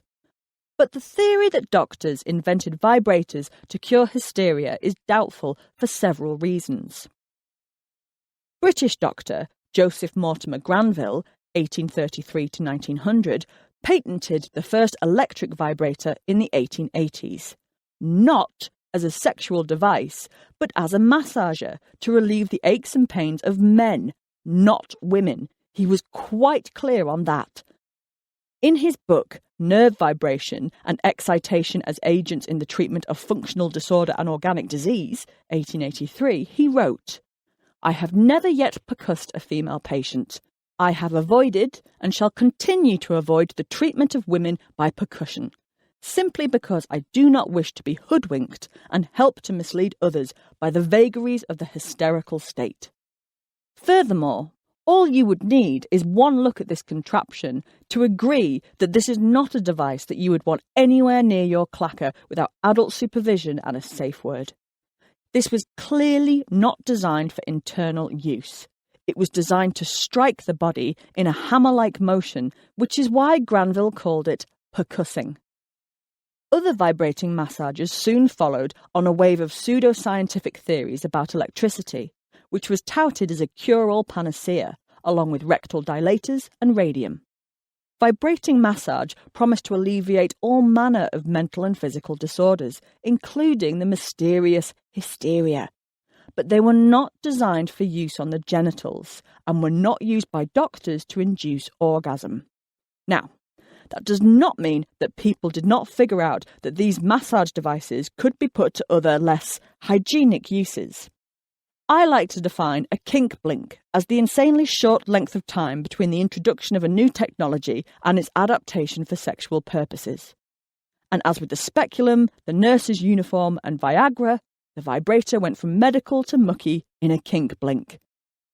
One early pornographic film from the 1930s, The Masseur, shows the vibrator in action as two saucy masseurs vibrate it up and down the happy chap's bottom. But crucially, the vibrator is not used internally.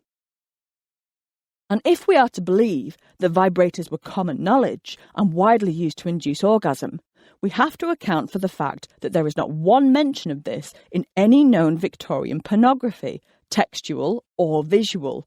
Not one. However, there are many references to dildos, as well as the occasional cucumber put to good use. Sex toys are not new. The Victorians knew how to fashion a dildo.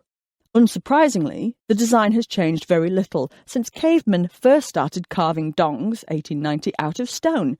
They tend to be, well, cock-shaped. Have a look around any modern-day sex shop, and we can see that the cock shape for a sex toy is still very much in vogue. Victorian dildos were made from wood, leather, and even ivory, and they were certainly a lot of fun, as this extract from the Pearl, 1880, demonstrates.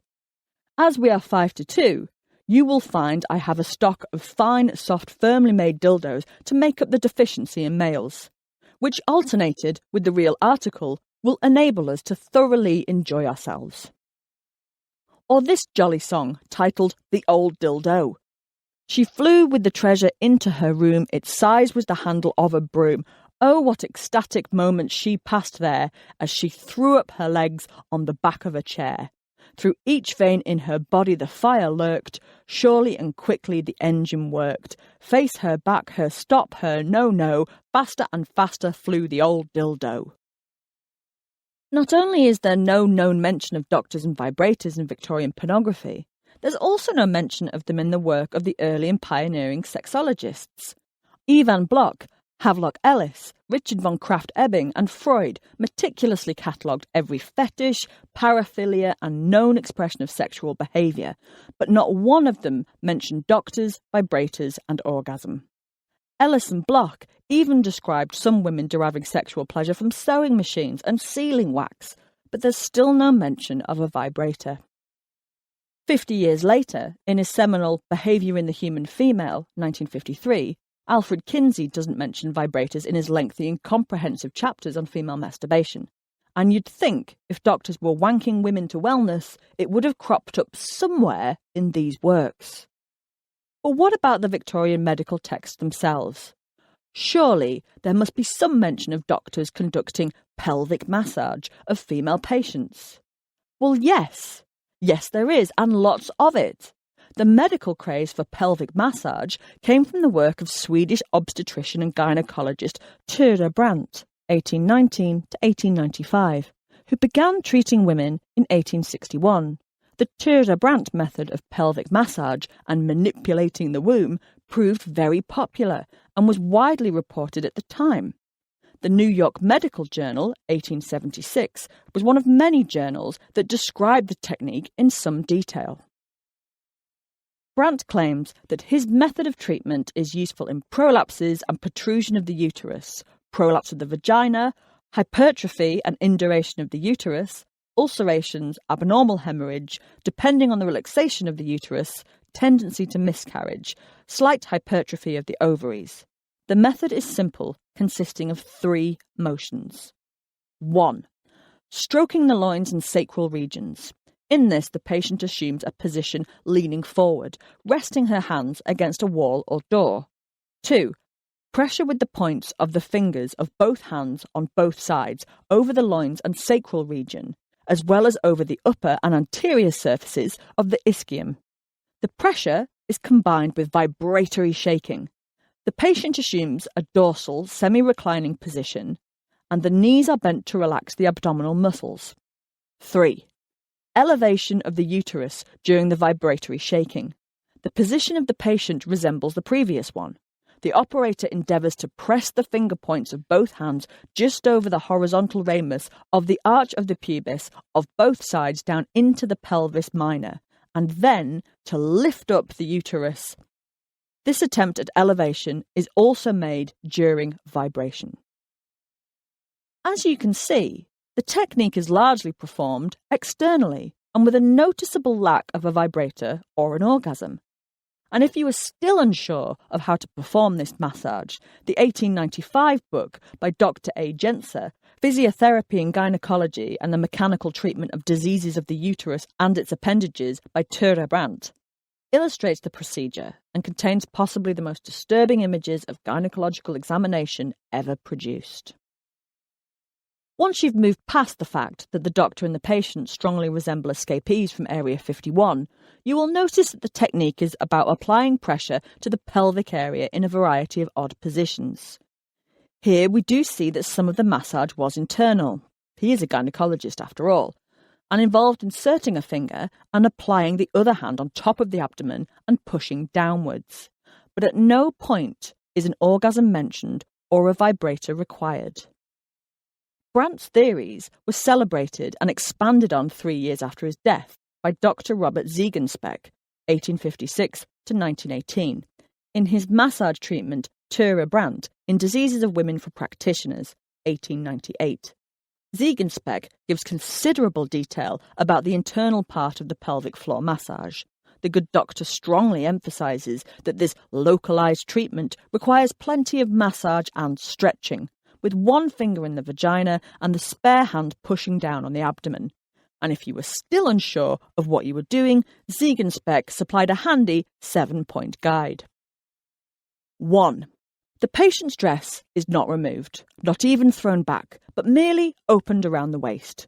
The corset likewise is loosened, so that no hook or band may interfere. The chemise is then pulled up so far that the hand can be placed upon the bare abdomen. The abdomen itself, however, is not uncovered. 2. The finger to be introduced into the vagina from underneath the knee of the side corresponding to the hand employed can also be advanced beneath the dress towards the vaginal orifice without the knees being separated. 3. Only one finger is introduced under all circumstances, preferably the forefinger, except in ventrovaginal rectal palpation, where the forefinger is inserted into the rectum and the thumb into the vagina. 4.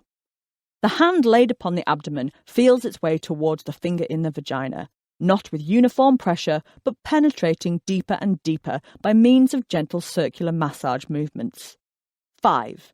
The examiner, seated upon a chair at the end of a couch, takes the corner of the latter between his separated knees. 6. Only a low bench, couch, or a so-called plinth is used, and no examining chair or table.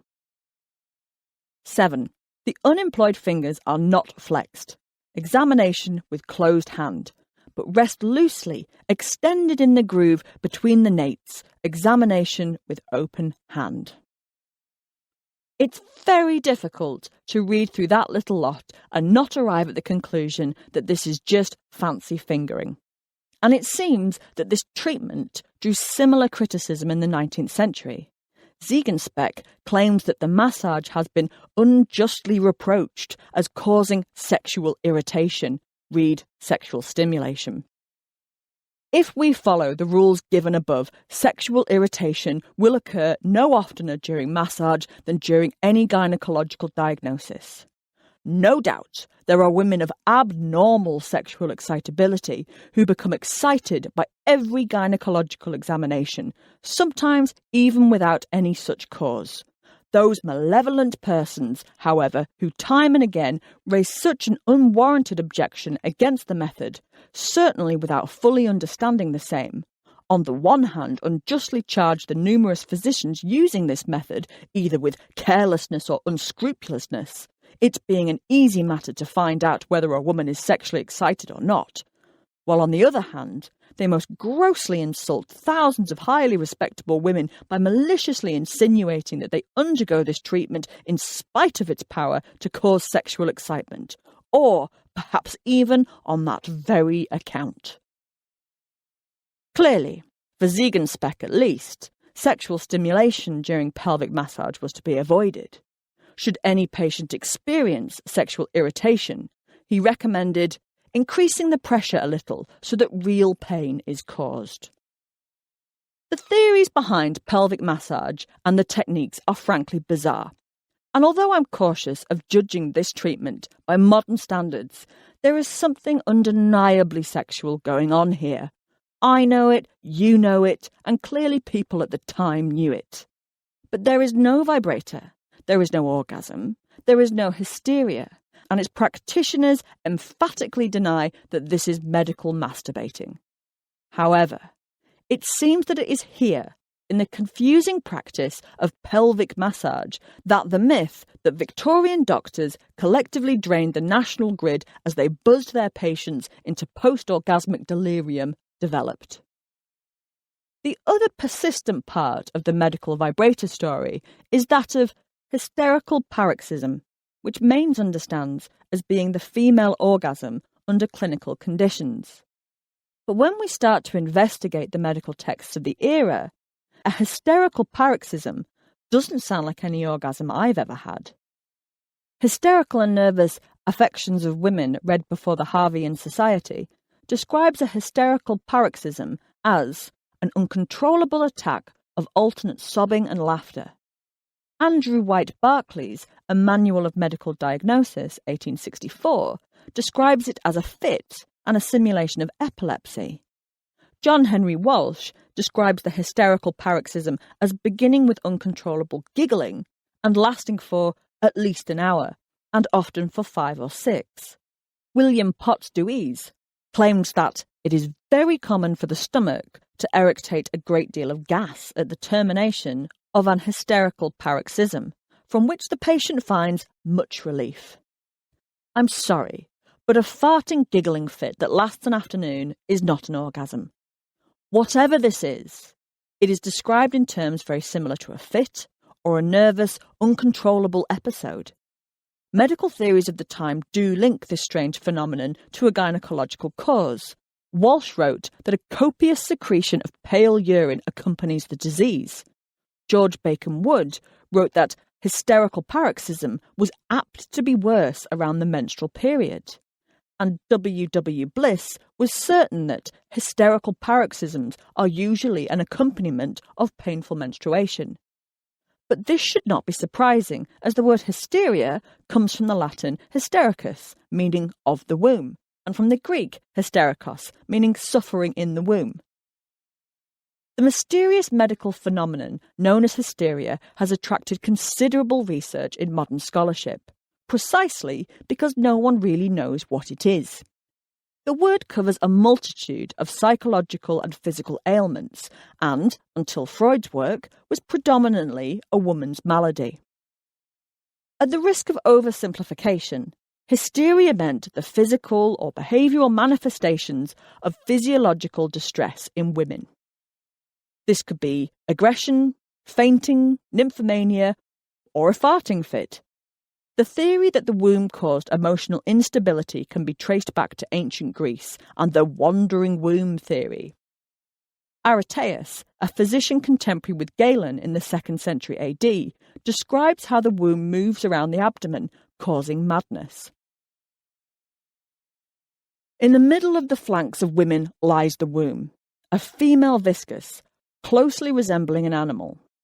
For it is moved of itself hither and thither in the flanks, also upwards in a direct line to below the cartilage of the thorax, and also obliquely to the right or to the left, either to the liver or the spleen, and it likewise is subject to prolapses downwards, and in a word, it is altogether erratic.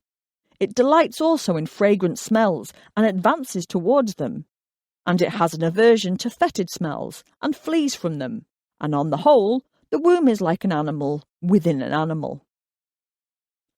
By the 19th century, the wandering womb theory had fallen out of favour, though the link between the womb and hysteria clearly enjoyed a last hurrah in the theories of pelvic massage and womb manipulation. A hysterical paroxysm was simply another ill-defined category of hysteria that can be found in 19th century medical manuals, along with the hysterical coma, hysterical headaches, hysterical excitement, hysterical convulsive affections, and of course, hysterical flatulence. But more than this, the Victorians knew what an orgasm was. There was no need to dress it up in euphemistic language. Even a cursory glance at the erotic literature of the time will tell you that the Victorians were well aware of orgasms. The Pearl, 1879-80, is crammed full of women orgasming. I felt her crack deluged with a warm, creamy spend, whilst my own juice spurted over her hand and dress in loving sympathy. The Romance of Lust, 1873, is also pretty clued up as to what women want. She rapidly came to the ecstatic ending, nearly thrusting my whole face into her vast orbit and spurting out a very torrent of sperm all over my face and neck. And Jack Saul conducts a concerto of orgasms in Sins of the Cities of the Plain, 1881. How many times I made her spend it would be impossible to say. As Fern Riddell, one of the leading academics in Victorian sexuality, argues, Victorian doctors knew exactly what the female orgasm was. In fact, it's one of the reasons they thought masturbation was a bad idea.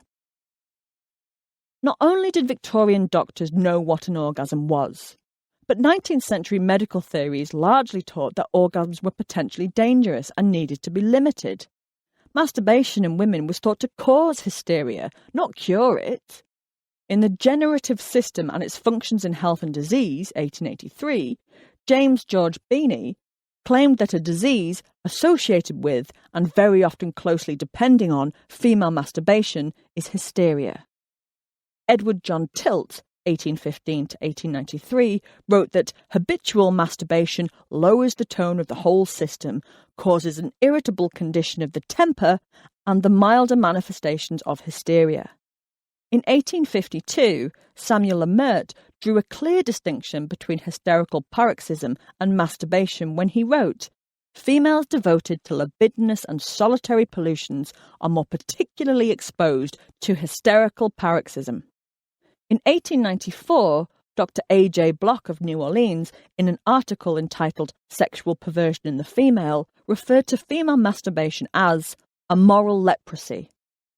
So dangerous was female masturbation thought to be that it was cited on numerous patient admission forms to Victorian lunatic asylums, and led to quack Dr. Isaac Baker Brown routinely carrying out clitoridectomies. Now, I ask you, Does this sound like a group of people likely to prescribe a session of finger blasting? 2003. But it's not all doom and gloom. Although orgasms were not administered by Victorian doctors, they were generally encouraged between husband and wife. And an absence of orgasm when paying the conjugal debt was recognised as a bad thing. An article published by Dr. W. Tyler Smith in The Lancet in 1842 defined impotence in women as failure to produce the sexual orgasm. One school of medical thought had it that orgasms helped a woman to conceive. For example, in 1872, Dr. J.R. Beck argued that an orgasm allowed the cervix to contract and helped the sperm to reach the egg. Others, like Dr. John S. Parry, didn't discount the possibility that an orgasm may help things along, but was quite sure that an orgasm is not essential to conception. But whatever the medical profession had to say on the subject of blowing one's lady lumps, Victorian pornography provides substantial evidence that the orgasm was also understood as a very important and fun part of sex. So what can we salvage from this much-loved and widespread myth? It is true that Victorian doctors were fascinated with the female reproductive system and, like their medical predecessors, linked madness to the womb. To cure hysteria in all its weird manifestations, they prescribed all manner of kinky-sounding treatments, including pelvic massage, which is really just fancy fingering. Doctors also had some very strange ideas about orgasm and masturbation damaging health and causing hysteria. There really was such a thing as a hysterical paroxysm, which is not an orgasm, but is described as a giggly farting fit that could last for hours. It's also true that vibrating massages became popular in the late 19th century and were recommended to cure all manner of ills. But here's the crucial thing. Doctors may have been manipulating, sedating, institutionalising and pummeling the pussies of their poor patients, but they were not masturbating them to hysterical paroxysm with steam-powered vibrators to cure them of hysteria. Sorry to be such a buzzkill. Chapter 13. On Your Bike. Sex and Cycling. What is the most important invention in the fight for sexual equality? The pill? The self-cleaning vibrator? Kleenex man size? How about the humble bicycle? Before you panic, this is not a chapter about people having sex with bicycles. Although, if you're interested in that, then both the Erotic Museum in Amsterdam and the Sex Museum in New York have examples of dildo bikes. But there is something quite sexy about bikes. Perhaps it is the saddle rubbing against the genitals, or maybe it's the bent-over arse-up posture that must be assumed to ride one. Maybe it's just the word ride. But whatever it is, bicycles have long had an air of cheeky carry-on fun about them. Freddie Mercury knew it when he sang about fat-bottom girls riding their bicycles. Queen even featured just such a fat-bottom girl riding a bicycle on the picture sleeve of their album Jazz, 1978. The role of the bicycle in the sexual emancipation of women is often overlooked. But it allowed them a freedom that they'd never experienced before.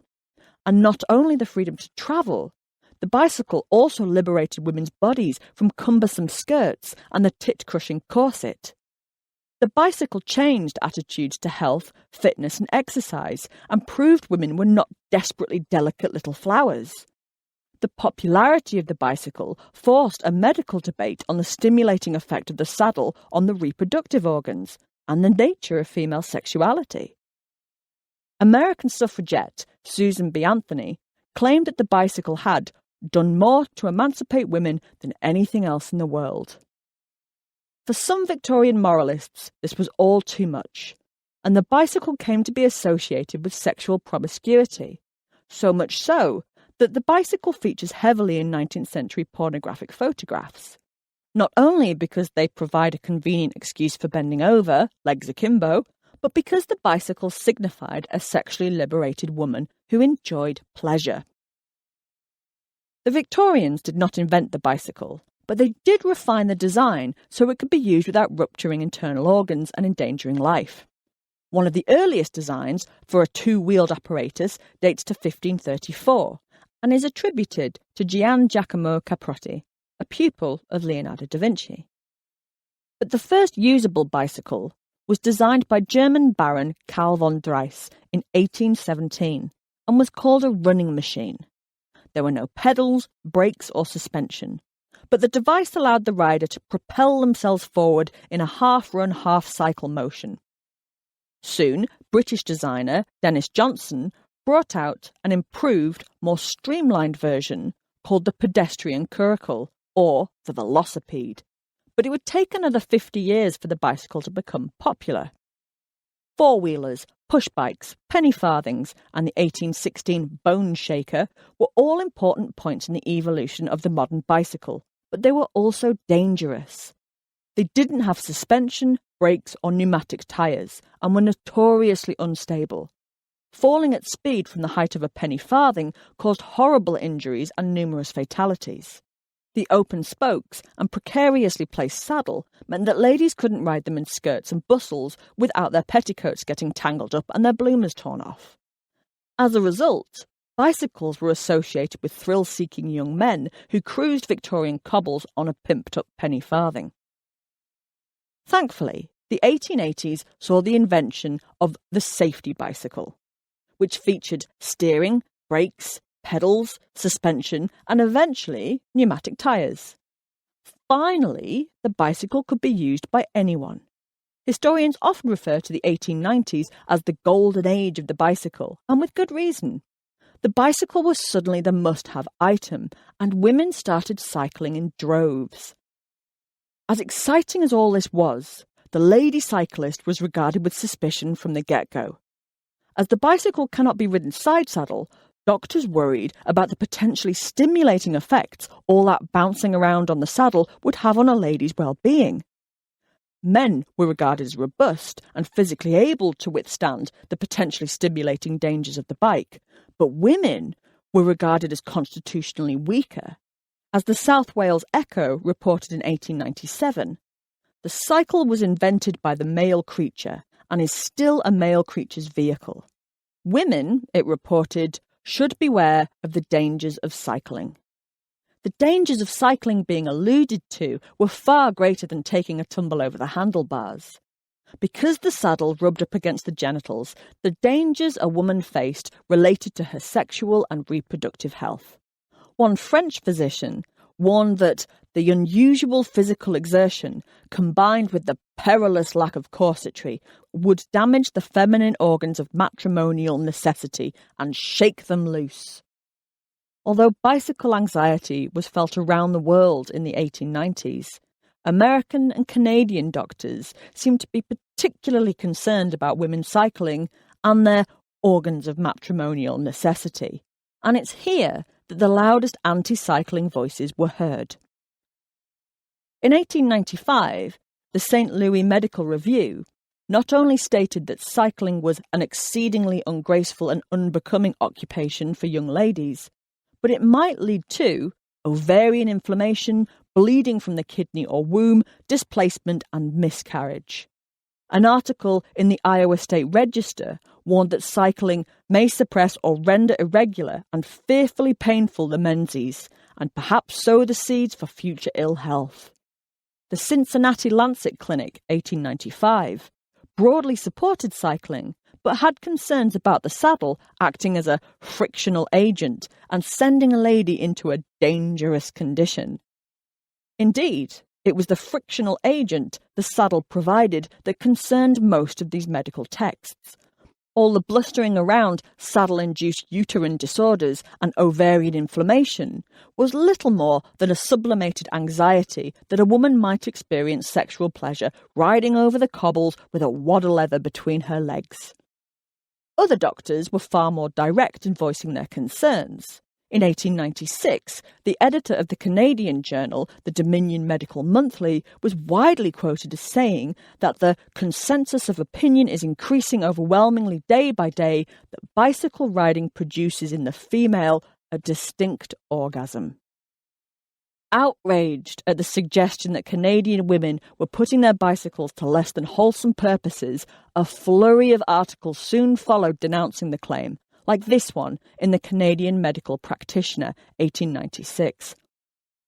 The report that comes to us, indeed, is such that, were it credible, we should be led to despair of the future of the country, for compared to Canada, or at least to Toronto, Sodom and Gomorrah were as pure as Salvation Army shelters. It appears that cycling, which, with us, is adding so much to the health and beauty and the charm of our women, is in Canada, or at least in Toronto, merely a means of gratifying unholy and bestial desire. It continues. The filthy rubbish to which the record refers is in itself essentially nasty, while the direct charges against the women and girls of Toronto are simply infamous. It's doubtful that the idea women regularly orgasmed on their bicycles was widely held within the medical community, but the very fact that a public debate was needed to address this is testament to the fact that some people regarded it as a possibility. The American Journal of Obstetrics and Diseases of Women and Children featured an article by Dr. Robert Dickinson on bicycling for women that addressed the issue of sexual excitement. A very grave objection has been made to the use of the bicycle among women, which, if true, would induce us to be exceedingly cautious in ever suggesting this exercise. It has been said to beget or foster the habit of masturbation. Dickinson continued, one of the very able women who teach physical culture in New York told a medical friend of mine that a pupil, who claimed a rather varied experience in sexual pleasures, said she could not ask a more satisfactory development than could be obtained from the saddle of her bicycle. Dr. Vance has observed a case of an overwrought, pallid, somewhat emaciated girl of 15, whose saddle was arranged so that the front pommel rode upward at an angle of about 35 degrees, who stooped forward noticeably in riding, and whose actions, during the time when he had good opportunity to observe her, strongly suggested to him the indulgence we are considering. Thankfully, common sense seems to have prevailed, and although Dickinson knew of some women who had arranged their saddles to maintain constant friction over the clitoris and labia, he did not believe this was commonplace. He argued that there was only a slight danger of the habit being started or fostered when a woman took up cycling. Despite several prominent doctors reassuring the public that women were not using bikes to masturbate, the mere suggestion that they were was enough for cycling to be condemned by many as indecent. In 1889, Canada's first women's page editor, Kit Coleman, wrote, "No girl over 39 should be allowed to wheel. It is immoral. Unfortunately, it is older girls who are ardent wheelers. They love to cavort and careen above the spokes, twirling and twisting in a manner that must remind them of long dead dancing days. They have descended from the shelves in myriads, and in a burst of Indian summer are disporting themselves on the highways and byways." In 1896, Charlotte Smith, the president of the American Rescue League, claimed that bicycling by young women has helped swell the ranks of reckless girls who finally drift into the standing army of outcast women of the United States more than any other medium. She went as far as to call the bicycle the devil's advance agent. In order to try and maintain modesty, some companies issued hygiene saddles with holes in to try and relieve the harmful pressure on a lady's undercarriage. Some bikes came equipped with screens to conceal a lady's ankles. But it wasn't just the indelicate fact that a saddle must be sat upon that was cause for concern. The bicycle also offered men and women the opportunity for romance and sexual adventure, which no doubt added to their erotic quality. Cycling meant couples could get away from home unchaperoned and easily overcome geographical restrictions to meet up. The freedom the bicycle offered made some suspicious that cycling was being used for impure purposes. Certainly cycling romances were a hot topic in the late 19th century. The English periodical The Wheelwoman, for example, reported that 15 engagements were announced in the days following a cycling club picnic and declared surely no one could possibly desire a better recommendation for cycling than this. It's hard to understand how anyone fell in love during a bike ride when doctors started to warn cyclists about a devastating condition called bicycle face. This terrible affliction affected men and women equally, but it was considered particularly upsetting for women. In 1897, Dr. A. Shadwell described the symptoms of bicycle face thus: set faces, eyes fixed before them, and an expression either anxious, irritable, or at best stony. In 1897, the editor of Harper's Magazine suggested ladies chew gum when riding, as chewing gum keeps the face mobile and prevents the form of that expression of anxiety that doctors tell us may grow in time to be an essential part of a lady bicyclist's features. Thankfully, not all Victorians took this seriously, and bicycle face became a long-running joke. Newspapers of the time are full of humorous poems and jokes about bicycle face. Those women who were prepared to risk bicycle face, damaging their matrimonial organs of necessity, coming on the saddle and being accused of sneaking off for a quick ride, had another indecent obstacle to overcome. It very quickly became apparent that if women wanted to ride a bike, then their dress had to change. The Victorian corset was not compatible with cycling. Victorian corsets restricted women's waists to an ideal circumference of 17 to 22 inches, which precluded anything more strenuous than embroidering doilies and fainting. In an effort to prevent women free-boobing it on their bikes, corset companies tried to sell bicycle corsets that allowed the wearer to ride with grace. They didn't catch on. As well as ditching the corset, women started to view the miles of skirted crinoline, bustles and petticoats that they donned each day as a pain in the padded arse. In order to cycle safely, some women took to wearing knickerbockers and loose clothing. The knickerbockers were deeply shocking to the conservative Victorians, as they forced a recognition that women had two legs and that they opened. The image of a woman sitting astride her bicycle, calves on show, her breasts unrestricted by a corset, and a saddle nestled between her legs was an undeniably sexual image. This presented a challenge to women who wanted to cycle comfortably and to avoid accusations of indecency. In response to this, in 1881, the Rational Dress Society was formed in London, and opposing women's restrictive clothing and cycling was right at the heart of it. Similar groups sprang up all over the world.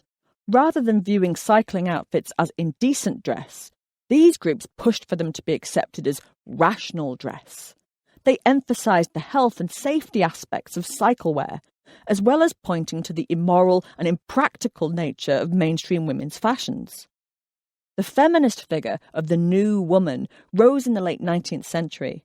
The New Woman was independent, educated, and outspoken. She challenged traditional notions of dress, marriage, gender, and equality, and of course, she rode a bike. The New Woman positioned herself against the Victorian angel-in-the-house version of femininity that was idealised throughout much of the 19th century. As a result, the New Woman was frequently accused of wanting to be a man and labelled a grown-up tomboy or an adult hoyden. Bicycling was held responsible for encouraging all manner of masculine behaviours in women, such as smoking, drinking, swearing, and of course promiscuity. The New Woman also demanded entrance into traditionally male-dominated spaces, such as universities.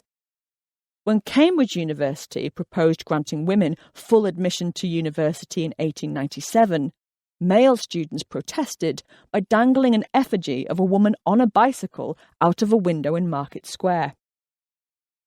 At the heart of the hostility towards women's cycling was a thinly veiled fear that traditional gender roles were being rejected.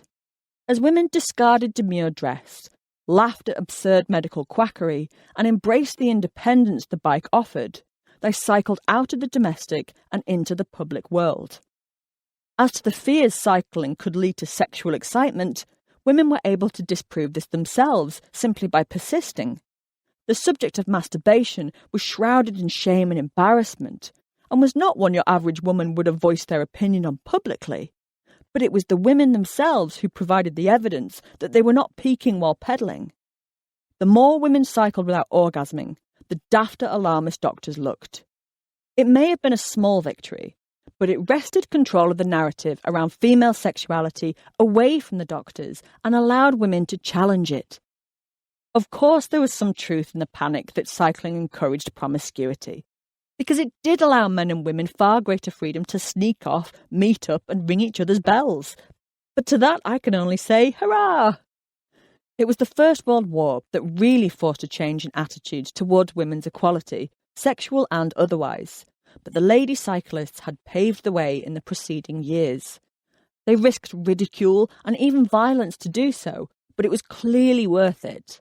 As British writer Louise Jay wrote in 1895, "There is a new dawn of emancipation, and it is brought about by the cycle.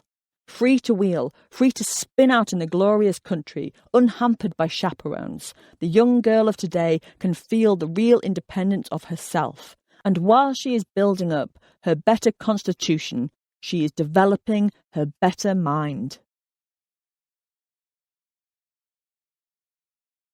Chapter 14. Boys' Toys, A History of the Sex Doll. Humans are damn clever things, aren't they? I'm reading this chapter off a laptop, in a recording booth, my smartphone is within reach, and it's reasonable to assume that the coffee I'm swigging is blessedly free from cholera. If I were reading this a few hundred years ago, it would be an entirely different scene. Not only would I have no computer, coffee or smartphone, but I might well have cholera. And what the hell am I doing thinking with my lady brain anyway?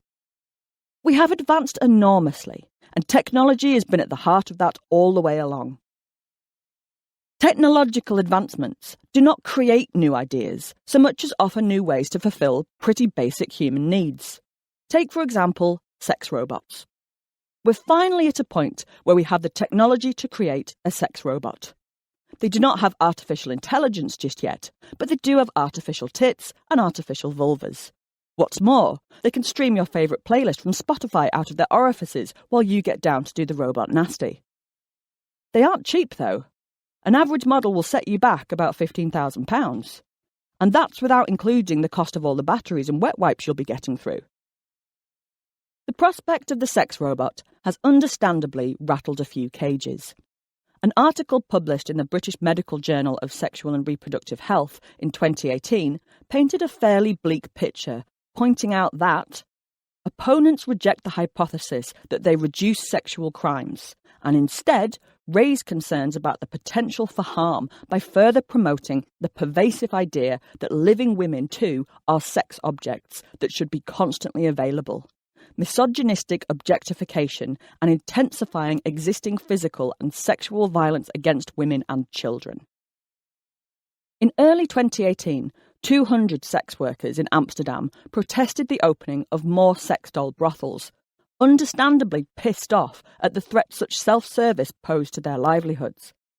Feminist groups have protested against sex robot brothels in Paris, putting pressure on the city council to ban the hire of so-called X-dolls on the grounds that they objectify and degrade women.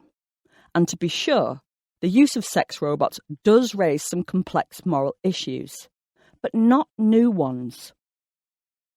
The sex doll is not a new phenomenon, nor are the fears that real women are being replaced, or the concern that something deeply perverse and misogynistic is going on. Of course, dildos are ancient as well. In 2009, researchers in France excavated a 36,000-year-old bison horn penial carving now called the Blanchard phallus. And in 2015, archaeologists found a 28,000-year-old stone phallus in Germany. Generally, archaeologists are reluctant to call these objects sex toys, because for all we know, they may be Paleolithic door knockers, but we certainly can't discount the possibility. Agalmatophilia is a sexual attraction to a statue, doll, or mannequin, and examples of this can be found throughout ancient literature. Even in the earliest records of agalmatophilia, we see the anxieties around objectifying and hating women that frame the sex robot debate today. The Roman poet Ovid, 43 BC to 17 AD, for example, tells the story of a sculptor called Pygmalion, who loathes women as wantons and vows never to marry. Instead, Pygmalion devotes all his energy into sculpting the perfect woman from ivory, and then falls desperately in love with his creation. His heart desired the body he had formed. With many a touch he tries it. Is it flesh or ivory? Not ivory still, he's sure.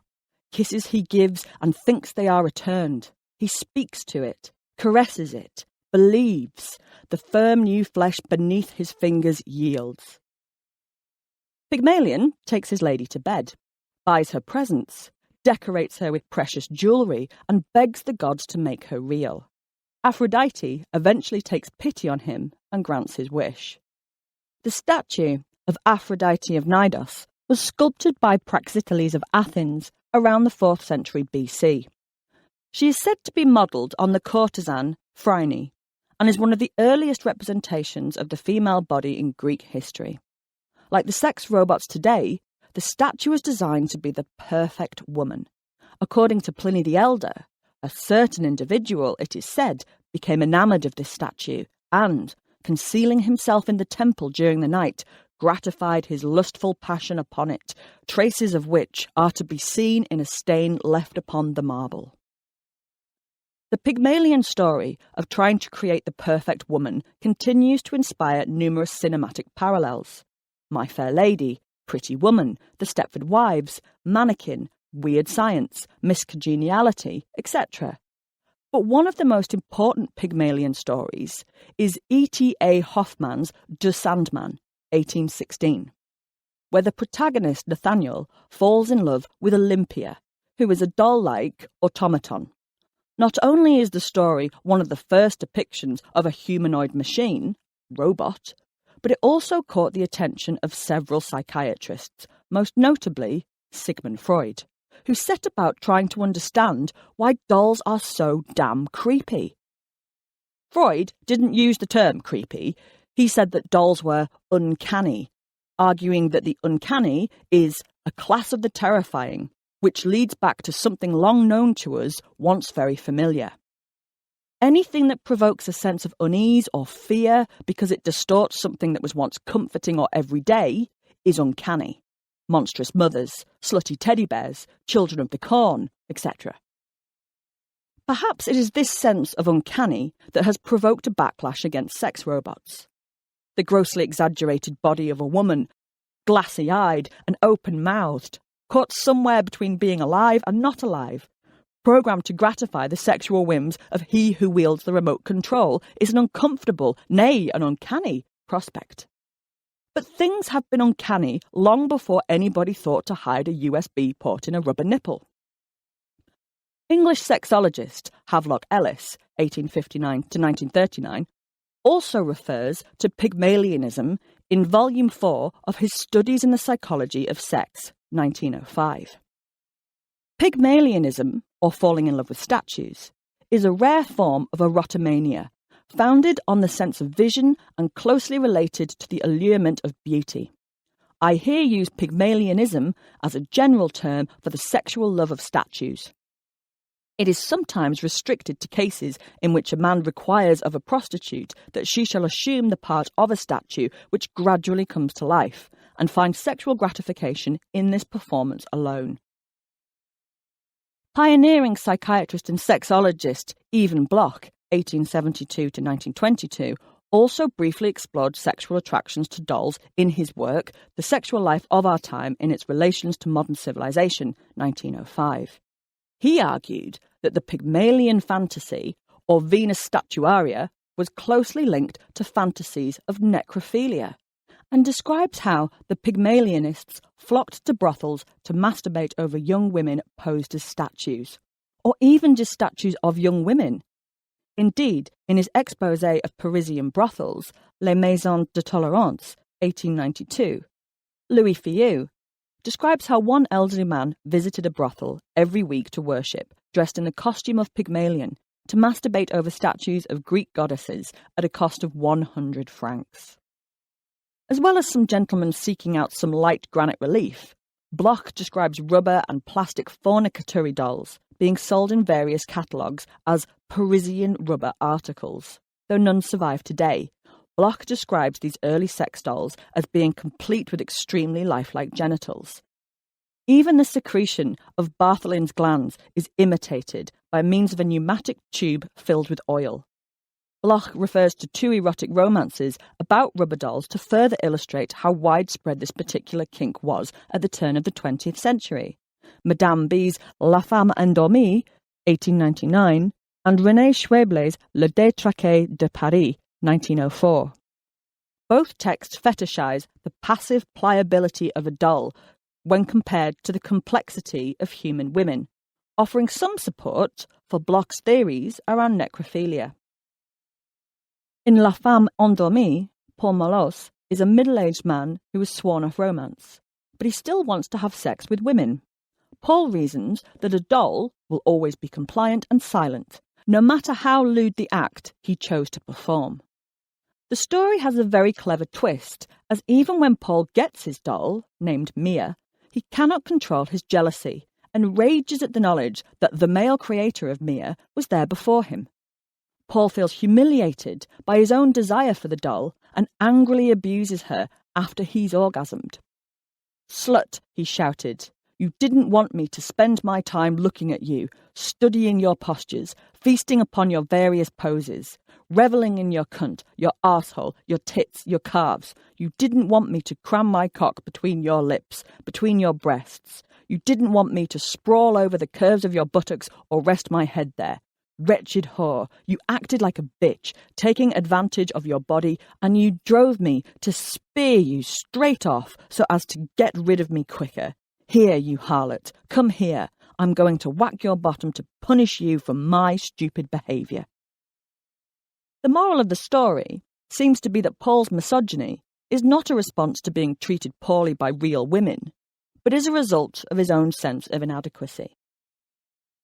René Schweble's short story Homunculus, in Les Détraqués de Paris, is less sophisticated, but also eroticizes the lifelessness of the dolls. Homunculus tells the story of Dr. P, who builds artificial women for those who do not like women. The good doctor explains, "With my dolls, there is never any blackmail or jealousy, argument or illness. They are always ready, always compliant. No blackmail, no scenes of jealousy, no arguments, no discomfort. They are always ready, always docile." Despite sex dolls having a long history, there have been hardly any scientific studies into sex dolls and their owners. A quick keyword search to the leading scientific literature databases for sex or love doll results in only one paper, and that one is about how little scientific research there is on sex dolls. Sex robots have garnered slightly more attention, but it still remains a very under-researched subject. Most research on sex dolls and sex robots comes from the humanities, and it's concerned with the moral, legal and social implications. There is next to no primary research data with which to try and understand the use of sex dolls. The early sexologists were convinced having sex with dolls was a type of necrophilia, but the limited research we have suggests otherwise. In her as yet unpublished master's thesis, Sarah Valverde interviewed 61 sex doll users, recruited via various online forums. This piece of research revealed that the majority of doll owners were white, educated, middle-aged males who did not experience sexual dysfunction with human partners. The majority of doll owners report above average to excellent satisfaction levels for sexual stimulation when using their dolls, which indicates sex doll use is an enjoyable experience. Obviously, more research is needed, but it seems sex doll use is not a paraphilia like necrophilia. It's just a bit of fun. But speaking of necrophilia, there have been some unsettling examples of people turning human women into dolls after they've died, which is a whole other level of uncanny. Martin van Butchel, 1735 to 1814, was an English dentist who decided the best way to mourn his wife's death in 1775 was to embalm her and set up a pay-per-view enterprise. Dr. William Hunter and Dr. William Cruikshank injected the body with various preservatives and dyes to give colour to her dead cheeks, Her eyes were replaced with glass ones, and she was dressed in a very expensive gown. The poor woman was then propped up in the window of Butchell's dental practice to be gawked over by the paying public, where she remained until his second wife objected. One of the most famous courtesans of the 19th century was Lepeva, 1819 to 1894. At the height of her powers, she held influence over some of the most powerful men in Europe. Her final and richest husband, Count Henkel von Donnersmarck, was so devastated by her death that he had Lepeva's body embalmed and kept it in his attic, much to the surprise of his second wife, who had been unaware of her husband's little memento stashed upstairs. All of which makes having sex with a rubber doll look rather tame. About the same time as Freud was thrashing out his essay on uncanny dolls, Austrian artist Oskar Kokoschka, 1886 to 1980, put the theory into practice. When Alma Mahler ended her relationship with Kokoschka, he did what any stable, well-adjusted adult would do and commissioned doll maker Hermina Moos to make a life-size replica of his ex-lover. Kokoschka gave very detailed instructions for Moos to follow. Yesterday, I sent a life-size drawing of my beloved, and I ask you to copy this most carefully and to transform it into reality. Pay special attention to the dimensions of the head and neck, to the rib cage, the rump and the limbs. And take to heart the contours of body, e.g., the line of the neck to the back, the curve of the belly. Please permit my sense of touch to take pleasure in those places where layers of fat or muscle suddenly give way to a sinewy covering of skin. For the first layer, inside, please use fine curly horsehair. You must buy an old sofa or something similar. Have the horsehair disinfected. Then, over that, a layer of pouches stuffed with down, cotton wool for the seat and breasts. The point of all this for me is an experience which I must be able to embrace. Sadly, Kokoschka did not get his Pygmalion ending, as the resulting doll more closely resembled the Gruffalo than it did Alma Mahler. Moos deviated from the instructions and covered the doll's body in fur and feathers. Devastated, Kokoschka took several photographs, immortalised his doll in a painting, and then decapitated her in the garden. One urban legend you may have heard is that the Nazis manufactured sex dolls to try and staunch the epidemic of syphilis that was decimating their troops. The so-called Model Borghild project. As much fun as this story is, there is very little corroborating evidence to support it. In fact, the only evidence that we have for this story is an enthusiastic exposé by a journalist calling himself Norbert Lenz. Sadly, none of his claims can be verified, and no one has heard anything from Norbert since he posted his extraordinary claims. The Nazi sex doll is a historical hoax. But the Germans did give us one enduring, super-sexualised dolly, Barbie. I know that Barbie isn't a sex doll per se, but with her enormous boobs, kissy face, tiny waist, and feet bent to take a stiletto heel, there can be little doubt that she is a sexual doll. What's more, Barbie is based on a German cartoon character called Bild Lilly, created in the late 1940s by Reinhard Beutin for the Hamburg-based tabloid Bild Zeitung. If you were feeling euphemistic, you could describe Lily as a good time girl, but it's pretty clear that she's a high-class call girl. Lily is a woman on the make and determined to use her considerable charms to relieve rich men of their assets. Lily became so popular that she was immortalised as a saucy novelty doll.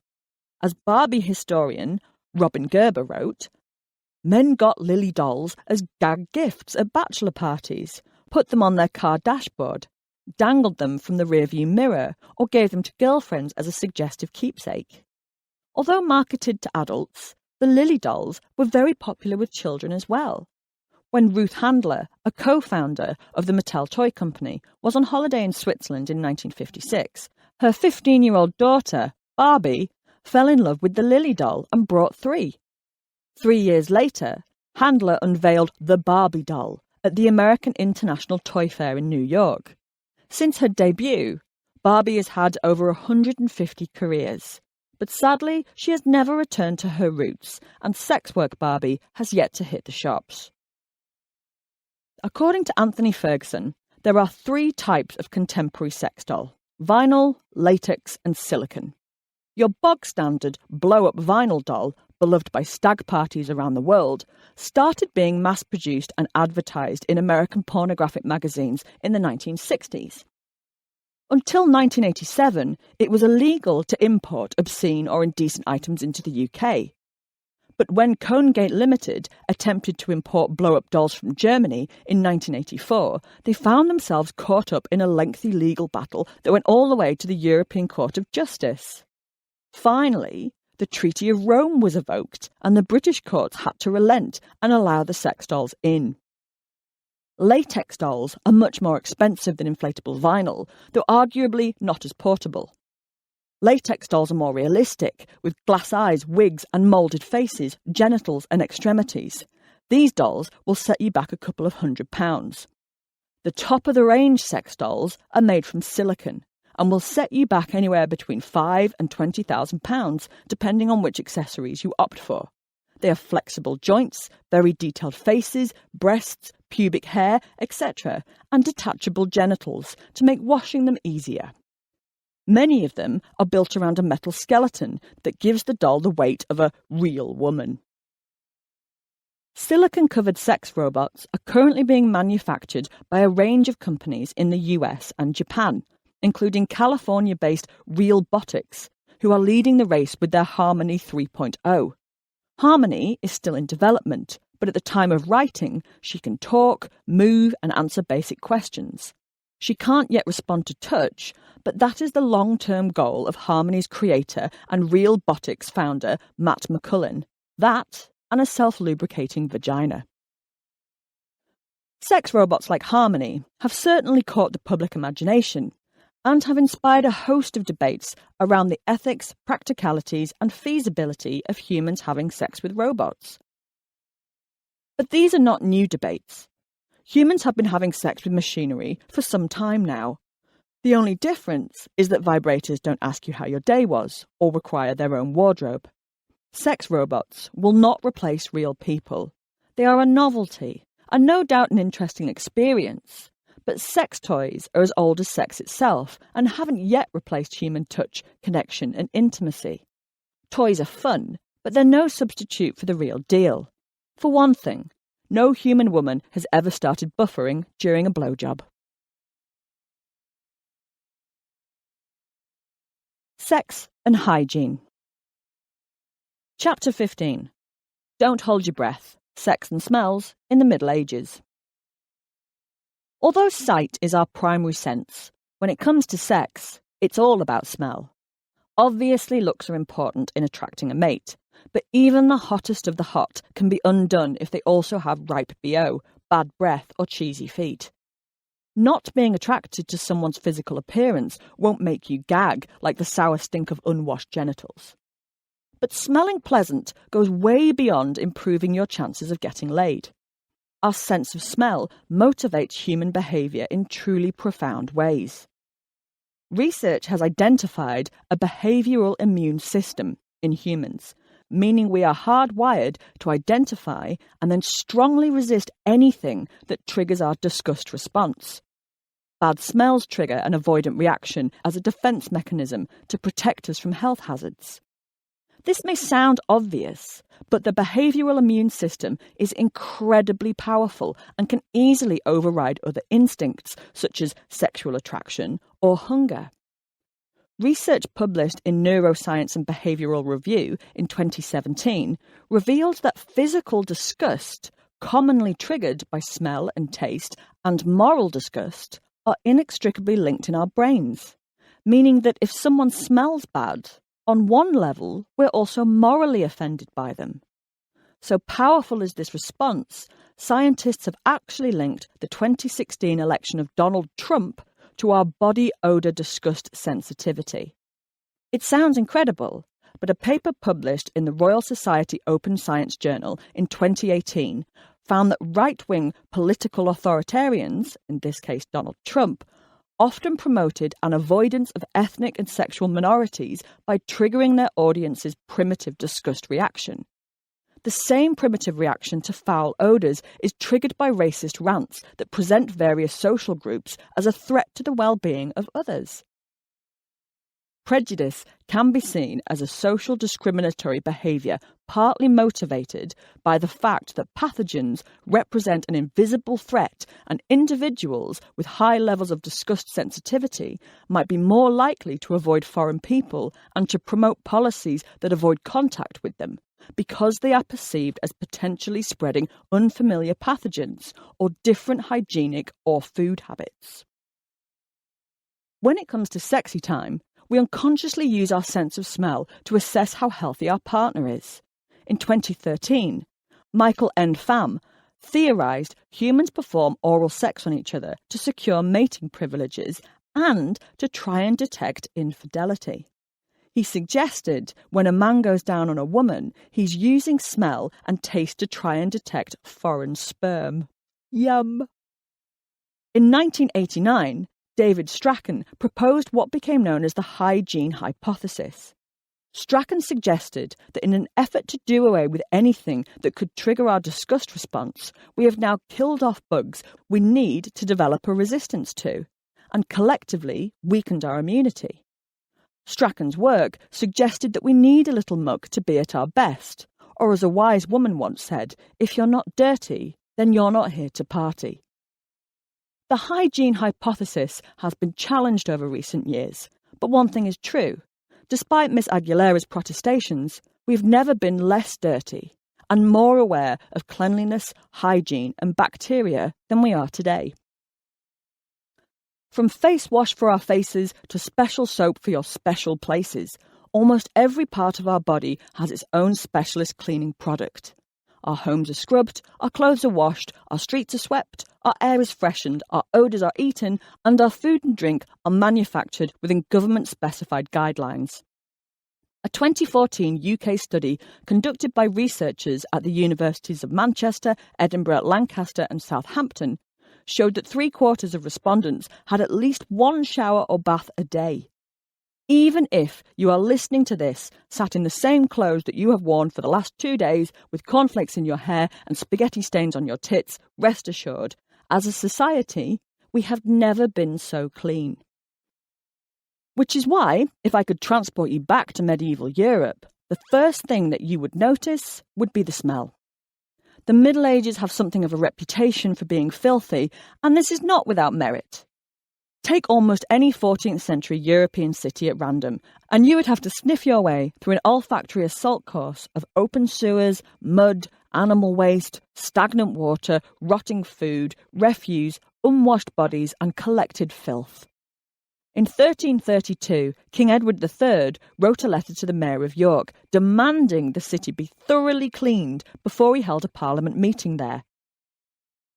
The King, detesting the abominable smell abounding in the said city more than in any other city of the realm from dung and manure and other filth and dirt, wherewith the streets and lanes are tilled and obstructed, and wishing to provide for the protection of the health of the inhabitants and of those coming to the present Parliament, orders them to cause all the streets and lanes of the city to be cleansed from such filth. It's true that the medieval world was far less sanitised than our own, but its people were not unaware of bad smells. Of course, they would have grown accustomed to nifs that would strip the enamel off our teeth, but they feared bad smells. Medieval medicine taught that disease was spread through foul-smelling airs, or miasma. Miasmic theorists were right about the source of bad smells often being a threat to health, but they also believed sweet smells could cure or ward off disease. Comparatively pungent they may have been, but medieval people were just as self-conscious of smelling bad as we are today. In his Canterbury Tales, written in the 14th century, Chaucer gives us visceral portraits of his characters, and smell is a key indicator of a pilgrim's moral state. Like many medieval authors, Chaucer links physical ugliness with spiritual ugliness, and he uses foul smells to signify a wrong'un. The morally bankrupt summoner's breath smells of onion, garlic and leeks, and Chaucer's cook, a lazy corrupt thief, is described as a stinking swine, whose breath and festering sores are revolting. The hapless fop and forerunner of the metrosexual, Absalom, is heavily perfumed, squeamish about farting, and chews cardamom and licorice to keep his breath sweet. Absalom souses himself in the medieval equivalent of Lynx Africa because smelling good was a sign of a higher social status. In Malory's Le Mort d'Arthur, 1485, the poor Sir Gareth is cruelly told to stay out of the wind by the Lady Lynette because he smells of kitchens and bawdy clothes. However, being aware of smelling like the privy on a tuna boat is quite a different thing from being able to do something about it. Bathing requires, at the very least, a river, but more often than not, it requires bathing facilities and the means to clean yourself and your clothes regularly. The Romans were famous for bathing. They established lavish bathhouses across the empire, as well as the infrastructure to support them. Public bathing remained popular across Europe after the collapse of the Roman Empire, circa AD 476. But the early Christian church quickly pulled the plug on the communal soak. As the Christian faith clamped down on sexual freedoms, attitudes to bathing in the buff changed considerably. Not only did public bathing involve nudity, but heat was believed to inflame lustful senses. Theologians like St. Jerome, circa 340 to 420, had anti-sex agendas that would make the pontiff himself look like a member of Guns N' Roses. Jerome advocated virginity as the supreme moral state and urged women in particular to cultivate deliberate squalor, to spoil her natural good looks. Many monks, hermits and saints saw washing as a sign of vanity and sexual corruption. Filth was synonymous with piety and humility. Early Christian militants emphasised spiritual cleanliness over physical cleanliness, even viewing the two as inversely proportional. You could literally stink to high heaven. St. Godric, circa 1065 to 1170, for example, walked from England to Jerusalem without ever washing or changing his clothes. Benedictine monks were only permitted to bathe 3 times a year at Christmas, Easter and Pentecost. Archbishop of Canterbury, Lanfranc, 1005 to 1089, laid down very precise instructions for monks when bathing. The monks had to gather in the cloister, where a senior monk would guide them one by one to the bathhouse. The monks had to bathe in silence and on their own. When he has sufficiently washed, he shall not stay for pleasure, but shall rise, dress, and return to the cloister. Of course, just because a saintly squad of hardcore soap dodgers shunned the shower, does not mean that every medieval citizen felt the same. But whatever the early medieval washing rota was, by the 9th century, the Roman bath infrastructure had fallen to rack and ruin throughout Christendom. While the Christians were busy working up a stench that could be weaponised, bathing rituals were widely practised among Jews, Muslims and Buddhists who believed a holy body was a clean body. Medieval Arab doctors were far more advanced than those in the West and understood the importance of cleanliness and hygiene. The medieval cities of Mecca, Marrakesh, Cairo and Istanbul all had their water and bathhouses supplied by well-maintained aqueducts.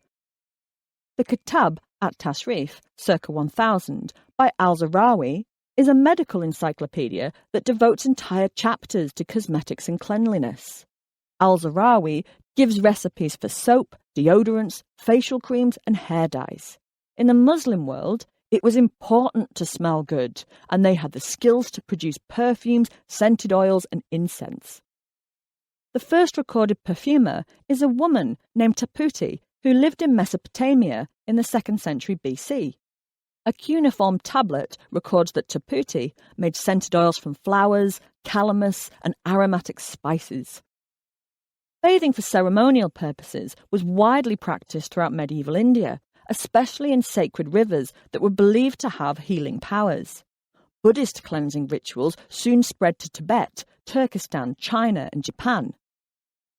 The ancient Chinese text, Li Ji, Record of Rites, believed to have been originally composed by Confucius, 551 to 479 BC, contained detailed bathing instructions. 1. A son living with his parent washes his hands and mouth each cockcrow. 2. A woman living with her husband's family does likewise. 3. Sons and daughters-in-law attend their parents each morning with hand-washing materials. 4. All children wash hands and mouth at sunup. 5. Household servants do likewise. 6. Children prepare hot water bath for their parents each 5th day, and a hair wash for them every 3rd day. 7. Children heat water to wash their parents' face or feet at any time when they have become dirty. It was the Crusaders who brought the habit of bathing back to medieval Europe. Conversely, for all their spiritual purity, the Crusaders stank. The medieval Arabian author of 1001 Nights was one of many writers appalled at Christian hygiene. They never wash, for at their birth ugly men in black garments pour water over their heads, and this ablution, accompanied by strange gestures, frees them from the obligation of washing for the rest of their lives. Happily, the Muslim habit of regular bathing seemed to rub off on the marauding Crusaders, and as bathhouses became popular again in medieval Europe once more, bathing became a serious business. But it wasn't just the habit of social soaking the Crusaders brought back from the Holy Lands. They also learnt about the art of perfume. The medieval Europeans had always valued a nice-smelling plant, but oils, soaps, colognes and exotic bases for perfume like civet and musk were wholly new. Medieval perfumes weren't alcohol-based like modern perfume, but were made from oils infused with ingredients, such as violet, rose, lavender, rosemary, ambergris, amber or camphor. Rosewater, in particular, was the Chanel No. 5 of the Middle Ages. It was regarded as a sacred scent in the Muslim world. It has been argued that mosques were built with rosewater mixed into their mortar. In Europe, wealthy hosts would offer guests a bowl of rosewater to wash their hands before dinner. Philip the Good, Duke of Burgundy, was reported to have owned a statue of a child that peed rosewater. By the 13th century, there were 32 bathhouses in Paris and 18 in London. Even smaller towns had bathhouses. Medicinal baths were regarded as being very beneficial to health. John Russell's 15th century Book of Nurture advises scenting a bath with flowers and sweet green herbs, bruisewort, chamomile, mallow, fennel, and of course, rosewater, to cure all manner of ailments. If you had the money, you could pay for servants to heat water and fill a wooden tub for one, but most people used the public baths. Historically, wherever you have had public bathing, sex has been working up a lather at the soapy heart of it. This is still the case today, and although all-night saunas can be found in most cities, a quick Google of the venue is advised before turning up clutching your soap on a rope. So closely associated are sex and bathing, numerous slang phrases for sex and sex work are derived from bathing. Lather, as in to lather up, was 16th century slang for ejaculation. The word bagno, meaning brothel, derives from the Latin balneum, meaning bath. Likewise, a medieval word for a brothel was a stew, which also derives from the bathhouses, where you could literally stew yourself in the hot water and steam. Sex work and saunas were closely associated, and the word stew became synonymous with both. In the 15th century, the City of London officially recognised the Southwark area as a red light district. It was no coincidence that this was also the area of the city with the highest concentration of bathhouses. One bathhouse in 15th century Avignon was so concerned that it might be mistaken for a brothel that they felt it necessary to announce their opening with a clear statement defining themselves as an honest establishment. Let everyone, of whatever rank, be aware that Chenard de Chalines or de Elm, otherwise known as de la Cervelaria, has established behind his house at Elm good and honest stews for bathing by good and honest women, and that these are quite separate from the men's bath of de la Cervelaria. Sanitation was patchy, and Beyoncé's heat may have been a few centuries off, but the Middle Ages were quite discerning about a sexy smell. In the 14th century Decameron, for example, Boccaccio clearly links sex and smell together. Without permitting anyone else to lay a hand on him, the lady herself washed Salibato all over with soap scented with musk and cloves. She then had herself washed and rubbed down by the slaves. This done, the slaves brought 2 fine and very white sheets, so scented with roses that they seemed like roses. The slaves wrapped Salibato in one and the lady in the other, and then carried them both on their shoulders to the bed. They then took from the basket silver vases of great beauty, some of which were filled with rose water, some with orange water, some with jasmine water, and some with lemon water, which they sprinkled upon them. The medieval guidebook, Le Ménagier de Paris, 1393, is full of helpful advice on smelling attractive. Sage water is recommended, along with chamomile, marjoram, or rosemary boiled with orange peel. William Langham's Garden of Health, 1579, recommends adding rosemary to a bath. Seeth much rosemary, and bathe therein to make thee lusty, lively, joyful, liking, and youngly. Delights for Ladies, 1609, suggests distilling water with cloves, orris powder, nutmeg, and cinnamon.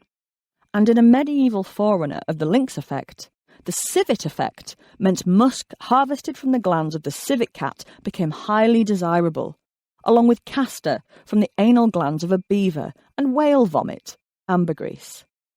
But these were luxury items. If you really wanted to know the smell of illicit medieval sex, it's lavender.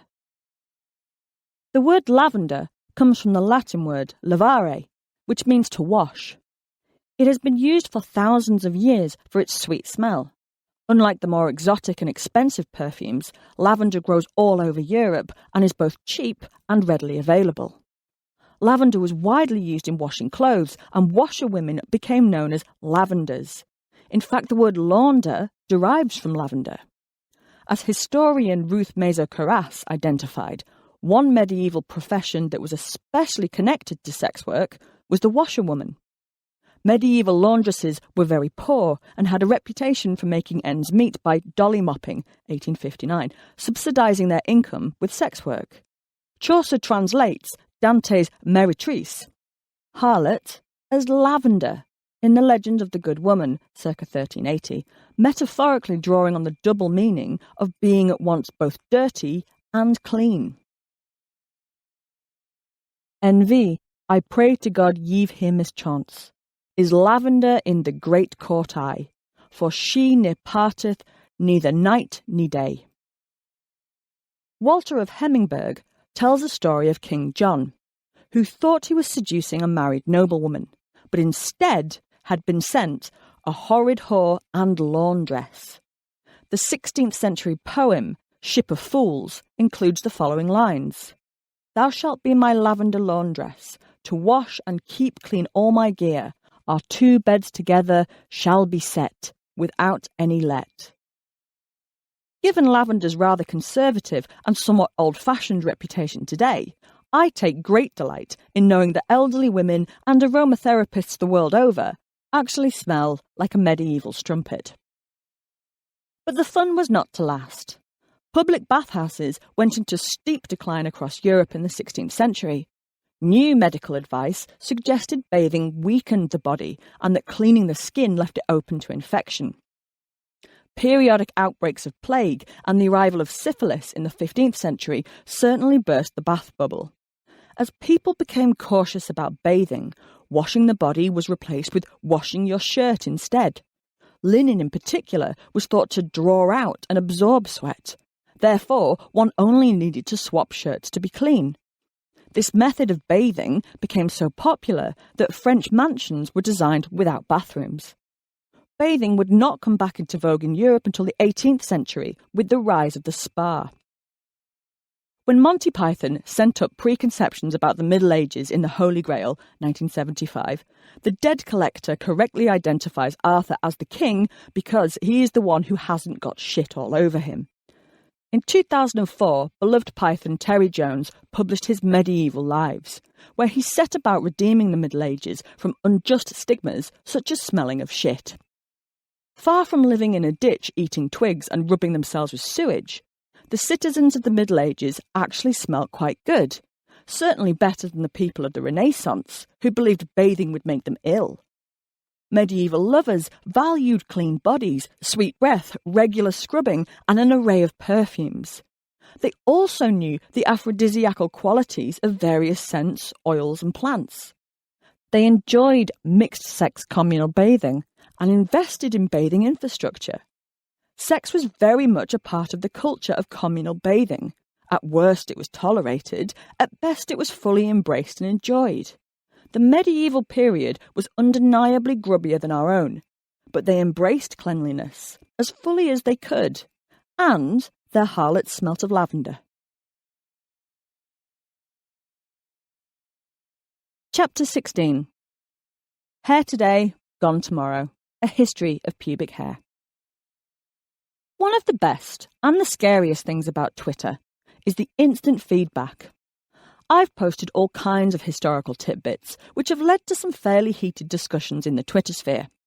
But no subject causes the reaction that pubic hair does. Whenever I post an image of a woman with a full bush, 1600, inevitably an argument ensues. Interestingly, for as long as I've been tweeting them, no one has ever commented on the state of a gentleman's manscape. But a woman's knicker whiskers, 1942, will upset someone every time. A criticism that comes up again and again is cleanliness. Somehow, a full thatch, 1833, has become associated with being dirty and unhygienic. Let's be clear about one thing. This chapter is not pushing you to cultivate a full bush, nor am I going to recommend fashioning yourself after an eel and marinating in a bathtub of Veet. Whatever the hell you want to do to your own body hair is entirely your choice. Wax the lot off and decorate your bald pubis with macaroni pasta and sparkles, or weave dreadlocks and have them hanging down your leg. It's your hair, and I fully support whatever you want to do with it. But this is what I do want you to think about. When did our own body hair become alien to us? How have we arrived at the conclusion that pubic hair is disgusting or gross? Because this is always the cause of the arguments.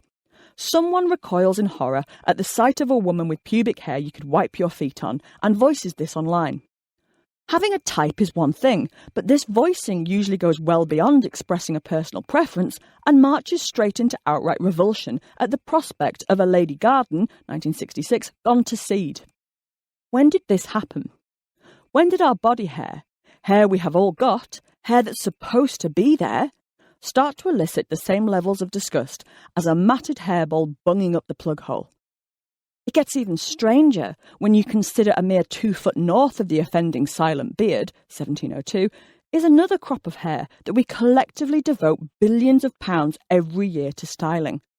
A cursory glance at any hairstyle magazine reveals adjectives such as glamorous, sultry, flowing, and luxurious, being used to describe a mop that tops and tails another Barnet capable of making adults wince. Again, I'm not trying to convince you to allow your pubes, 1721, to go feral. But I do want to pause and ask, why are we so anti-fuzz? Because that's where we currently are. Our own bodies revolt us, and we shame people for having hair that we have too. So where did this all start? Many have pinned our plucking obsession on the Sex and the City phenomenon. There may indeed be some truth to this. But removing body hair goes back much further than Carrie Bradshaw discussing Brazilians over cocktails with the girls. The earliest solid evidence we have of hair removal comes from ancient Egypt and Mesopotamia. I say solid because it's been speculated that prehistoric man would have managed his beard and hair, but without unearthing a Neolithic Gillette Mach 3, we're unlikely to be able to confirm this. The removal of pubic hair is an ancient Islamic tradition and is done for hygiene as well as religious reasons. Although the Quran doesn't mention body hair, Abu Hurairah, AD 603 to 681, a companion of Muhammad, once said, 5 things are fitra: circumcision, shaving pubic hair with a razor, trimming the moustache, paring one's nails, and plucking the hair from one's armpits. The Niğde Archaeological Museum in Turkey and the Museum of Anatolian Civilizations in Ankara both hold examples of obsidian razors dating to 6500 BC, which are the oldest known examples of hair removal in the world. Removing pubic hair is still a widely observed practice in Islam today. According to the Encyclopedia of Hair, copper razors dating back to 3000 BC were found among ruins in Egypt and Mesopotamia. Tweezers and pumice stones have been found in Egyptian tombs. This was done for aesthetic, but also for religious reasons. Ancient Egyptian priests shaved or depilated all over daily so as to present a pure body before the gods. Evidence of pubic hair removal becomes less patchy, if you'll excuse the pun, in ancient Greece and Rome. The Greek playwright Aristophanes, 446 to 386 BC, wrote, "If women pluck and trim their doorways like good spiders, the flies come strolling in." The very wealthy Romans could even employ a picatrix, a young female slave whose job was to style her mistress's pubic hair. But we also have evidence that not everyone in the ancient world favoured the shaven haven. Written on the walls of the Roman city of Pompeii are the immortal lines, "A hairy cunt is fucked much better than one which is smooth. It holds in the steam and wants cock." What this charming sentiment, shouted from AD 79, tells us is that beneath the toga, some women were smooth and some were hairy, and some were steaming apparently. Of course, the Greeks and Romans were public bathers, so pubic hairstyling was of some consequence. But the coiffured cunt seems to have fallen out of favour in the Middle Ages. The supreme beauty for the medieval woman, in Europe at least, was pale, smooth and slightly plump, with a high forehead and a shiny face. Nowhere are a lady's tail feathers, 1890, mentioned. But frustratingly, references to removing hair to achieve this ideal are very rare in medieval texts. A notable exception is Trotula de Ruggiero's 11th century treatise De Ornatu Mulierum about women's cosmetics, which includes this entry. In order to permanently remove hair, take ants' eggs, red orpiment and gum of ivy, mix with vinegar and rub the areas. As the concept of sexual sin changed, attitudes to pubic preening also changed, and hair removal came to be considered vain and therefore sinful. In the medieval confessional, clergymen are encouraged to ask those who came to confession if she has plucked hair from her neck or brows or beard for lasciviousness or to please men. This is a mortal sin, unless she does so to remedy severe disfigurement, or so as not to be looked down on by her husband. One of the most famous references to pubic hair in medieval literature comes from Chaucer's The Miller's Tale, 1400. A love-struck but simpering parish clerk, Absalom, is in love with the miller's young wife, Alison, but she's having it away with the lodger, Nicholas. Absalom sings outside her window late at night and begs for a kiss. Intensely frustrated with his wooing, Alison sticks her naked arse out of the window, where in the darkness Absalom kisses her hole. Believing it to be her mouth, he then jumps back, having falt a thing all rough and long. Disgusted, Absalom then begins to shout that woman hath no beard, and Alison and Nicholas fall about laughing. A beard! For Alison's Brazilian blowout to be described as rough and long, like a beard, suggests this sex kitten does not favour the razor. By the 16th century, texts that combined medical treatments with beauty treatments became increasingly popular. A 1532 beauty manual gives this recipe for a homemade depilatory cream. Boil together a solution of 1 pint of arsenic, and 1/8 of a pint of quicklime. Go to a baths or a hot room and smear medicine over the area to be depilated. When the skin feels hot, wash quickly with hot water so the flesh doesn't come off. There's no detail on this concoction being used on the pubic area, but we all hope that it was not.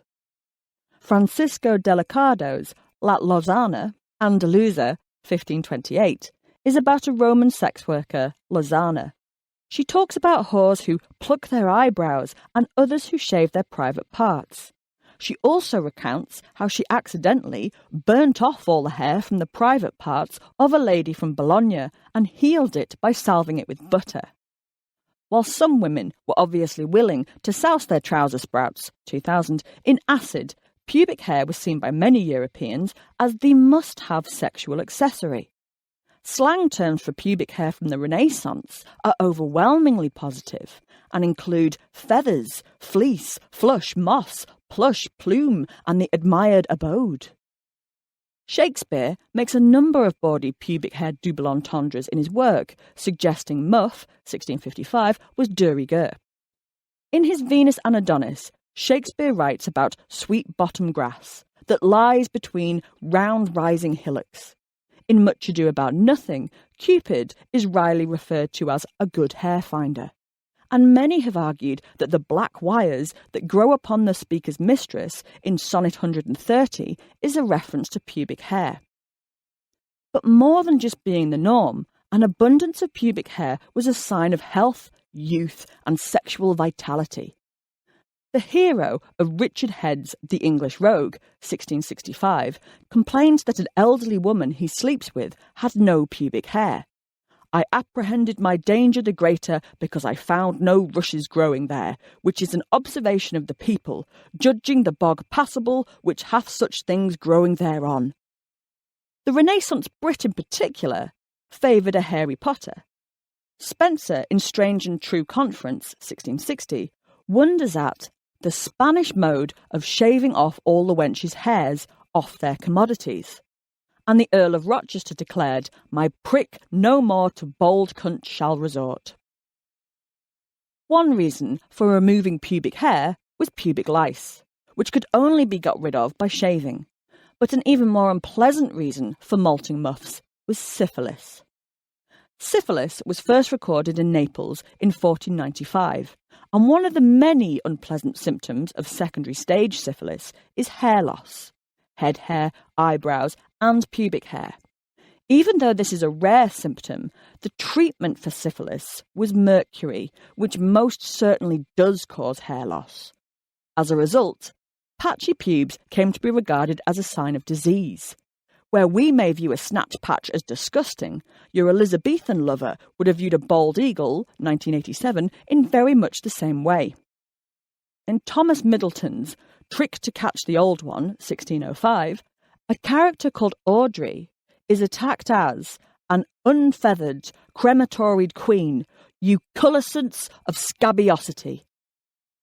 In Westminster Whore, 1610, one lascivious bitch is cursed to have a cunt without hair and 10,000 poxes. And in Night Searches, 1640, Mill describes whores who are out of date, some tattered, some want a fleece, some a nose. One loose song from 1650 tells of a man who refused to have sex with a pubeless woman, as her stuff rustles like buff leather jerkin. If a lady had got to the point that a comb-over was no longer disguising her tufty tuppence, 1987, she could always go for a pubic wig, merkin.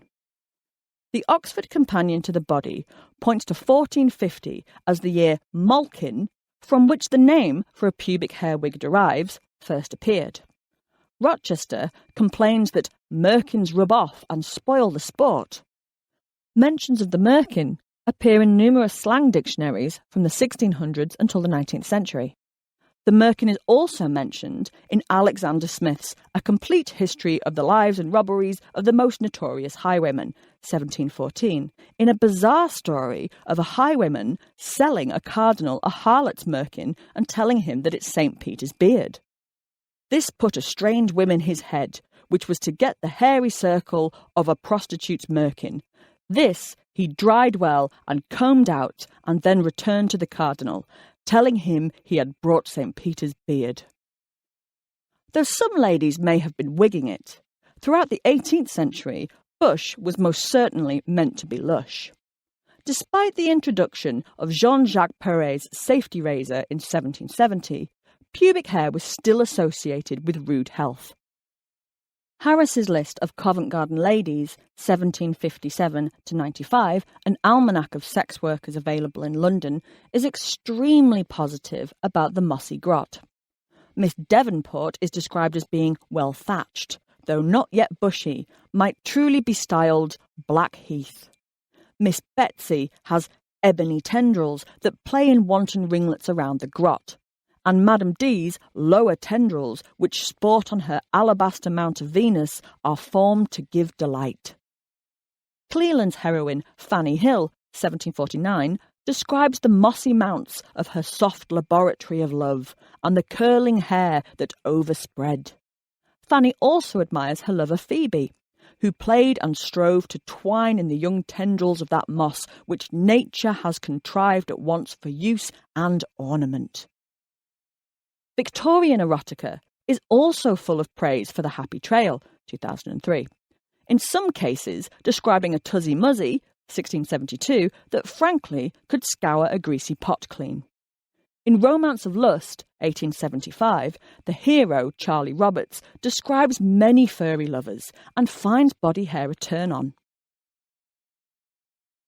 Her position brought out all the beauties of the vast widespread mass of black curly hair that thickly covered all the lower part of her magnificent quim, ran down each thigh, up between her buttocks and opening out on her back, had two bunches just below the two beautiful dimples that were so charmingly developed below her waist.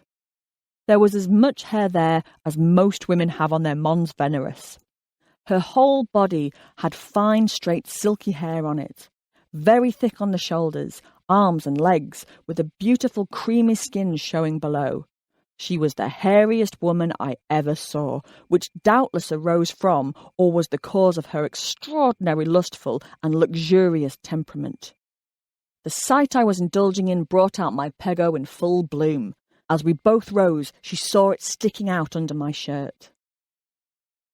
Francisco Goya's The Nude Maja, 1797, is considered to be the first European painting to show a female subject's pubic hair.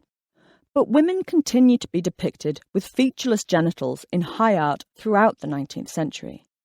Indeed, it has been suggested that one of the reasons the famous art critic John Ruskin was unable to consummate his marriage to Euphemia Gray was because he was horrified to find that, unlike works of art, women have pubic hair. Their marriage was never consummated and was eventually annulled. The only clue we have as to why is in a letter written by Euphemia in 1848.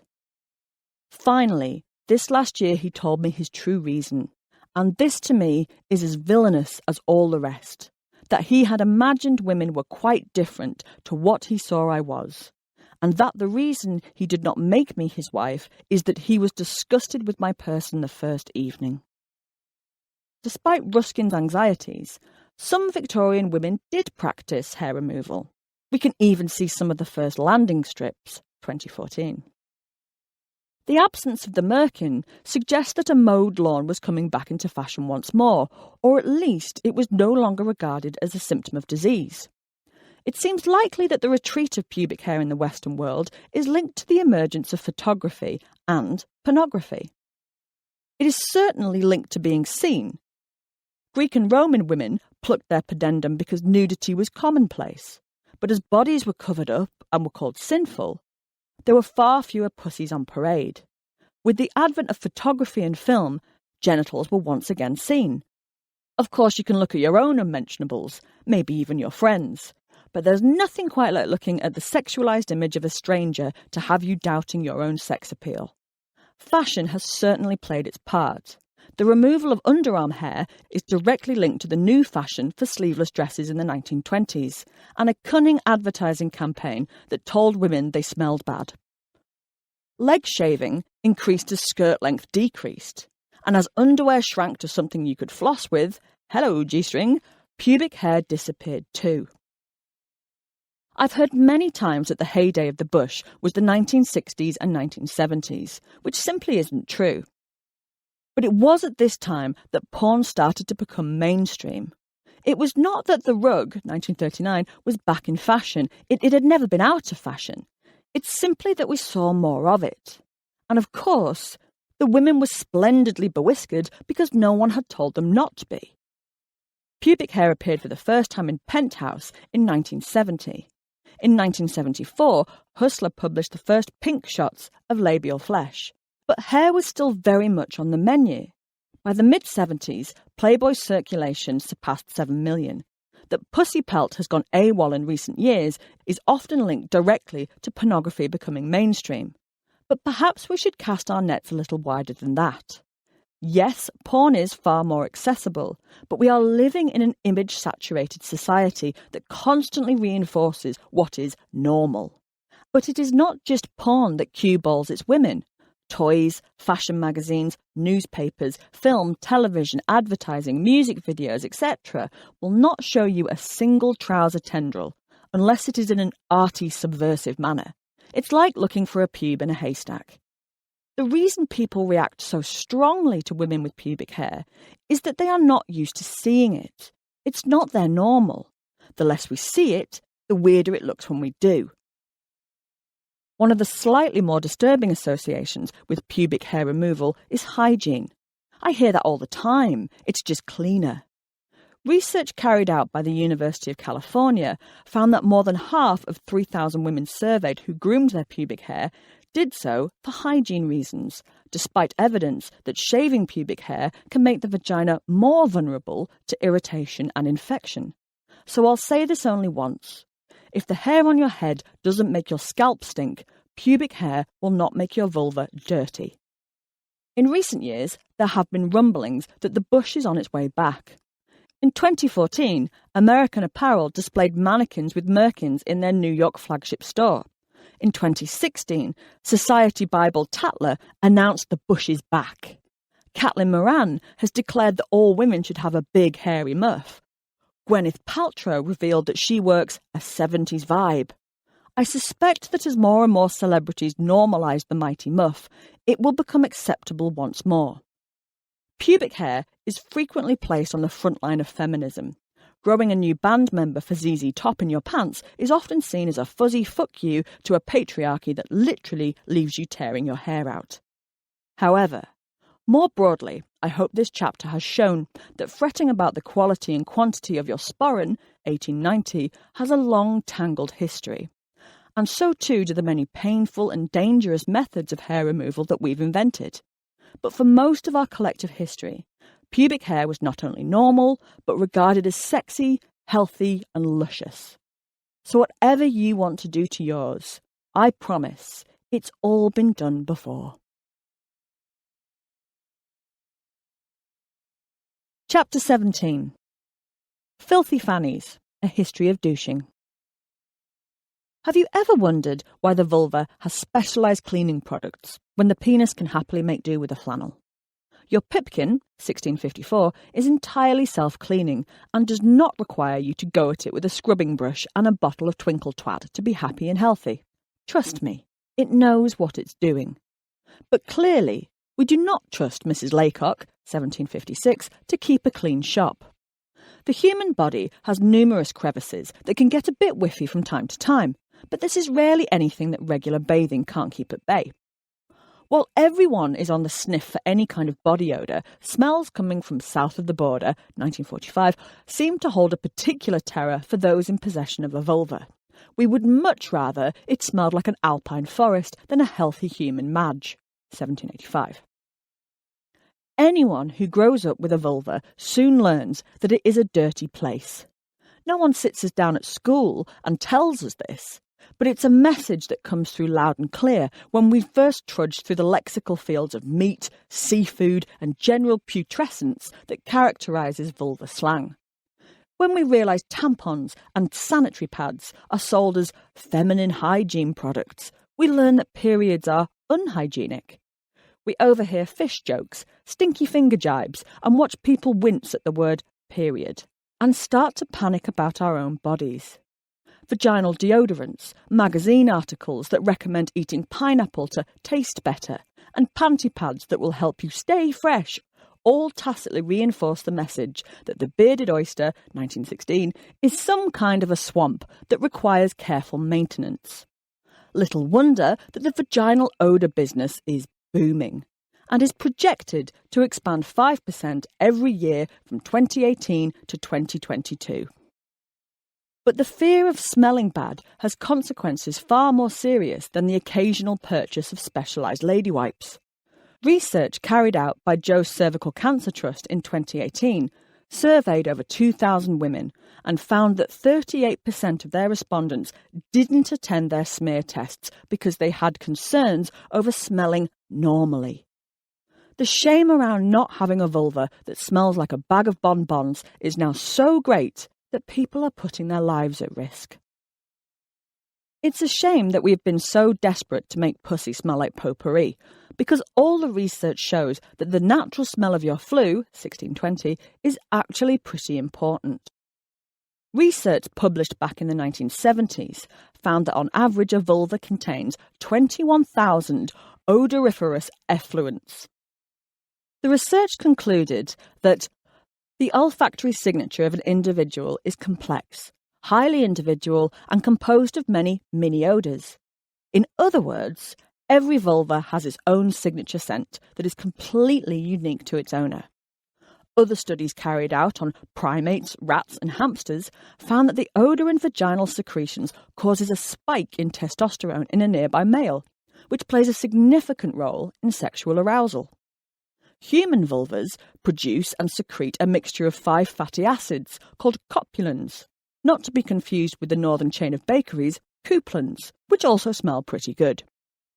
Copulin research is still quite new, but studies have already shown that men exposed to copulins experienced an increase in testosterone and after a whiff will rate themselves as more sexually attractive than men in the placebo group.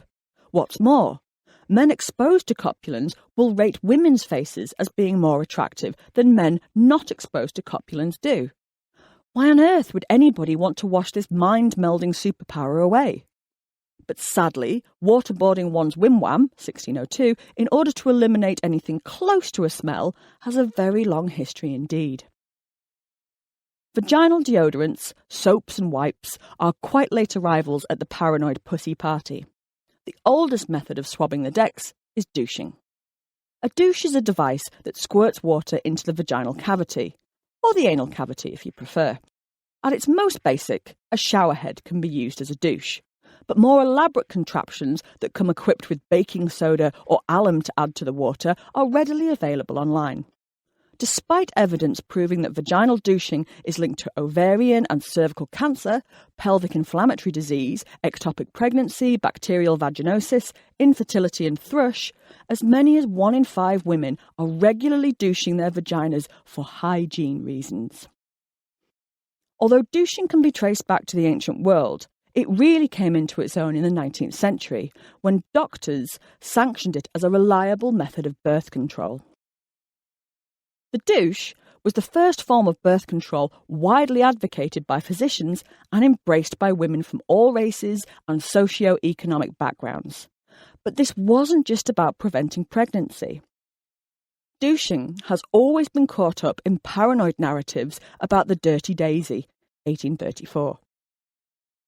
In 1832, Charles Knowlton, a physician from New England, published a medical treatise advocating an antiseptic douche after sex as being conducive to cleanliness and preventing pregnancy.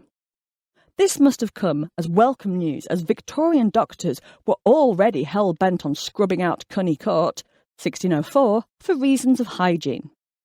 In 1829, an article in The Lancet suggested women wash out their vaginas 6 or 8 times in the course of a day by syringing in tepid water to keep everything in tip-top condition. This kind of advice persisted throughout the 19th century. In 1880, for example, Dr. Wing announced that a woman should have a clean vagina as well as clean face and hands. and recommended regular vaginal injections of hot water and carbolic acid. In 1889, the Massachusetts Medical Society recommended douching women in labour, so that the woman may start with a clean vagina, not solely for the benefit of the woman, but also for the benefit of the child. And in 1895, the International Encyclopedia of Surgery recommended a vaginal injection night and morning of 1 gallon of hot water, 110 degrees Fahrenheit, followed by 2 quarts of a solution of bichloride of mercury to treat venereal disease. The Victorians took their douches very seriously, and in 1843, Parisian doctor Maurice Aiguisier, 1813 to 1851, unveiled the irrigateur Aiguisier, a pressure-controlled cylindrical pump and hose made from metal and porcelain. The irrigateur Aiguisier was produced in a variety of sizes and designs. Many were beautifully painted with delicate scenes of flora and fauna, which must have been something of a comfort as you squirted cold water and carbolic acid up your chuff. In 1866, the Obstetric Society of London held an exhibition of historical gynecological instruments. The event was hugely successful, and the Obstetric Society published a catalogue describing all the instruments that had been on show, as well as the most up-to-date instruments used in obstetrics at the time, including douches. Viewing the other contraptions on offer, one can see why Maurice Aiguisier's lightweight and portable irrigateur Aiguisier proved to be so popular. One of the most cumbersome douches in the catalogue was designed by John Weiss and looked like a table holding a large rubber balloon of water. The user would sit down on the balloon, forcing the water into an attached pipe and hose. J. Lazarevich from Russia, meanwhile, had designed a clunky cylindrical metal douche, which had a sieve at the bottom to prevent anything undesirable entering the vagina.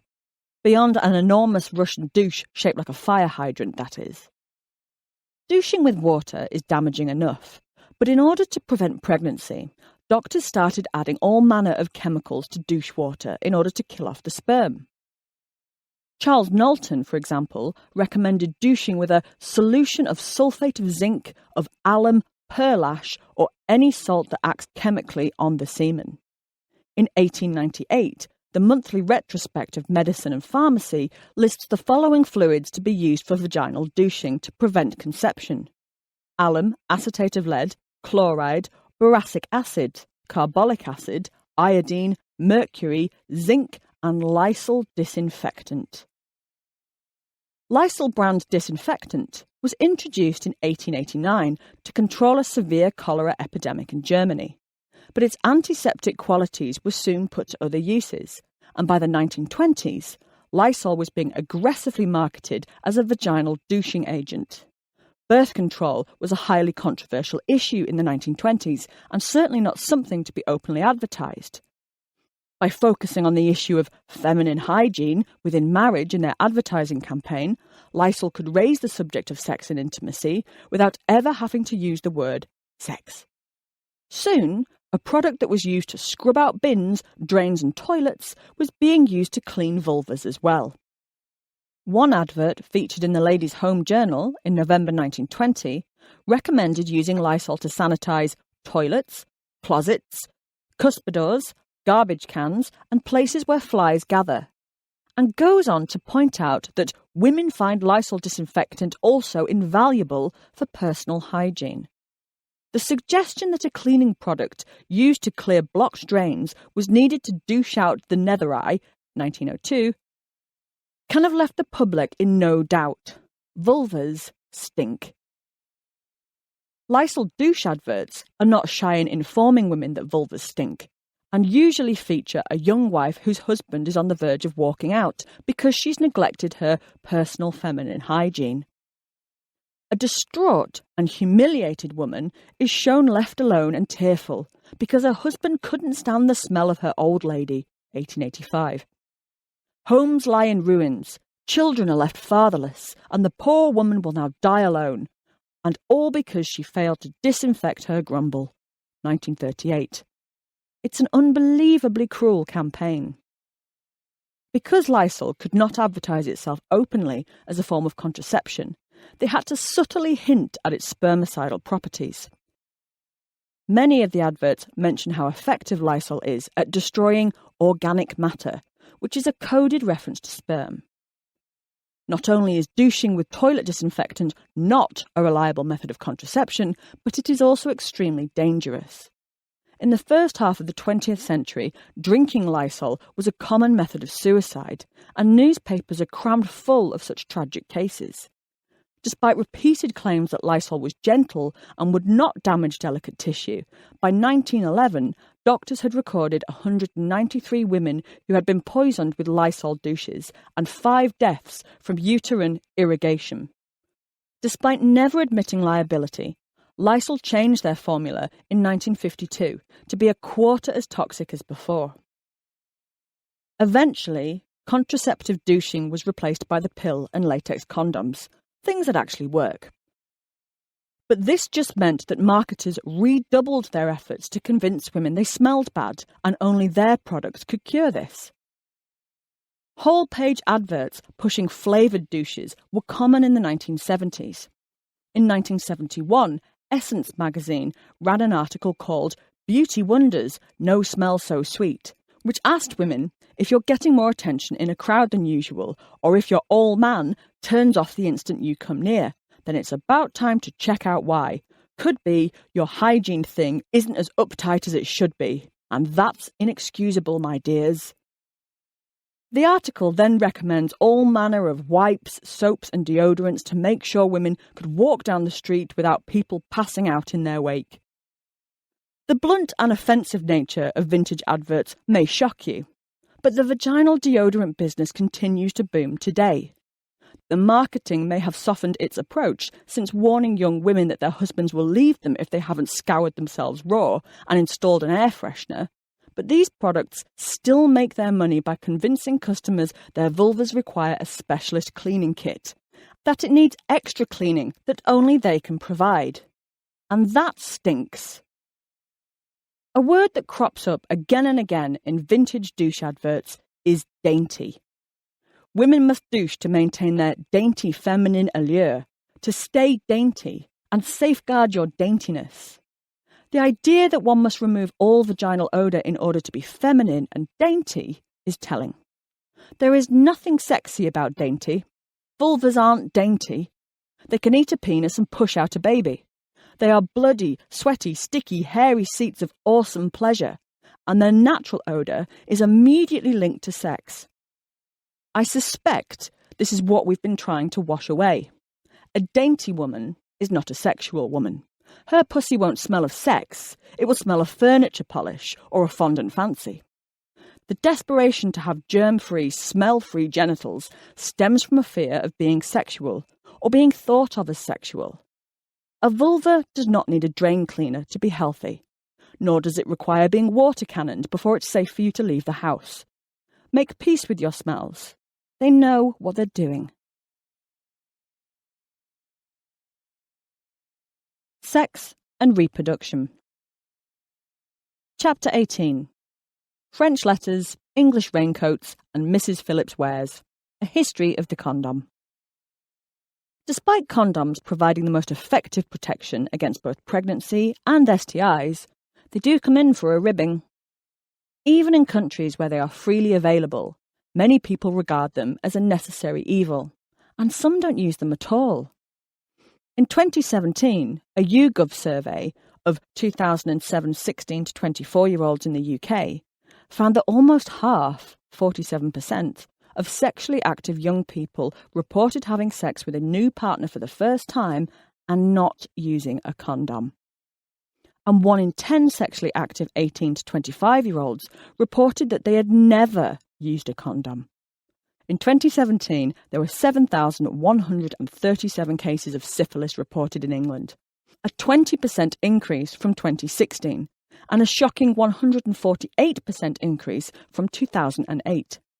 Gonorrhea is also on the increase in the UK, with 44,676 diagnoses reported in 2017, a 22% increase from 2016. I get it. Condoms can be fiddly, they can dull sensation, and they can make the penis look like a cling-filmed bratwurst. But surely a dose of the clap, or an unexpected pregnancy, are even worse than any of these. So why are some people still so reluctant to wrap it up? I suspect one of the reasons is that antibiotics and antiviral drugs have thankfully provided us with something of a safety net. Of course, if left untreated, gonorrhea and chlamydia can cause infertility. Herpes is not curable, and HIV remains life-changing, although not necessarily life-threatening with the right medication. I do not mean to minimise the damage of STIs, but I do want to point out that if caught early, the majority of infections require nothing more than a course of antibiotics and a few awkward phone calls with previous partners. This is a luxury our ancestors never had. But this might not be the case for much longer. So-called supergonorrhea, a multi-drug-resistant strain of the disease, is on the rise, and incidents of antibiotic resistance in both chlamydia and syphilis have been reported. If alternative treatments aren't found, we could find ourselves back in a pre-antibiotic world of STIs, and that's not a pretty place. For as long as people have been having sex, there have been methods of preventing pregnancy and disease by covering the penis during intercourse. Evidence of such practice is found throughout the ancient world. For example, the legend of King Minos of Crete, told by Antoninus Liberalis sometime around the 2nd century AD, tells of how his queen, Pasiphae, could not conceive because the king's semen was riddled with scorpions and serpents. King Minos was advised to have intercourse with another woman, but to place a goat's bladder inside her vulva to catch his poisoned seed. Once the king had got it out of his system, so to speak, he was free to make love to his wife and produce a clutch of healthy, scorpion-free babies. Technically, this is a reference to what we might today call a female condom, rather than a male condom. But it does demonstrate a knowledge of using animal membrane sheaths to prevent exchange of sexual fluids. Linen sheaths, about the length of a finger, with strings to fix them in place, were discovered in the tomb of the boy pharaoh Tutankhamun, who ruled Egypt from circa 1332 to 1323 BC. Today, these sheaths are exhibited in the Egyptian Museum in Cairo as condoms, which would make them the earliest known example of condoms in the world. However, it is by no means certain that these items were condoms, and they may have been some kind of ritual dress instead. Nor is there any other corroborating evidence of condom use in ancient Egypt. Although there is plenty of evidence to suggest birth control was practiced, the Cahun medical papyrus, circa 1825 BC, for example, doesn't mention condoms, but it does recommend a contraceptive pessary made from crocodile dung and honey, which would be inserted into the vulva before sex. Interestingly, this concoction may actually have worked as a spermicide due to the high acidic levels, but please do not try this at home. The earliest firm evidence we have of venereal protection that resembles a condom is found in the work of the Italian physician Gabriele Falloppio, 1523 to 1562. Falloppio was one of many physicians desperately trying to fight the advance of syphilis across Europe in the 16th century. Falloppio understood that the French disease, as he called it, was sexually transmitted, and he devised a fabric sheath that fitted around the glands of the penis to prevent transmission. Falloppio's sheath was to be soaked in a mixture of wine, mercury, ashes, salt and wood shavings. Crucially, Falloppio instructed this wrap be applied after sex. He does not suggest attempting to keep this in place during sex. The theory was that his wrap would cleanse the penis of infection. Falloppio boldly claimed that he had instructed over 1,000 soldiers in how to use his condom, and none of them had contracted syphilis. As Falloppio's wrap was designed to be used after sex, it was certainly useless, but it is one of the earliest known accounts of wrapping the penis to prevent infection. Other 16th century treatments for syphilis included steaming and fumigation, guaiacum wood ground up and drunk or rubbed into the skin, and of course mercury, ingested, injected or applied directly to the sores. Mercury had been used to treat skin lesions since Guy de Chauliac advocated its use to cure scabies in 1363. It may have been effective in burning away syphilitic lesions, but it is also highly toxic, causing all manner of neurological problems, as well as swollen gums, rotting teeth, and hair loss. Why would anyone be willing to suffer such hideous treatment? Because the disease itself was even worse. Italian surgeon Giovanni da Vigo, 1450 to 1525, described the progression of syphilis in his 1514 work De Morbo Gallicus. The contagion which gives rise to it comes particularly from coitus, that is, sexual commerce of a healthy man with a sick woman, or to the contrary. The first symptoms of this malady appear almost invariably upon the genital organs, that is, upon the penis or the vulva. They consist of small, ulcerated pimples of a colour especially brownish and livid, sometimes black, sometimes slightly pale. These pimples are circumscribed by a ridge of callus-like hardness. Then there appear a series of new ulcerations on the genitalia. Then the skin becomes covered with scabby pimples or with elevated papules resembling warts. A month and a half about after the appearance of the first symptoms, the patients are afflicted with pains sufficiently to draw from them cries of anguish. Still very much later, a year or even longer after the above complication, there appear certain tumours of serous hardness which provoke terrible suffering. In its later stages, syphilis attacks the brain, the soft tissues of the face, and causes lesions to form on the bones. It is a truly horrific disease, and one that was rightly feared. Useless as they were, when considering the alternatives, one can see the appeal of Fallopio's condoms. Soon sheaths made of animal guts that were to be worn during coitus replaced Fallopio's linen precautions. These early condoms were usually made from sheep guts, though sheaths made from fish bladders were also used. The gut would be cut to size and dried out, and required soaking in milk or water to rehydrate it. Then they were fastened onto the penis with a ribbon or a string, and then washed out after use and reused several times. The treatment process of turning sheep intestine into a condom is described in Robley Dunglison's New Dictionary of Medical Science and Literature, 1833. The cecum of a sheep, soaked for some hours in water, turned inside out, macerated again in weak alkaline lye, changed every 12 hours, scraped carefully to abstract the mucous membrane, leaving the peritoneal and muscular coats exposed to the vapour of burning brimstone, and afterwards washed with soap and water. It is then blown up, dried, cut to the length of 7 or 8 inches, and bordered at the open end with a riband. It is drawn over the penis prior to coition to prevent venereal infection and pregnancy. It would have been condoms such as these that our favourite libertine, John Wilmot, the Earl of Rochester, wrote about in a celebratory pamphlet titled A Panegyric upon Cundum, 1667. Being a thoroughly debauched scoundrel, Rochester was thrilled at the prospect of being able to have sex with as many creatures obscene as he could handle without risking either the tormenting sores or the big belly and the squalling brat. Happy the man who in his pocket keeps, whether with green or scarlet ribbon bound, a well-made cundum. He nor dreads the ills of chancres or cordy or buboes dire. Rochester could certainly have used a well-made cundum, as he died in 1680, riddled with syphilis and covered in lesions and sores, aged just 33. The Scottish biographer James Boswell, 1740 to 1795, also placed his faith in the sheep gut condom to protect him from venereal disease during his considerable sexual exploits.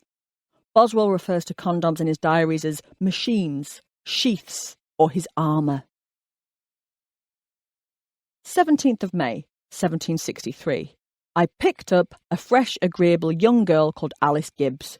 We went down a lane to a snug place, and I took out my armour, but she begged that I might not put it on, as the sport was much pleasanter without it, and as she was quite safe.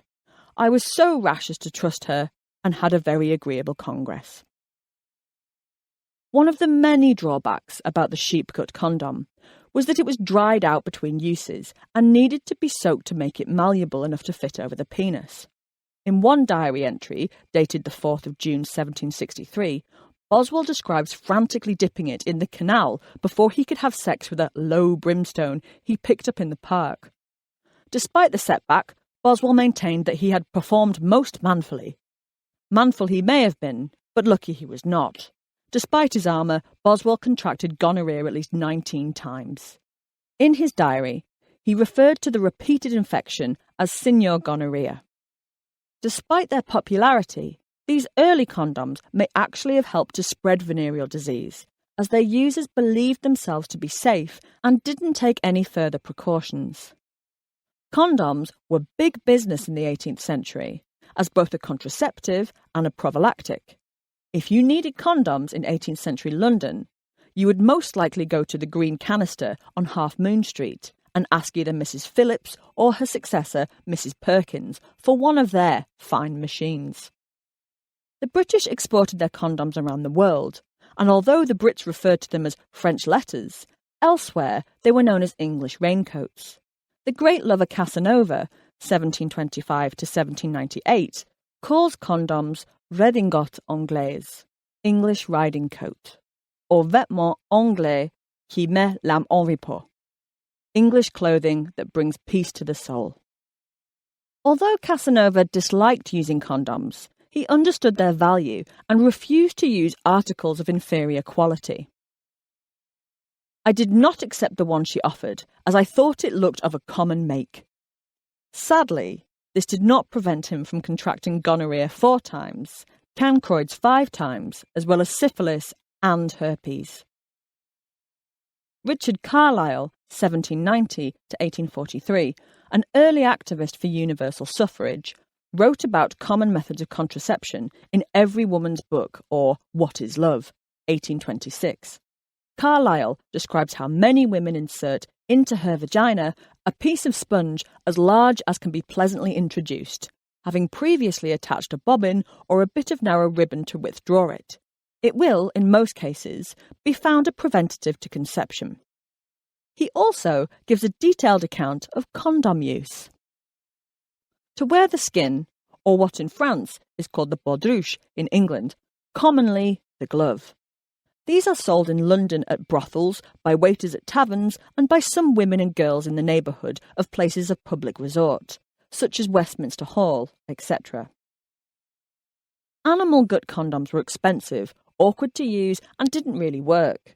So when Charles Goodyear, 1800 to 1860, invented vulcanized rubber in 1839, it revolutionized the condom industry, and the first rubber condoms were produced in 1855. These condoms were designed to be reused and had to be made to measure, but they did protect against pregnancy and STIs, as well as against sensation of any kind. In America, distribution of condoms was severely hampered by the enactment of the Comstock Laws of 1873. The Act prohibited any drug or medicine or any article whatever for the prevention of conception being sent through the post. In 1876, the Comstock Act was amended to read, "Every obscene, lewd, or lascivious book, pamphlet, picture, paper, writing, print, or other publication of an indecent character, and every article or thing designed or intended for the prevention of conception or procuring of abortion, and every article or thing intended or adapted for any indecent or immoral use, and every written or printed card, circular, book, pamphlet, advertisement, or notice of any kind giving information, directly or indirectly, where or how, or of whom, or by what means, any of the herein before mentioned matters, articles, or things may be obtained or made, and every letter upon the envelope of which, or postal card upon which, indecent, lewd, obscene, or lascivious delineations, epithets, terms, or language may be written or printed, are hereby declared to be non-mailable matter, and shall not be conveyed in the mails, nor delivered from any post office, nor by any letter carrier." The Act was named for its most prominent proponent, Anthony Comstock, 1844 to 1915, a deeply Christian man who had been shocked by the prevalence of the sex trade and contraceptives in New York. The Comstock Act did not stop people having sex, but it made having safe sex much more difficult. But America was not the only country that placed a ban on condoms. In Ireland, the 1889 Indecent Advertisements Act forbade advertising condoms.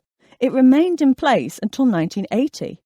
And Belgium banned the advertising of all contraceptives until 1973.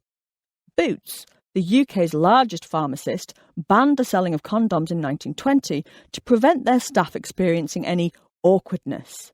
This policy was not reversed until 1960. Latex condoms were invented in the 1920s. These condoms were mass-produced and affordable, and mercifully, they were for single use only. After epidemic levels of STIs among Allied troops in the First World War, latex condoms were standard issue for all recruits in the Second World War. The American military also began an aggressive sexual hygiene campaign to try and keep their troops STI-free. The introduction of penicillin in the 1940s meant that infections such as syphilis, gonorrhea and chlamydia could be cured for the first time. However, STI rates remained extremely high during the Second World War, which suggests the troops were not wrapping up as ordered. But the condom and messages around safe sex were starting to become normalised. With the introduction of the contraceptive pill in 1960 and antibiotics that could cure most STIs, condom use suffered. It was the discovery of AIDS in the 1980s that thrust condoms back into public view. Despite the reluctance of governments to talk about either safe sex or gay sex, the health crisis forced their hand, and condom use was at the heart of every safe sex campaign and has remained so to this day. Condoms have never been cheaper, more comfortable, less stigmatised or more effective than they are today. If anyone should ever raise an objection about them to you, remind them of James Boswell, stalking London with sheep guts tied onto his weeping penis, or condoms made from linen and ribbons, or the original vulcanised reusable condoms that were as thick as a welly boot. And if that doesn't do it, remember the truly horrific, disfiguring diseases our ancestors would go to any lengths to avoid, other than not having sex, obviously. Thank your lucky stars, and please, as Spike Milligan once said, use a condom on every conceivable occasion. Chapter 19. Bringing Down the Flowers. Abortion in 18th century Britain. But the aged nurse, calling her to her bower, had gathered rue and savin and the flower of camphor and calamint and dill. Edmund Spenser, The Fairy Queen. William Buchan's Domestic Medicine, 1769, was a medical blockbuster. It sold over 80,000 copies, was translated into several European languages, and was republished to receptive audiences well into the 19th century. Buchan claimed he wrote the work with an earnest desire to assist the well-meant endeavours in relieving distress, to eradicate dangerous and hurtful prejudices, to guard the ignorant and credulous against the frauds and impositions of quacks and impostors. Domestic medicine covers every subject from nosebleeds and ulcers to croup and water in the head. In his chapters on pregnancy, Buchan outlines the causes and dangers of miscarriage, and morally condemns those women who sought to deliberately terminate their pregnancy. Every mother who procures an abortion does it at the hazard of her life. Yet there are not a few who run this risk merely to prevent the trouble of bearing and bringing up children. It is surely a most unnatural crime, and cannot, even in the most abandoned, be viewed without horror. But in the decent matron, it is still more unpardonable. Those wretches who daily advertise their assistance to women in this business deserve, in any opinion, the most severe of all human punishments. Abortion was made illegal in Britain in 1803, When the passing of Lord Ellenborough's Act made abortion after the quickening, the first movement of the fetus, punishable by death or transportation. Abortion before the quickening was not regarded as a criminal act, as most theologians and physicians agreed this stage was when the ensoulment of the child occurred. Until then, the woman was not regarded as carrying a child. But abortion post-quickening was regarded as deeply immoral. Dr. John Astruck called the miserable women seeking an abortion an utter shame to human nature and religion. Barrister Martin Madden called the women who died through botched abortions doubly guilty of suicide and child murder. And a spouse procuring pills to induce an abortion is cited as suitable grounds for divorce in a number of 18th century divorce trials. As the previous chapter has shown, by the 18th century, rudimentary contraceptives were available, ranging from folklore and quackery to methods that would have offered limited protection. The withdrawal method is a time-honoured, if completely unreliable option. Animal gut condoms, which were rinsed out and reused, have been available from the 16th century. In his memoirs, Casanova records using a linen condom and a lemon slice as a cervical cap. Postcoital vaginal douching have been used as a method to wash away semen in the hopes of preventing pregnancy since ancient times. Owing to widespread disease, malnutrition and poor health, fertility rates would have been reduced, but unwanted pregnancies were still widespread. When a girl found herself with a bellyful, 1785, pressures of shame, circumstance, poverty and myriad other reasons could lead her to seek a termination. In 18th century Britain, it may not have been illegal, but abortion, post-quickening, was certainly considered a deeply shameful act, and the practice is shrouded in obscurity. Owing to the paucity of primary evidence, researching the history of abortion is notoriously difficult. Court records tell the stories of the women who died through botched abortions and those who faced prosecution for attempting to induce one. Physicians and midwives were unwilling to risk their own necks by providing readers with instructions on how to perform an abortion, or what herbs and tonics should be taken to induce one. Rather, euphemistic language is employed in such texts to allude to a plant's abortive properties. A text may list plants that will induce miscarriage, embedding them within the warning not to be taken by pregnant women, just as legal highs advertise themselves as research chemicals and not for human consumption to get round the law. Advertisements for women's monthly pills and cures for menstrual blockage can be read as coded contraceptives and abortifacients. In English Sexualities, 1990, Tim Hitchcock argued that, throughout the early modern period, recipes for medicines to bring down the flowers or to regulate menstruation were a common component of any herbal or recipe book, and could certainly be obtained from the local apothecary. Women seeking to bring down the flowers, 1598, would naturally progress from the least to the most dangerous methods of abortion. Certain known herbs were ingested, the most common known being savin, pennyroyal, rue and ergot. Savin, a species of juniper used to flavour gin, mother's ruin, is referenced in numerous court records regarding abortion once the practice was made illegal in 1803. In 1829, for example, Martha Barrett was accused of taking a quantity of savin for the purpose of causing abortion. In 1834, William Childs was charged with illegal abortion, having given Mary Jane Wolfe a large quantity of a certain drug called savin, with intent thereby to cause and procure her miscarriage.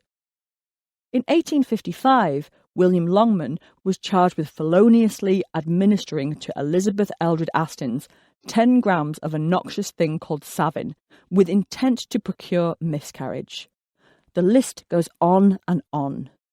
Abortifacients such as savin and pennyroyal are indeed toxic, and consumed in high enough quantity could induce miscarriage. At too high a dose, they could, and did, kill the mother too. If these methods proved ineffective, as would usually be the case, the mother was left with increasingly desperate and dangerous methods of abortion. Sitting in scalding hot baths, drinking vast quantities of gin, falling down stairs, or being forcefully struck in the stomach have all been recorded as efforts to induce an abortion. But if all these failed, surgical intervention could be sought. Accounts of surgical abortion are extraordinarily rare in the 18th century. One of the few detailed accounts of 18th century surgical abortion is the record of the trial of Eleanor Bear of Derby in 1732. Eleanor was indicted on 3 counts, 1 account of encouraging a man to murder his wife and 2 counts of destroying the fetus in the womb by putting an iron instrument into the body. One of the women Bear operated on was unknown to the jury, and the other is named as Grace Belfort.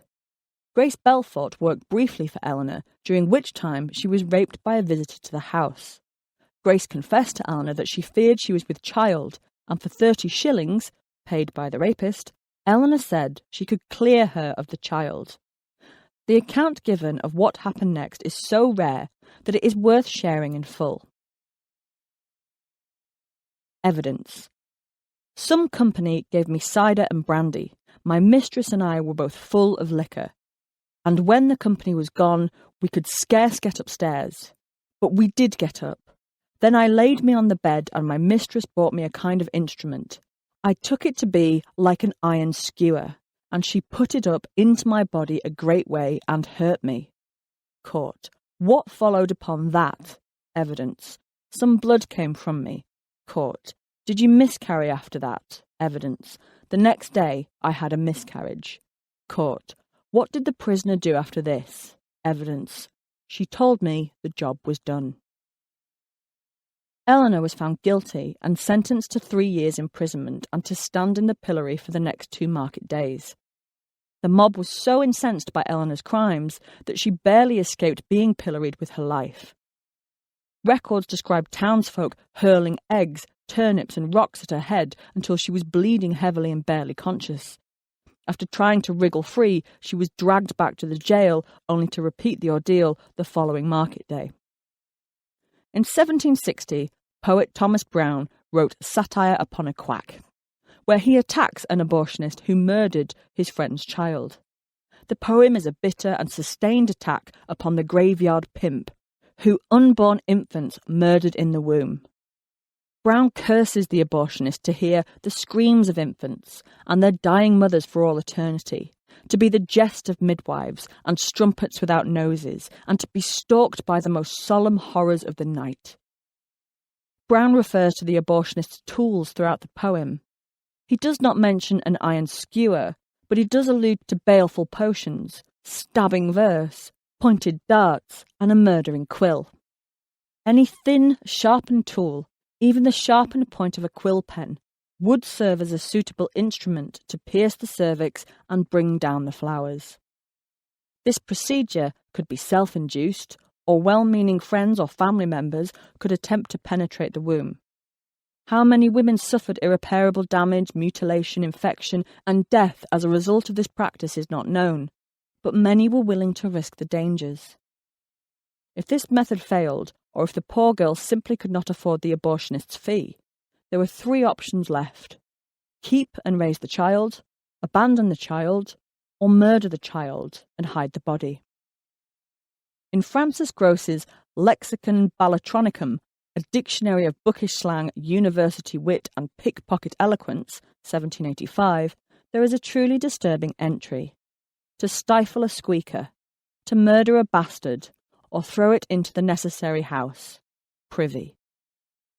This phrase also appears over 100 years earlier in a new dictionary of the terms ancient and modern of the Canting Crew, 1698, and in various collections of slang throughout the 19th century. That infanticide had its own slang suggests that the practice was alarmingly common. Christian Russell of the parish of St. Paul's, Covent Garden, was found guilty of murdering her illegitimate child in 1702 by throwing the same into a house of office. In 1703, Mary Tudor was put on trial for murdering her female bastard child on the 18th of January last by throwing the same into a house of office, whereby it was choked and strangled. In 1708, Anne Gardner was found guilty of murdering her female bastard by throwing of it into a house of office where 'twas suffocated with filth. Anne Wheeler was indicted for suffocating her male bastard by suffocating it in a house of easement in 1711. Elizabeth Arthur drowned her male bastard in a house of office in 1717. Elizabeth Harrod was found guilty of drowning her male bastard in 1739. She was one of 4 women to be hanged for murdering their illegitimate children that year. The list goes on and on. In the court records for the Old Bailey alone, between 1700 and 1800, there are no less than 134 trials for infanticide, the overwhelming majority of which are the killings of illegitimate children. We must remember that this is only one court in one area, and these trials are only for those who were caught. The actual figures of illegitimate infanticide will never be known, but most of the women on trial were poor, unwed, unsupported, and alone. They were desperate. A woman who had sex or fell pregnant outside of wedlock was said to be ruined or have fallen, both of which convey the consequences of sex before marriage. If she were wealthy enough, a pregnant woman could avoid scandal by hiding away for the duration of her pregnancy and then placing the baby in the care of relatives or someone who'd been paid off. But for those who could not afford to pay for a cover-up, the consequences were bleak indeed. The social stigma was so great that an expectant mother could be turned out of her family home, lose her employment, and would be left to fend for herself in a very hostile world. 18th century bawdy literature, such as Fanny Hill, loves to tell the story of a virgin who was debauched and abandoned, who must turn to the sex trade to survive. The sad truth is that once a girl had been ruined and fallen from polite society, there would have been precious few options available to her. Sex workers would have been familiar with methods of contraception and ways to induce abortion, but brothel babies were inevitable. In 1993, a 19th century New York tenement house in the Five Points district was excavated, and the skeletons of 2 full-term infants, most likely twins, were discovered in the lower soil level of the privy. Evidence from the time suggested this particular address, 12 Orange Street, was once a brothel. Although fetal remains have been excavated from privies before, this discovery is significant, as it is the only one with strong contextual links to the sex trade. In order to escape the noose, the mother's life depended on being able to prove that the child was stillborn. In 1624, Parliament passed an act that made it a capital offence for unmarried mothers to conceal the death of an illegitimate child, the presumption being that if the child died, the mother had killed it. In order to prove that the birth was not concealed, the mother had to produce at least one witness statement that the baby was stillborn. The prosecution would also have to prove that the pregnancy and birth had been deliberately concealed. Anne Gardner was proven to have murdered her baby as she made no provisions for the baby and told no one she was pregnant. The prisoner could say little in her defence.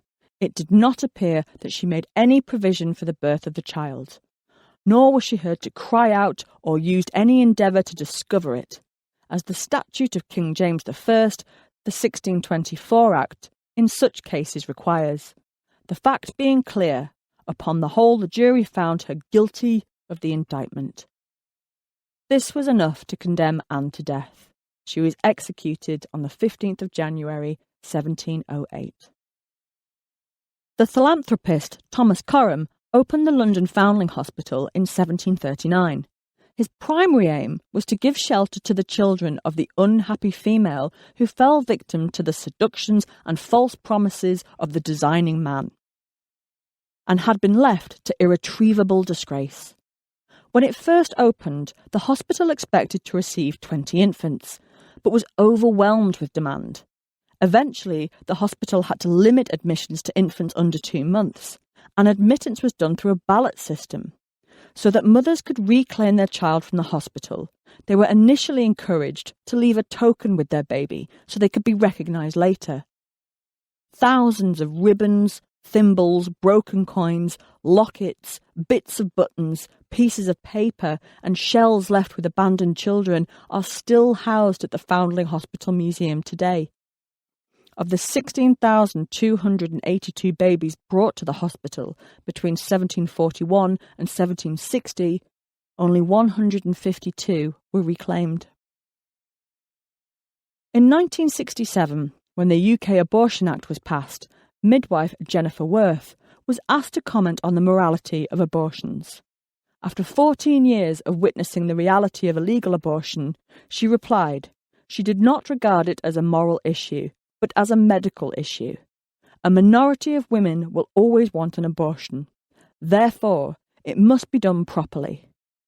Today, most of us would like to think we are privileged enough to never find ourselves in the situation that women like Anne Gardner found themselves in over 300 years ago.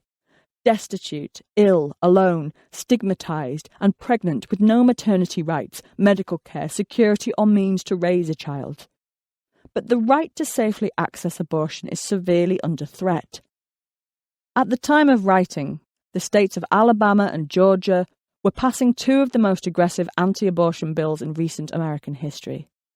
The bills will outlaw abortion after a fetal heartbeat is detected, what was once known as the quickening. And until 2019, Northern Ireland had some of the most restrictive laws around abortion in the world, with women facing long jail sentences if they went through with one. While we have come a long way in terms of social security, medical care and attitudes to sex in general, the debate surrounding abortion is still rooted in religious moralising that seeks to demonise and punish both the women who seek abortions and the doctors who perform them. But as the history of contraceptives shows, abortion will always be sought, risks will always be taken, and no amount of criminalisation, not even the death penalty itself, will change that. Chapter 20. Period Drama, a History of Menstruation. Contact with menstrual blood turns new wine sour, crops touched by it become barren, grafts die, seed in gardens are dried up, the fruit of trees falls off, the edge of steel and the gleam of ivory are dulled, hives of bees die, even bronze and iron are at once seized by rust, and a horrible smell fills the air. To taste it drives dogs mad and infects their bites with an incurable poison. Even that very tiny creature, the ant, is said to be sensitive to it, and throws away grains of corn that taste of it, and do not touch them again. Pliny the Elder. Few bodily functions evoke a strong and universal reaction as menstruation. Though Pliny ventured his opinion on the apparently apocalyptic properties of menstrual blood almost 2,000 years ago, one merely has to look to the euphemistically titled feminine hygiene products aisle in modern-day supermarkets to know that, although we've certainly moved on, as a culture we are still not entirely comfortable with the subject. But a coyly worded sign is really the least of it. In 2005, the Nepalese government criminalised the ancient Hindu tradition of chowpatty, which banishes menstruating women from their family home and forces them to sleep in menstrual huts for the duration of their period. The practice stems from the belief that menstrual blood, and by extension the menstruating woman, is impure. Chowpatty translates to untouchable being. To prevent others from being polluted, the menstruating woman cannot handle food or freely interact with others. Sadly, the 2005 ruling did not stop the practice. In 2018, following the deaths of several women who froze to death or died of smoke inhalation while trying to keep warm inside the hut, the Nepalese government made the practice of chowpatty punishable by 3 months in prison or a fine of 3,000 rupees. The practice of quarantining menstruating women is not unique to Nepal, and although the tradition is disappearing, it has been recorded around the world. In Ethiopia, for example, Jewish women still retire to a hut in the village named Margam Gojo, or curse hut, during menstruation. In 1974, the American Anthropological Association researched the menstrual taboos of 44 societies around the world, and, in descending order, found the most common taboos were as follows. 1. Generalised belief that menstrual fluid is unpleasant, contaminating or dangerous. 2. Menstruants may not have sexual intercourse. 3. Personal restrictions are imposed upon the menstruants, such as food taboos, restriction of movement, talking, etc. 4. restrictions are imposed upon contact made by menstruants with men's things, i.e. personal articles, weapons, implements used in agriculture and fishing, craft tools, men's crops, and religious emblems and shrines where men are the guardians. 5. Menstruants may not cook for men. 6. Menstruants are confined to menstrual huts for the duration of their periods. Historically, menstrual huts were used by the Tohono O'odham Native American people, the Cheyenne Native American people, the Ifaluk Islanders, the Dahomey in present-day Benin, the Tiv people, West Africa, the Madiogons, Chandrapur, India, the Southern Paiute Native American people, and the Ashanti in West Africa, and Hua'ulu women in Seram, Indonesia, were still being banished to a hut and forbidden from eating certain types of meats until the 1980s. The 1974 research also explores various origin myths of menstruation within these cultures and found that many of these cultures believed menstruation was caused by the moon. With the exception of the Madiogond, who believed the vulva once had teeth that were pulled out, and menstruation results from a wound that never healed, and the Arunta of Australia, who attribute the flow to demons who scratch the walls of vaginas with their fingernails and make them bleed. By far the most common belief was that menstrual blood is unpleasant or dangerous, and this was recorded in 30 of the 44 cultures studied. And although this research is now over 40 years old and the menstrual hut is mercifully on the way out, menstruation continues to be viewed as unpleasant by many today. I myself have often found menstruation to be an unpleasant experience. There are those who sail through a visit from Auntie Flo, 1954, enduring little more than a twinge in the abdomen. And then there are people like me, who firmly believe their uterus is reenacting the Battle of the Somme. For those of you who've never experienced severe PMS, allow me to paint a picture for you. It's fucking ugly. Your body bloats, your tits hurt, you sweat uncontrollably. Your crevices start to feel like a swamp and your head is pounding all the time. You feel like you have a cold, shivering, aching, nauseous, and have the hair-trigger emotion of someone who has not slept for days. But we're not done yet. The intense cramping across your lower abdomen feels like the worst diarrhoea you've ever had. In fact, you'll also get diarrhoea to help with the crying fits. As your internal organs contract and tear themselves to bloody bits so you can lay an egg, blasts of searing pain rip through you. Sometimes they're so bad you double over and can't breathe until it's past, and the dull, constant ache returns. Nothing will satisfy the food monster that has been unleashed in your belly. It's braying for sugar and carbs like a fat yak. Some foods make you feel sick. Some smells turn your stomach and make you retch. You don't know what you want to eat, but you want to eat a lot of it. You bleed so much that all intimate feminine hygiene products fail you. It's like trying to control a lava flow with an oven mitt. You worry people can smell your period. You're terrified to sit on anything or stand up for a week in case you've bled through. And as you're sitting there, as a crying, sweaty, wobbly, spotty, smelly mess, some bastard asks, "Time of the month, love?" and then you have to eat his head. It's not much fun, I grant you, but this doesn't explain the out-and-out revulsion even the word period can elicit from some people. It doesn't justify having to sleep in a shed. Disgust at menstruation may be a common phenomenon, but it is not a universal one. The Vaishnava Balls of Bengal believe that menstrual blood is a potent and powerful fluid. A girl's first period is a cause for community celebration, and her menstrual blood is mixed with cow's milk, camphor, coconut milk and sugar, and then drunk by family and friends. Tara, a ball woman interviewed in 2002, recalled the effect drinking her menstrual blood had on those who partook of the ceremony. Powers of memory and concentration were enhanced, their skin acquired a brilliant glow, their voices grew melodious, and their entire beings were infused with happiness, serenity and love.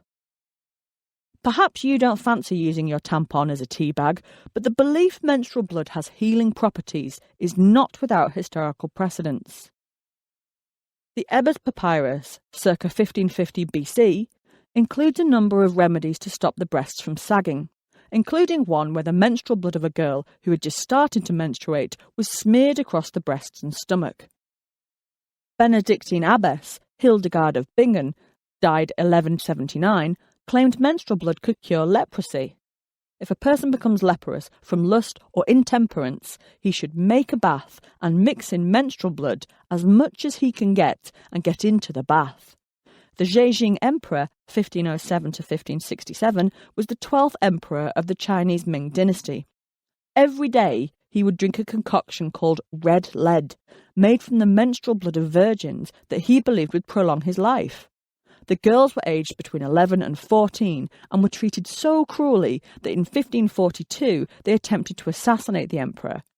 Though he was badly injured, the emperor survived, and his attackers, along with their families, were sentenced to death by slow slicing. The emperor continued to drink red lead for the rest of his life. Twat. However, most cultures and religions stigmatise menstruation as something impure. Judaism, Christianity, Islam, Hinduism and Buddhism, for example, all place sanctions on menstruating women and view menstrual blood as unclean. Leviticus 20:18 reads, "If a man has sexual relations with a woman during her monthly period, he has exposed the source of her flow, and she has also uncovered it. Both of them are to be cut off from their people."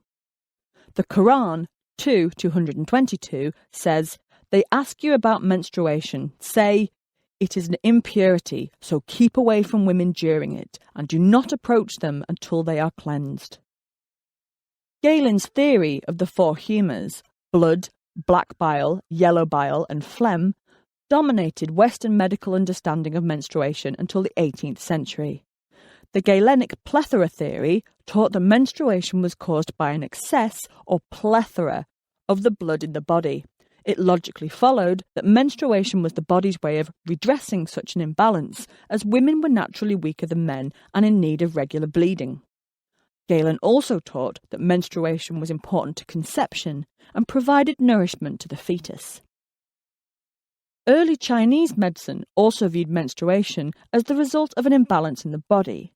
Blood and yin energy were understood to be the ruling aspects in women, and monthly bleeding threatened to cause disharmony. As early as AD 651, doctors like Sun Simiao linked menstruation with poor physical and psychological health. Therefore, Chinese doctors viewed menstrual health as key to female health overall. In his comprehensive Good Formulas for Women, 1237, Chen Ziming wrote, "When providing medical treatment to women, the first necessity is to regulate the menses. Therefore, we will begin with this." Foundational texts of Indian Ayurvedic medicine, such as the Sushruta Samhita, composed sometime between 600 BC and the 1st century AD, taught that menstruation was a form of bodily purification. However, an imbalance of the three dosha energies could lead to bad menstruation that could make women very ill indeed. Such an imbalance could result in blood that smelt like a putrid corpse or fetid pus, or which is clotted or is thin, or emits the smell of urine or fecal matter. In order to assist the purification, the Sushruta Samhita advises that a woman in her menses should lie down on a mattress made of kusha blades during the first 3 days, should take her food from her own blended palms or from earthen sources, or from trays made of leaves. She should live on a course of Habashia diet and should forswear during the time even the sight of her husband. After this period, on the 4th day, she should take a ceremonial ablution, put on a new untorn garment and ornaments, and then visit her husband after having uttered the words of necessary benediction. Doctors in the West were still debating whether or not a menstruating woman could pollute food as late as 1878, when the British Medical Journal ran a series of letters discussing whether a woman would spoil ham if she touched it while the painters were in, 1964. By the 19th century, doctors prided themselves on being rational men of science, but their understanding of menstruation was still shaped by narratives of pollution and madness. Dr. William Rowley, Professor of Medicine at Oxford University and member of the Royal College of Physicians, eagerly wrote of the hysteria that amenorrhea could bring about in women. The tongue falters, trembles, and incoherent things are spoken. The voice changes. Some roar, scream, or shriek immoderately. Others sigh deeply, weep, or moan plaintively. Heavy bleeding was also considered to be dangerous and required purging, opiates, and physical restriction. Dr. Charles Manfield also believed menstruation and madness were inextricably linked. That peculiar states of the uterus have frequently a share in producing madness appears from the fact that between the years 1784 and 1794, 80 patients were admitted to Bethlehem Hospital whose disorders followed shortly after the menstrual state. In 1848, Dr. Althaus agreed and wrote that hysterical attacks almost always occur after a sudden suppression of the menstrual flow. The same arguments, taken to extreme conclusions, served the cause of aggressive anti-feminists such as James McGrigor Allen, who addressed the Anthropological Society of London in 1869 to explain why women should not be granted the vote. Although the duration of the menstrual period differs greatly according to race, temperament and health, it will be within the mark to state that women are unwell from this cause, on the average 2 days in the month, or say 1 month in the year. At such times, women are unfit for any great mental or physical labour. They suffer under a languor and depression which disqualify them for thought or action, and render it extremely doubtful how far they can be considered responsible beings whilst this crisis lasts. Much of the inconsequent conduct of women, their petulance, caprice and irritability may be traced directly to this cause. In intellectual labour, man has surpassed, does now, and always will surpass woman, for the obvious reason that nature does not periodically interrupt his thought and application. It was not until the early 20th century that science began to fully understand menstruation, and it is no coincidence that menstrual taboos began to be dispelled as more and more women entered the medical profession. The pioneering work of Dr. Mary Putnam Jacobi, whose 1876 essay, The Question of Rest for Women During Menstruation, won the Boylston Prize at Harvard University, and her intellectual heirs, Clelia Jewell Mosier and Letta Stetter Hollingworth, finally proved the idea of menstrual incapacity was wrong. Disposable sanitary towels were available by the late 19th century, and the first tampons were invented in 1929 by Dr. Earl Haas. Until this point, women would use wads of cloth called clouts or simply bleed into their clothes. The practicalities of dealing with a period improved dramatically, but ancient attitudes that viewed menstruation as debilitating and dirty proved stubbornly persistent. In 1946, Walt Disney released the educational film The Story of Menstruation, which was shown to high school students across the United States. The film includes the first documented use of the word vagina on screen and was an attempt to educate young women about their bodies. The narrator, Gloria Blondell, tries to debunk a number of menstrual myths, such as not bathing or exercising while menstruating, and explains the role of neurobiology, hormones, and reproductive organs in menstruation. The film also advises young women to stop feeling sorry for yourself, to keep smiling, and keep looking smart. Unfortunately, millions of women still suffer with more than menstrual cramps each month. Period poverty means that women the world over cannot afford tampons or towels and are still using bundles of cloth. Research has shown that women living in urban slums, refugee camps and rural communities in particular struggle to access basic menstrual sanitary wear. Every month, millions of schoolgirls miss school because of their periods. 95% of schoolgirls in Malawi cannot afford pads or tampons and report using rags and string to catch the blood. As this often falls out of their underwear, more than half of these girls stayed at home during their period. And research carried out by Plan International UK in 2017 showed that 1 in 10 British 14 to 21-year-olds have struggled to afford sanitary products, which has resulted in thousands of girls missing school every month. Historical narratives around menstruation have rarely been neutral. Menstrual blood has been thought to contain magical and destructive properties. it has been seen as revolting, purifying, and sacred. Menstruation has been linked to madness, irrationality, and ill health for thousands of years, and in thousands of cultures. While medical texts argued that menstruation weakens the body, references to madness, violence, irrationality, and superstitious associations with the moon suggest a power in menstruation. In patriarchal societies, menstruation was evidence that women were not equal to men, that biology had determined a different role for them. But more than this, it was used to reinforce prejudices that women were not rational creatures and required constant supervision. We may think we've moved past all of this now, that we have a purely scientific understanding of menstruation and have done away with such superstitions. But until we can talk about the red-headed aunt from Red Bank, 1948, openly and without embarrassment or discomfort, we can't claim to be there yet. Period. Sex and Money. Chapter 21. The oldest profession. Sex work in the ancient world. Despite the old adage, sex work is not the world's oldest profession. Medicine is. In 1952, anthropologist George Peter Murdoch of Yale University published his research on the social customs of hundreds of indigenous people around the world.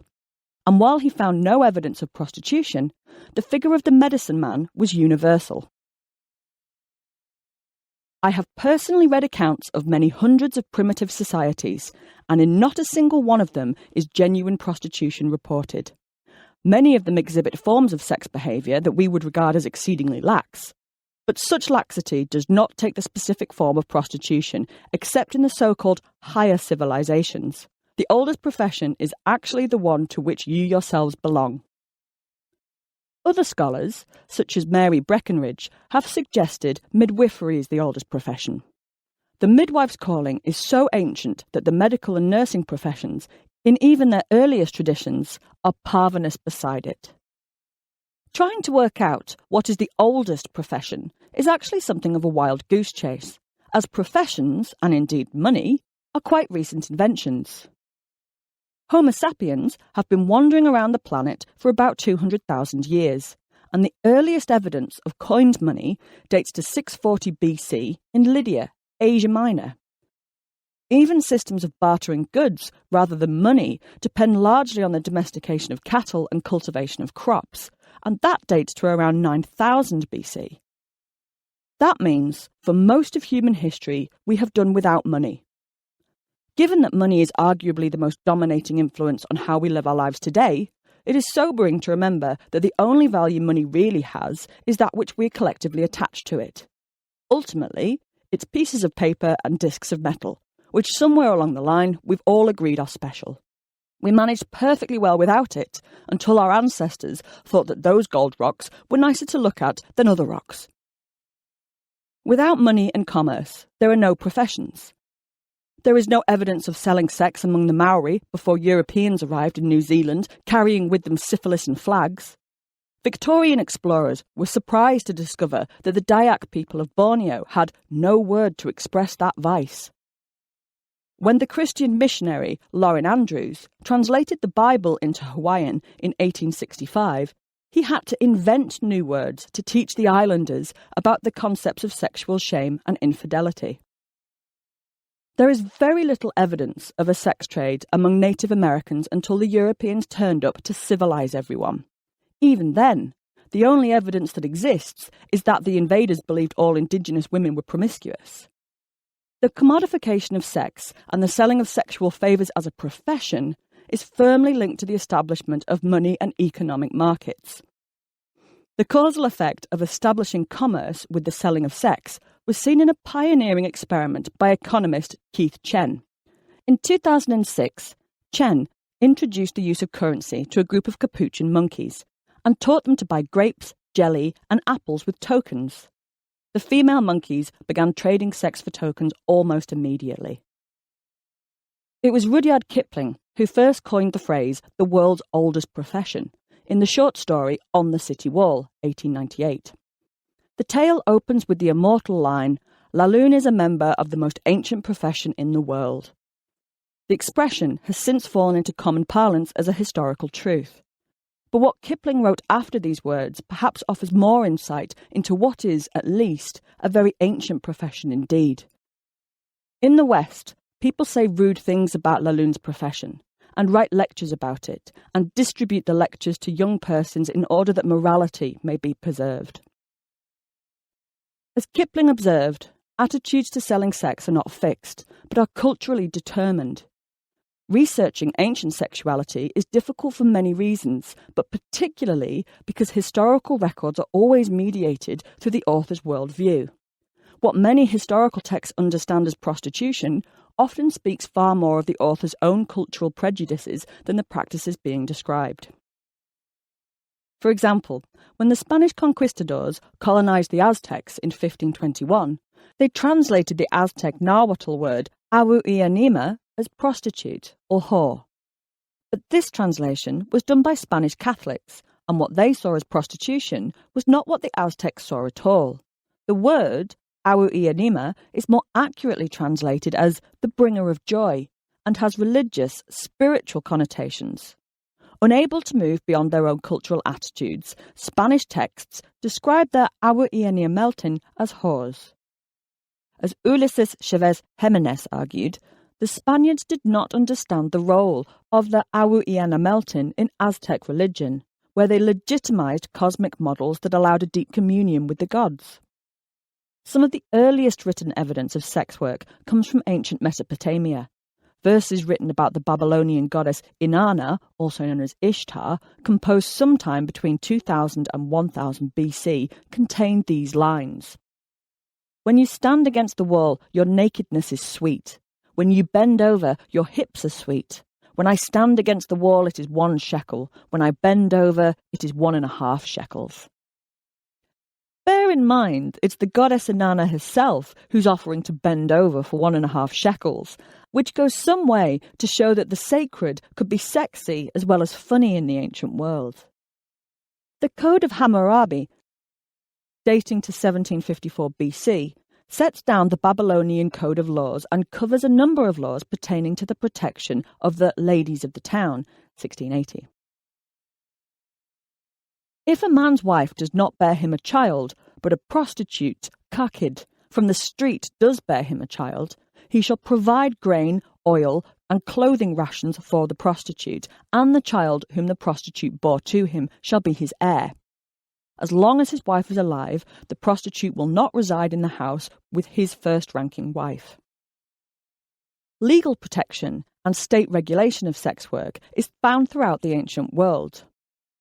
The Arthashastra of Kautilya is an ancient Indian text on politics that was composed somewhere between the 2nd century BC and the 3rd century AD. The Arthashastra devotes a chapter to discussing the duties of Ganikadiyaksa, the superintendent of courtesans, and details rules for women in this profession. Sex work was regulated by the state, and sex workers paid taxes each month. As with most professions, sex work was densely layered. For example, a ganika was appointed by the state to attend the king and received a salary of 1,000 panas every year, whereas bondhaki worked in brothels and pumskali worked on the streets. The Arthashastra uses the word rupchiva to describe a woman selling sex, which translates to one who makes a living out of her beauty. One of the most contentious areas of study within the history of sex work is the practice of so-called sacred prostitution in the ancient world, also called temple or cult prostitution. It's also an important area of study, as the belief that selling sex was once a sacred exchange directly challenges many of our modern narratives around sexual services. As Mary Beard has argued, the myth of sacred prostitution provides a model for alternative humanities paraded by our archives, available for new living for different lives. The figure of the sacred whore or sexual priestess is a prominent figure in many spiritualist groups today who use sex as a healing ritual. Sacred prostitution is a notoriously difficult subject to research, let alone verify, and historians continue to debate if the practice existed at all. All that is left to try and decipher is a handful of ancient sources, and we have no way of knowing if they are factual or fictitious. The ancient Babylonian epic Gilgamesh, circa 1800 BC, tells the story of a temple mole, 1604, called Samhat, who serves Ishtar and tames the wild man, Enkidu, through her sexual skills. This is one of the earliest written references to sex work ever found, but it does not claim to be anything but a story. The earliest account of sacred sex work in a non-fiction text comes from the Greek historian Herodotus's account of 6th century Neo-Babylonia. The foulest Babylonian custom is that which compels every woman of the land to sit in the temple of Aphrodite and have intercourse with some stranger at least once in her life. Many women who are rich and proud and disdain to mingle with the rest drive to the temple in covered carriages drawn by teams and stand there with a great retinue of attendants, but most sit down in the sacred plot of Aphrodite with crowns of cord on their heads. There is a great multitude of women coming and going. Passages marked by line run every way through the crowd, by which the men pass and make their choice. Once a woman has taken her place there, she does not go away to her home before some stranger has cast money into her lap and had intercourse with her outside the temple. But while he casts the money, he must say, "I invite you in the name of Melita." It does not matter what sum the money is. The woman will never refuse, for that would be a sin. The money being by this act made sacred. So she follows the first man who casts it and rejects no one. After their intercourse, having discharged her sacred duty to the goddess, she goes away to her home, and thereafter there is no bribe, however great, that will get her. So then the women that are fair and tall are soon free to depart, but the uncomely have long to wait, because they cannot fulfil the law. For some of them remain for 3 years or 4. There is a custom like this in some parts of Cyprus. Although he writes histories, Herodotus is what might be politely termed an unreliable narrator. He is a historian in much the same way that Disney is a historian. What's more, he is clearly out to smear the reputation of the Babylonians and is projecting his own negative views around sexuality onto them. So is any of this true? Possibly. There are other accounts of similar customs, but they could just be rehashings of Herodotus. 400 years after Herodotus, the historian Strabo, 64 BC to AD 21, describes ritual sex practiced at Asilacene in Armenia. Here, people honoured the Persian goddess Anaitis by dedicating their daughters to serve her in the temple before they were given in marriage. In Judea, Syria, the Greek writer Lucian of Samosata, AD 125 to 180, describes a ritual practice in Syria where women would have to have sex with a stranger in a public place as an offering of payment to the goddess Aphrodite.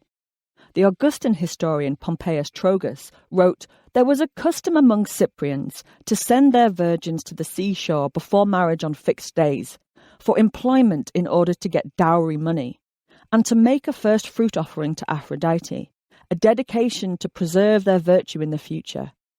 The Greek lyric poet Pindar, 518 to 438 BC, also writes about sex workers being dedicated to Aphrodite's temple in Corinth after the Olympic Games.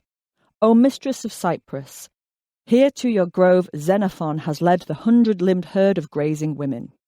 But because Pindar himself called this work a scholion, drinking song, it is unlikely this anecdote is anything more than a good yarn. There are also several references in the Old Testament to kadishes, a word that many have translated to mean male and female temple prostitutes. Kings 23:7 reads, "He also tore down the quarters of the male shrine prostitutes that were in the temple of the Lord, the quarters where women did weaving for Asherah." But the devil is in the detail, and many historians dispute the translation. The most tangible evidence of sacred prostitution is in the 800-year-old Hindu tradition of the Devadasi in India. Devadasi means female servant of God and refers to women who were dedicated to the goddess Yelama. The earliest written records of dancing temple girls, called Devadasi, date to AD 1230 to 1240, from the time of Raja Raya III in Maharashtra. The 1,000-year-old inscription in Tanjore Temple lists 400 Devadasi in Tanjore, 450 in Brahadiswara temple, and another 500 in the Sorti Somnath temple. Devadasi looked after the temples and sang and danced in devotion to the deities. They were also courtesans supported by wealthy patrons, who sought out the Devadasi because they were sacred women. They dazzled the courts with their poetry, music, and devotion to the goddess. Classical Indian dances, such as Bharatanatyam, Odissi, and Kathak, are all legacies of the Devadasi. Sex was part of their world, but it was incidental. They celebrated art, beauty, love, and the divine. When the British colonised India, they brought with them their rigid worldview and were unable to see the Devadasi as anything but prostitutes. So repulsed were they by what they saw, the British set about shaming and dismantling the Devadasi institution. In 1892, the Hindu Social Reform Association petitioned the Governor-General of India and the Governor of Madras to erase the Devadasi. There exists in the Indian community a class of women commonly known as nautch girls, and that these women are invariably prostitutes. The British missionaries taught India what a prostitute was and why it was so shameful. Support for the Devadasi disappeared, and they were socially shunned and stigmatised. Cut off from patrons in the temple, they tried to earn money by dancing at private events and selling sexual services. Eventually, the Devadasi were outlawed throughout India in 1988. The tradition continues in southern India, but the women are no longer respected. Now they are stigmatised, and without protection, many abuses occur. But impoverished parents still dedicate young daughters to the service of the goddess. Selling sex is not the oldest profession in the world, but sex just might be the oldest currency. We've always had sex, always enjoyed sex, and therefore always traded sex. Attitudes to the sex trade are not fixed, but are constantly in flux. Sex workers in the ancient world were often sanctioned by the state, protected by the law, and if not always respected, then at least accepted as part of day-to-day life. There is also evidence that those who sold sex were once revered as noble and holy. Selling sex is heavily criminalised around the world today, and is a far cry from being regarded as socially acceptable, let alone sacred. This change in fortune speaks of dramatic shifts in cultural attitudes towards sex. In cultures where sex was not regarded as inherently sinful, attitudes to sex workers were markedly different from cultures that repressed sexuality. As patriarchal, puritanical attitudes to sex developed in the West, women's sexuality came in for particular censure, and the women selling sex were condemned most of all. Rather than condemning the sex trade wholesale as immoral and dangerous, perhaps we should ask what the world would be like if those selling sex were again respected instead of marginalised, if they were given rights instead of rescue. I doubt sex workers will ever again be regarded as priestesses, but at the very least they should be respected as professionals, from one of the oldest professions in the world. Chapter 22. Public Relations. A History of the Tark Card. The sex trade is as old as civilization itself, and as long as people have bought and sold sexual services, the authorities have been trying to regulate it, usually through criminalisation and punitive measures. Over the centuries, sex workers have been punished with fines, imprisonment, excommunication, exile, mutilation, and even the death penalty. Most punishments have involved public humiliation, intended to shame people into better behaviour. For example, cockatrices, 1508, in 14th century Augsburg had their noses cut off if they were found soliciting on holy days. Whereas in 1713, on the Isle of Man, Cath Kinred, a notorious strumpet, who had brought forth 3 illegitimate children, was sentenced to be dragged after a boat in the sea at Peel Town, at the height of market, as an example to others. Despite such punishments, no measure has been successful in abolishing sex work. Criminalisation has only succeeded in forcing the trade underground and creating dangerous working conditions. The dilemma faced by every wagtail, 1553, operating under criminalisation throughout history, is how to stay safe and attract clients, but without also attracting the attention of the law. One of the most effective ways to do this is to advertise. And one of the most iconic and recognisable forms of sex work advertisement is the humble tart card. The brightly coloured calling cards that once covered telephone boxes the length and breadth of Britain. The 1953 Post Office Act made it illegal to advertise in or in any way disfigure telephone boxes in the UK. When this act was repealed in 1984, business-savvy flossies, 1900, saw an opportunity to advertise. Although tart cards are still found in telephone boxes of cities around the world, they garnered something of a cult following in Britain and are most immediately associated with London. They are known as slag tags in the north. The 1990s were the heyday of the tart card, and every telephone box from Soho to King's Cross was festooned with a patchwork of porn. The need to keep production costs down in terms of wording and materials while still standing out resulted in a truly unique art form. The early cards were printed on cheap paper and feature simple block designs in black ink against brightly coloured, often neon, backgrounds. Kitsch silhouettes of nude women, stilettos, suspenders or sex toys directly communicate the type of service on offer.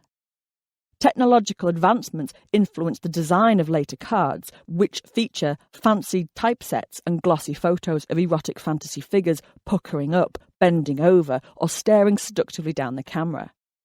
To the disappointment of many clients, these photos were rarely of the providers, who were far too canny to out themselves to the authorities in a phone box. From the strict mistress seeking human toilet to naughty nannies who will rub it better, and schoolgirls seeking some hanky-spanky, there was something for everyone.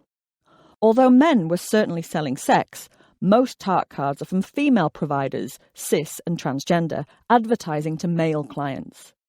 The cards offered sex work as a basic form of client screening.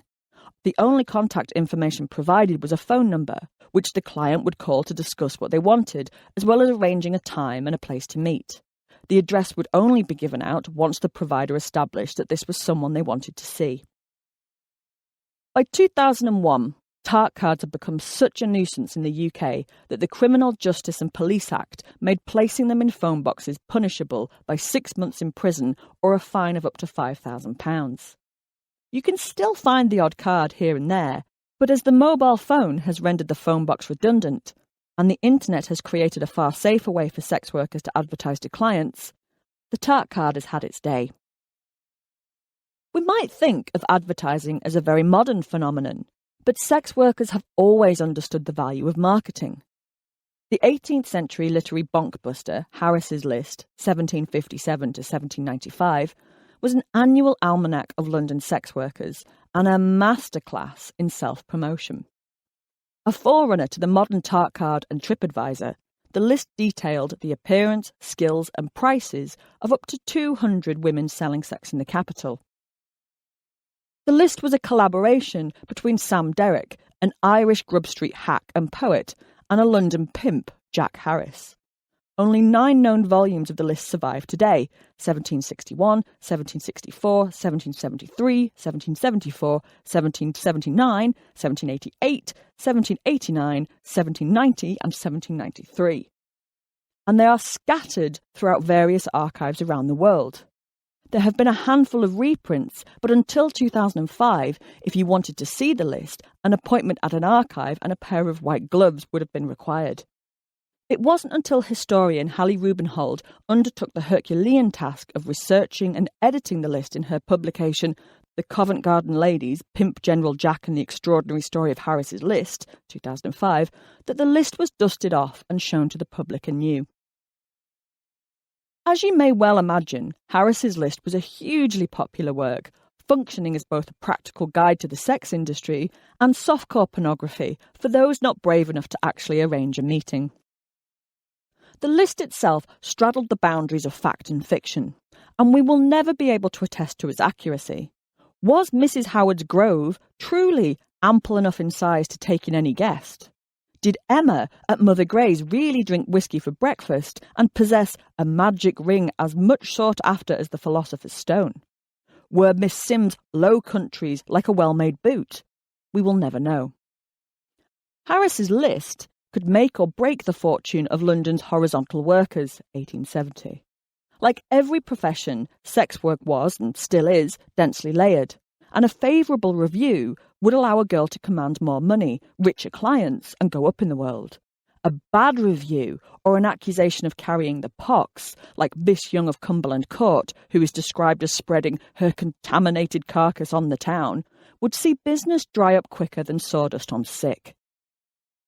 Despite Jack Harris's narrative style of a cheeky scamp about town sampling the delights of the city at random, the selection process was highly competitive, and Harris knew the marketing value of his list.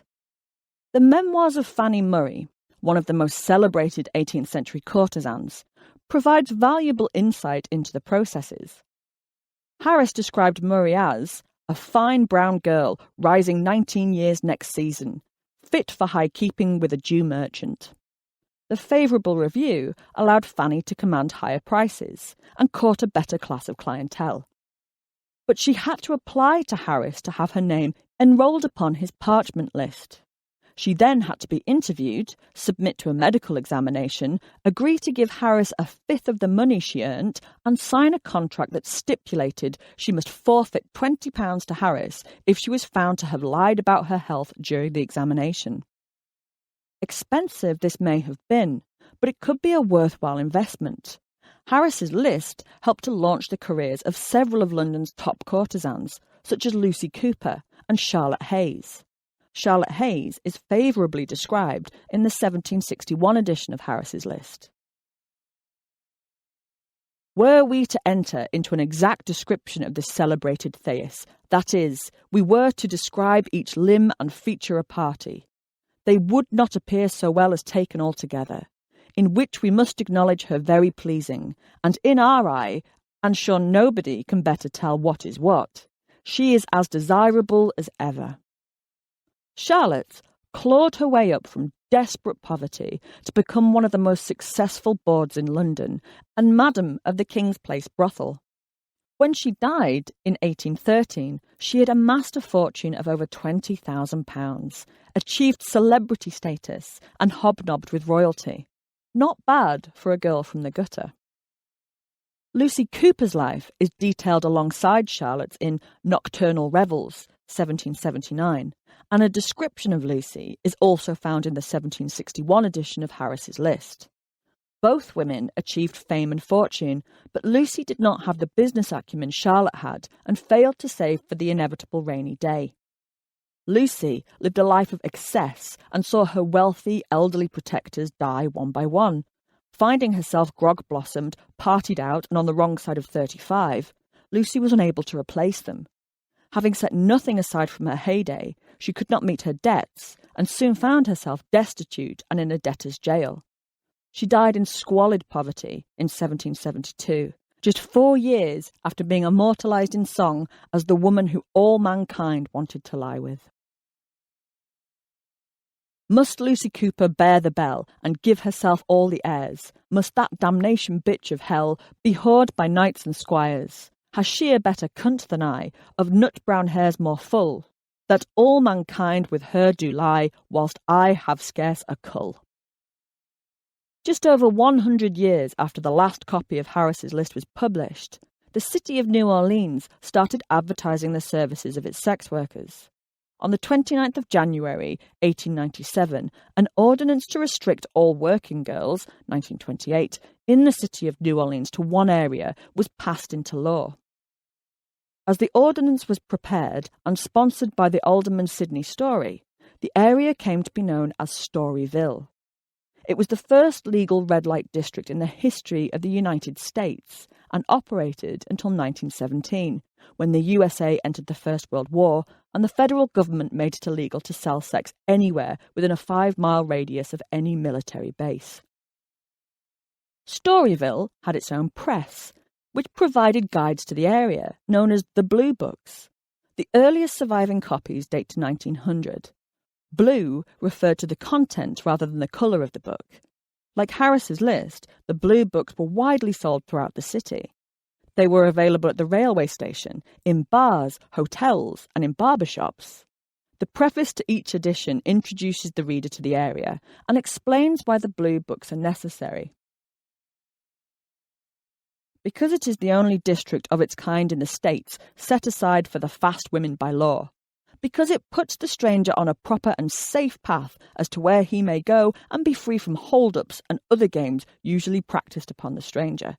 It regulates the women so that they may live in one district to themselves instead of being scattered over the city and filling our thoroughfares with streetwalkers.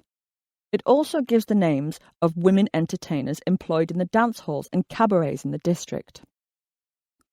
The blue books contain details of the most prominent working girls, but more commonly advertised the madams at whose establishments they worked, such as Miss Bertha Golden of Iberville Street. Bertha has always been a headliner among those who would keep first-class octoroons.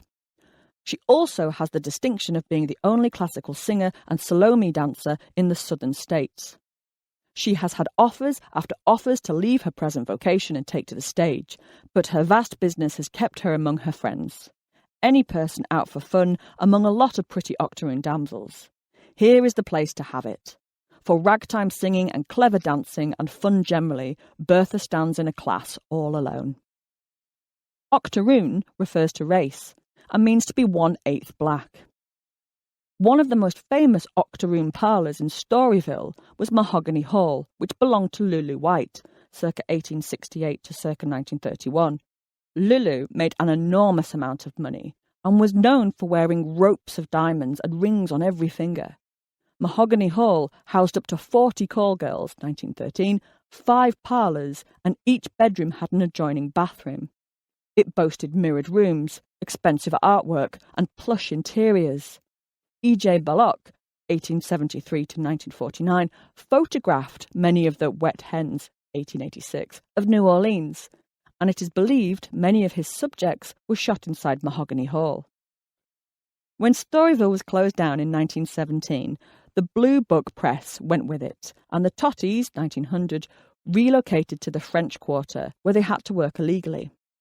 About the same time as Belloc was immortalising the women of Storyville, French photographer Jean Agelou, 1878 to 1921, was making his name with nude and erotic works.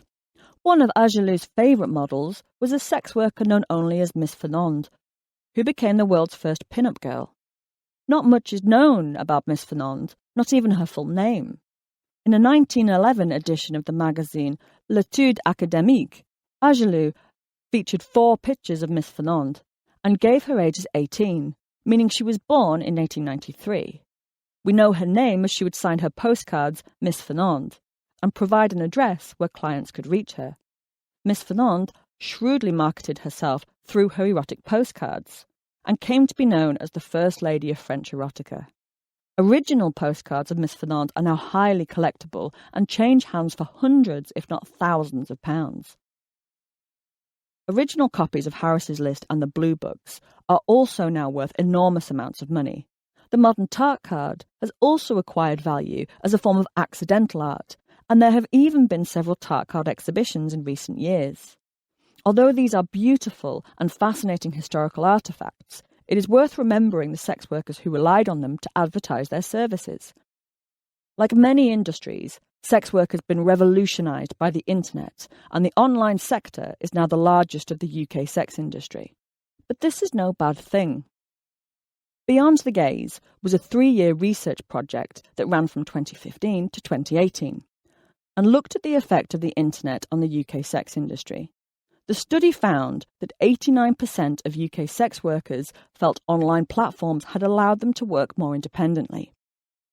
85% reported using the internet to screen and monitor their clients, and 78% said that advertising online had improved their quality of life.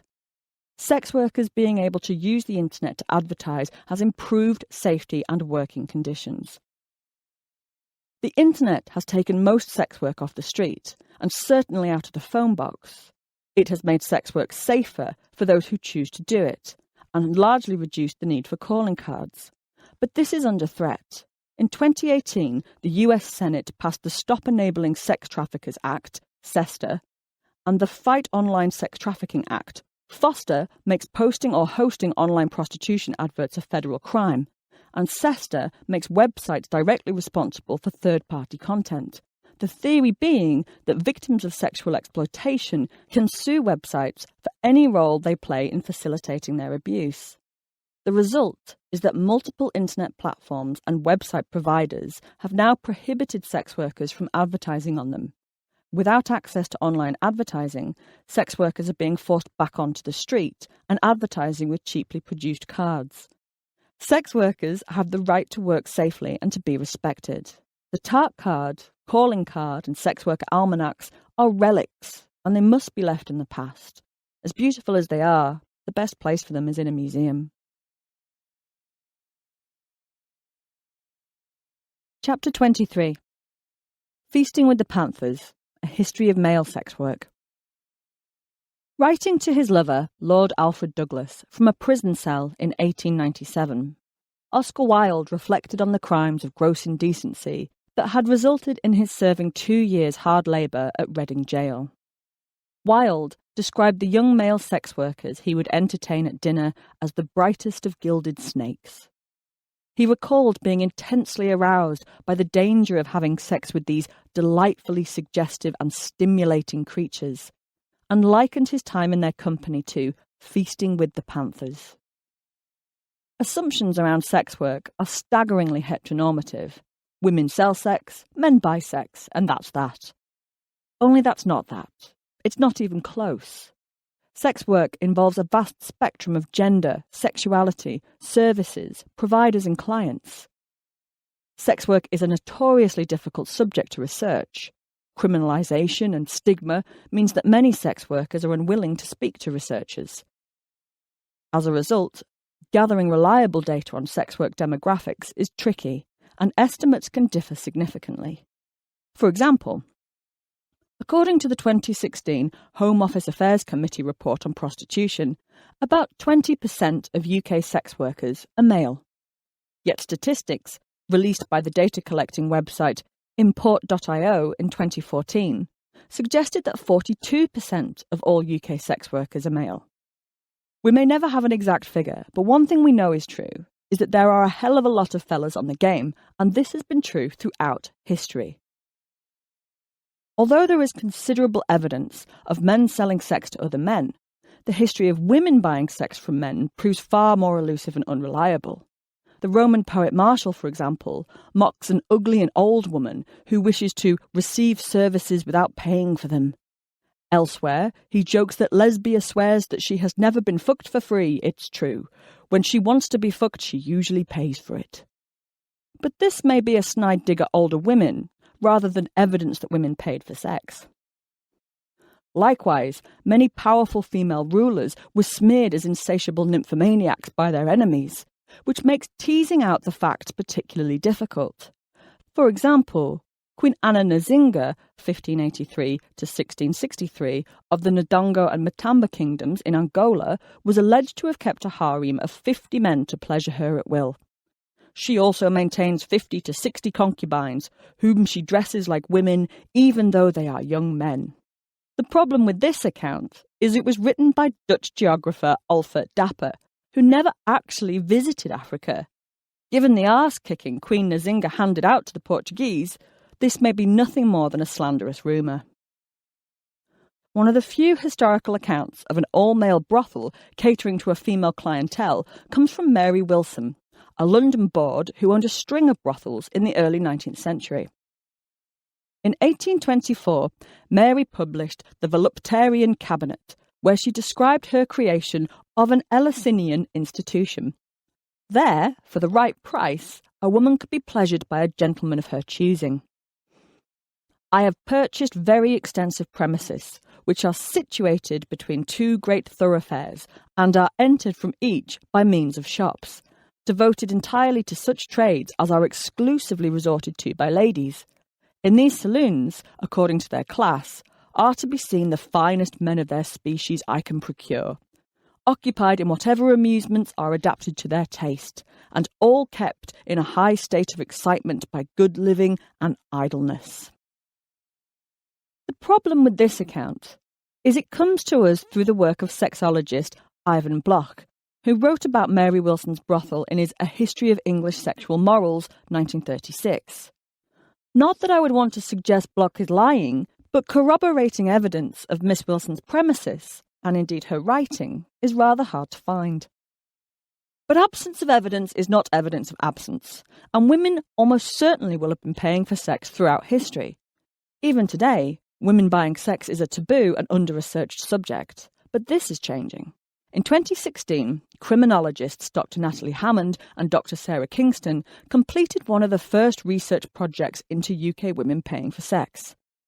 Dr. Kingston recognised her preconceptions were challenged by just how similar women's motivations for buying sex are to men's. Dr. Hammond found that women pay for sex for a range of reasons, such as wanting to experiment or having a mismatched sex drive with their partner, wanting sex but not an affair. This parallels what we know about male clients. They come from all walks of life and pay for sex for a range of reasons. Thankfully, research is now shedding light on women who pay for sex, but it remains a hidden history. Same-sex relationships between men were widely accepted throughout the ancient world, but they were still subject to strict socio-sexual rules that dictated what was decent and what was not.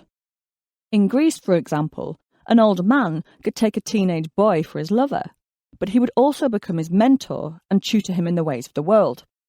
Though today we would recognise this as child sexual abuse and institutionalised paedophilia, the ancient Greeks not only accepted it, but parents would happily offer up their sons to rich old men in the hope that it would give them a boost up the social ladder.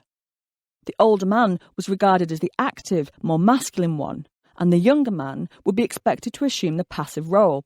This extended to the sex itself, where the younger man would be the one being penetrated, the bottom, and the older man would be doing the penetrating, the top. It was considered quite unseemly for a grown man to be a bottom. Similar pederastic arrangements were regarded as perfectly normal among the samurai warriors in Japan, where an older warrior would take an adolescent boy as his sexual partner in exchange for training him in martial arts and social etiquette. During his 1895 trial for indecency, Oscar Wilde described his affection for Lord Douglas as the love that dare not speak its name. When pushed by Sir Edward Clarke to explain what he meant by this, Wilde referred to the adult-child relationships of ancient Greece. The love that dare not speak its name in this century is such a great affection of an elder for a younger man as there was between David and Jonathan, such as Plato made the very basis of his philosophy, and such as you find in the sonnets of Michelangelo and Shakespeare. It is in this century misunderstood, so much misunderstood that it may be described as the love that dare not speak its name, and on account of it I am placed where I am now. It is beautiful, it is fine, it is the noblest form of affection. There is nothing unnatural about it. It is intellectual, and it repeatedly exists between an elder and a younger man, when the elder man has intellect and the younger man has all the joy, hope, and glamour of life before him. That it should be, so the world does not understand. The world mocks at it, and sometimes puts one in the pillory for it. All very noble this may have been, but for a man to simply sell sex, rather than exchanging sex for being mentored, did carry a certain amount of shame. For example, Greek men who sold sex were forbidden from entering temples, public speaking, or taking part in official proceedings. In 346 BC, the Athenian politician Aeschines prosecuted fellow statesman Timachus for addressing the assembly when he sold sex in his youth. The man who has sold the right to his own body would be ready to sell the state as well. Similar laws existed outside Athens too. In the city of Beroia, modern-day Varia, an inscription from the 2nd century BC bans slaves, drunks, madmen, and those who have prostituted themselves, heterokotes, from entering the gymnasium. However, such shame was not universal. The ancient Hindu sex manual, the Kama Sutra, describes how male sex workers, imitating women's dress, give good head to their male clients with no hint of shame. When it is in precisely this state, driven halfway inside the mouth, through the force of passion, he mercilessly presses down again and lets it go. This is called sucking the mango. Attitudes to sucking the mango were not quite as permissive throughout medieval Christian Europe, but we know a lot of sucking went on. On the evening of the 11th of December 1394, John Reichner was arrested for selling sex to Yorkshireman John Britby in Cheapside, London. Reichner's questioning and testimony before the Mayor's Court are recorded in lurid detail in the London plea and memoranda rolls. What makes this case so important is that Reichner then confessed to dressing as a woman and using the name Eleanor to sell sex to Britby, as well as to friars and members of the clergy. Reichner also admitted to dressing as a man to seduce laywomen and nuns. John Reichner further confessed that on Friday before the feast of St. Michael he came to Burford in Oxfordshire and there dwelt with a certain John Clark at the Swan in the capacity of tapster for the next 6 weeks, during which time 2 Franciscans, one named Brother Michael and the other Brother John, who gave him a gold ring, and 1 Carmelite friar, and 6 foreign men committed the above said vice with him.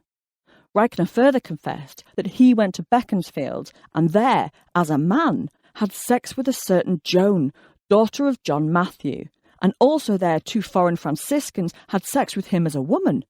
John Reichner also confessed that after his last return to London, a certain Sir John, once chaplain at the Church of St. Margaret Pattens, and 2 other chaplains committed with him the aforementioned vice in the lanes behind St. Catherine's Church by the Tower of London. Reichner further said that he often had sex as a man with many nuns, and also had sex as a man with many women both married and otherwise. How many he did not know. Reichner further confessed that many priests had committed that vice with him as with a woman, how many he did not know, and said that he accommodated priests more readily than other people because they wished to give him more than others. On first reading, this document appears to be a rare account of a transgender woman in the Middle Ages. So why have I included it in a chapter on men in sex work? Because the document is likely to be a satirical jibe at the church rather than a genuine case. When this document first came to light, historians were understandably excited at what this could tell us about sex and gender in the 14th century. It wasn't until Jeremy Goldberg did a bit of digging that questions had to be asked about the reliability of the source. Not only are the charges, verdict and punishment missing, but cases of fornication, buggery, anal sex, etc. were not heard before the mayoral courts. Furthermore, the names John Reichner and John Britby appear elsewhere. A John Britby was a vicar in a Yorkshire parish, and a John Reichner escaped the Bishop of London's prison in 1399, which makes it likely that the church is the target of the satire. It has even been suggested that Reichner is an allusion to Richard, King Richard II, meaning the document is mocking the king as whoring himself to the church for money. A hoax it may be, but it still gives us valuable insight into medieval male sex work. Clearly, it was widely known that men sell sex, and we can see the levels of stigma and shame attached to it. Whereas in the ancient world, same-sex relationships were not only accepted and actively encouraged, in medieval Britain, they were subject to ridicule and scorn. In Anarchia Anglicana, 1649, Clement Walker refers to new erected Sodoms and Spintries at the Mulberry Garden at St. James's. A spintry is a Latin word for a male brothel, and the one at Mulberry Garden once stood where Buckingham Palace does today. We don't know the names of the people who worked there, but they all took a terrible risk to do so. The Buggery Act of 1533 had been passed to punish the detestable and abominable vice of buggery committed with mankind or beast. Those convicted of buggery faced the death penalty. It wasn't until the Offences Against the Person Act of 1861 that buggery stopped being a capital offence in England and Wales.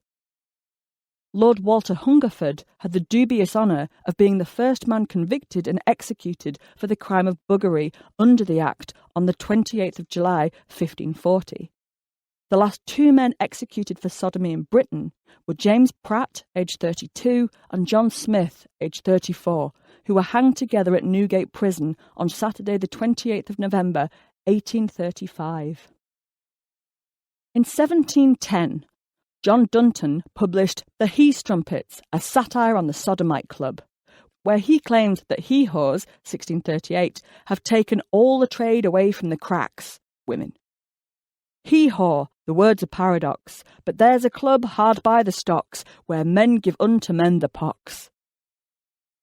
Any self-respecting he-whore in 18th century London would solicit for customers at one of the city's molly houses. A molly house was not strictly a brothel, but rather a public house, such as a tavern, a coffee shop, or an alehouse, where gay men could meet up. In 1709, journalist Ned Ward published an exposé of the goings-on at the capital's molly houses, 1726. There are a particular gang of sodomitical wretches in this town who call themselves the Mollies, and are so far degenerated from all masculine deportment or manly exercises, that they rather fancy themselves women, imitating all the little vanities that custom has reconciled to the female sex, affecting to speak, walk, tattle, curtsy, i.e. curtsy, cry, scold, and to mimic all manner of effeminacy that ever has fallen within their several observations, not omitting the indecencies of lewd women, that they may tempt one another by such immodest freedoms to commit those odious bestialities that ought for ever to be without a name. One of the most notorious molly houses belonged to Mother Margaret Clapp, who also provided beds for her clients. In 1726, Mother Clapp's establishment was raided, and 40 men in various states of undress were hauled off in the middle of the night to Newgate Prison. Although most were released owing to lack of evidence, the resulting trial later that year saw 3 men executed and 2 put in the pillory. Mother Clapp herself was sentenced to be pilloried and did not survive the experience. The case largely depended on the testimony of 2 sex workers turned informants. 30-year-old Thomas Newton and 18-year-old Edward Courtney had been caught selling sex in London's molly houses, and to save their own skins, both agreed to testify at the trials following the raid on Mother Clapp's molly house. At the trial of George Kedger, Edward Courtney testified that Kedger had paid to bugger him at Thomas Orme's molly house. Kedger denied this and claimed he had advised him to leave off that wicked course of life, but he said he wanted money, and money he would have, by hook or by crook, and if I would not help him to some, he would swear my life away. Courtney very nearly did swear his life away, as Kedger was found guilty and sentenced to death, though he was later reprieved. Newton testified that he regularly sold sex in the molly houses and had been sodomised by 43-year-old William Griffin, 43-year-old Gabriel Lawrence, and 32-year-old Thomas Wright. All 3 men were sentenced to death and hanged at Tyburn. While the threat of capital punishment was not enough to deter the he-strumpets, it was enough to force the trade underground. Subsequently, the names of historical hustlers are primarily left to us in court records as men stood before a judge, shamed, scared, and denying everything. But one male sex worker who shocked Britain precisely because he refused to be shamed and proudly called himself a professional Mary Ann was Jack Saul, 1857 to 1904. Born John Saul in a Dublin tenement slum, Jack first turns up in the court records of 1878, charged with stealing from Dr. John Joseph Cranny, who had employed him as a domestic servant. In 1879, he moved to London to make his fortune as a sex worker. 2 years later, Jack put his name to the erotic memoirs The Sins of the Cities of the Plain or Recollections of a Mary Ann, with short essays on sodomy and tribadism, 1881. How much of the book is fact and how much is fiction is unknown, but it is a deliciously lurid account of Jack turning tricks in Victorian London. I wanted to see him spend, so removing my lips, I pointed that splendid tool outwards over the hearthrug and frigged him quickly. Almost in a moment it came.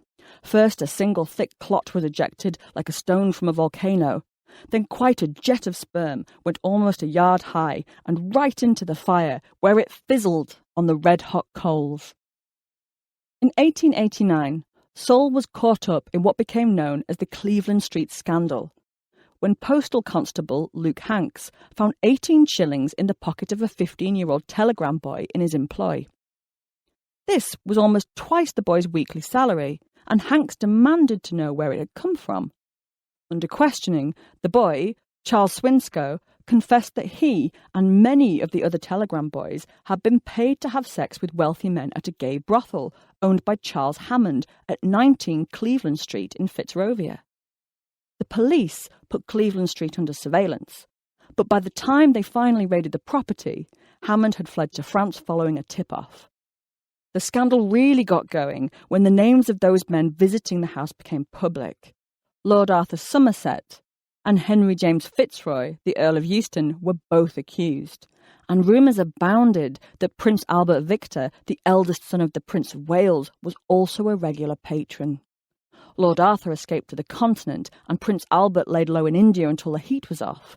But the Earl of Euston sued journalist Ernest Park for criminal libel after he was named in the press. In court, Henry James Fitzroy claimed that he had visited 19 Cleveland Street to see a tableau plastique, nude women. Once he'd realised what was really going on there, he left. Jack Saul was called to testify that he had regularly had sex with Fitzroy at Cleveland Street. What was particularly shocking to the British press was not only how open Saul was about earning his livelihood as a sodomite, but that he actually enjoyed it.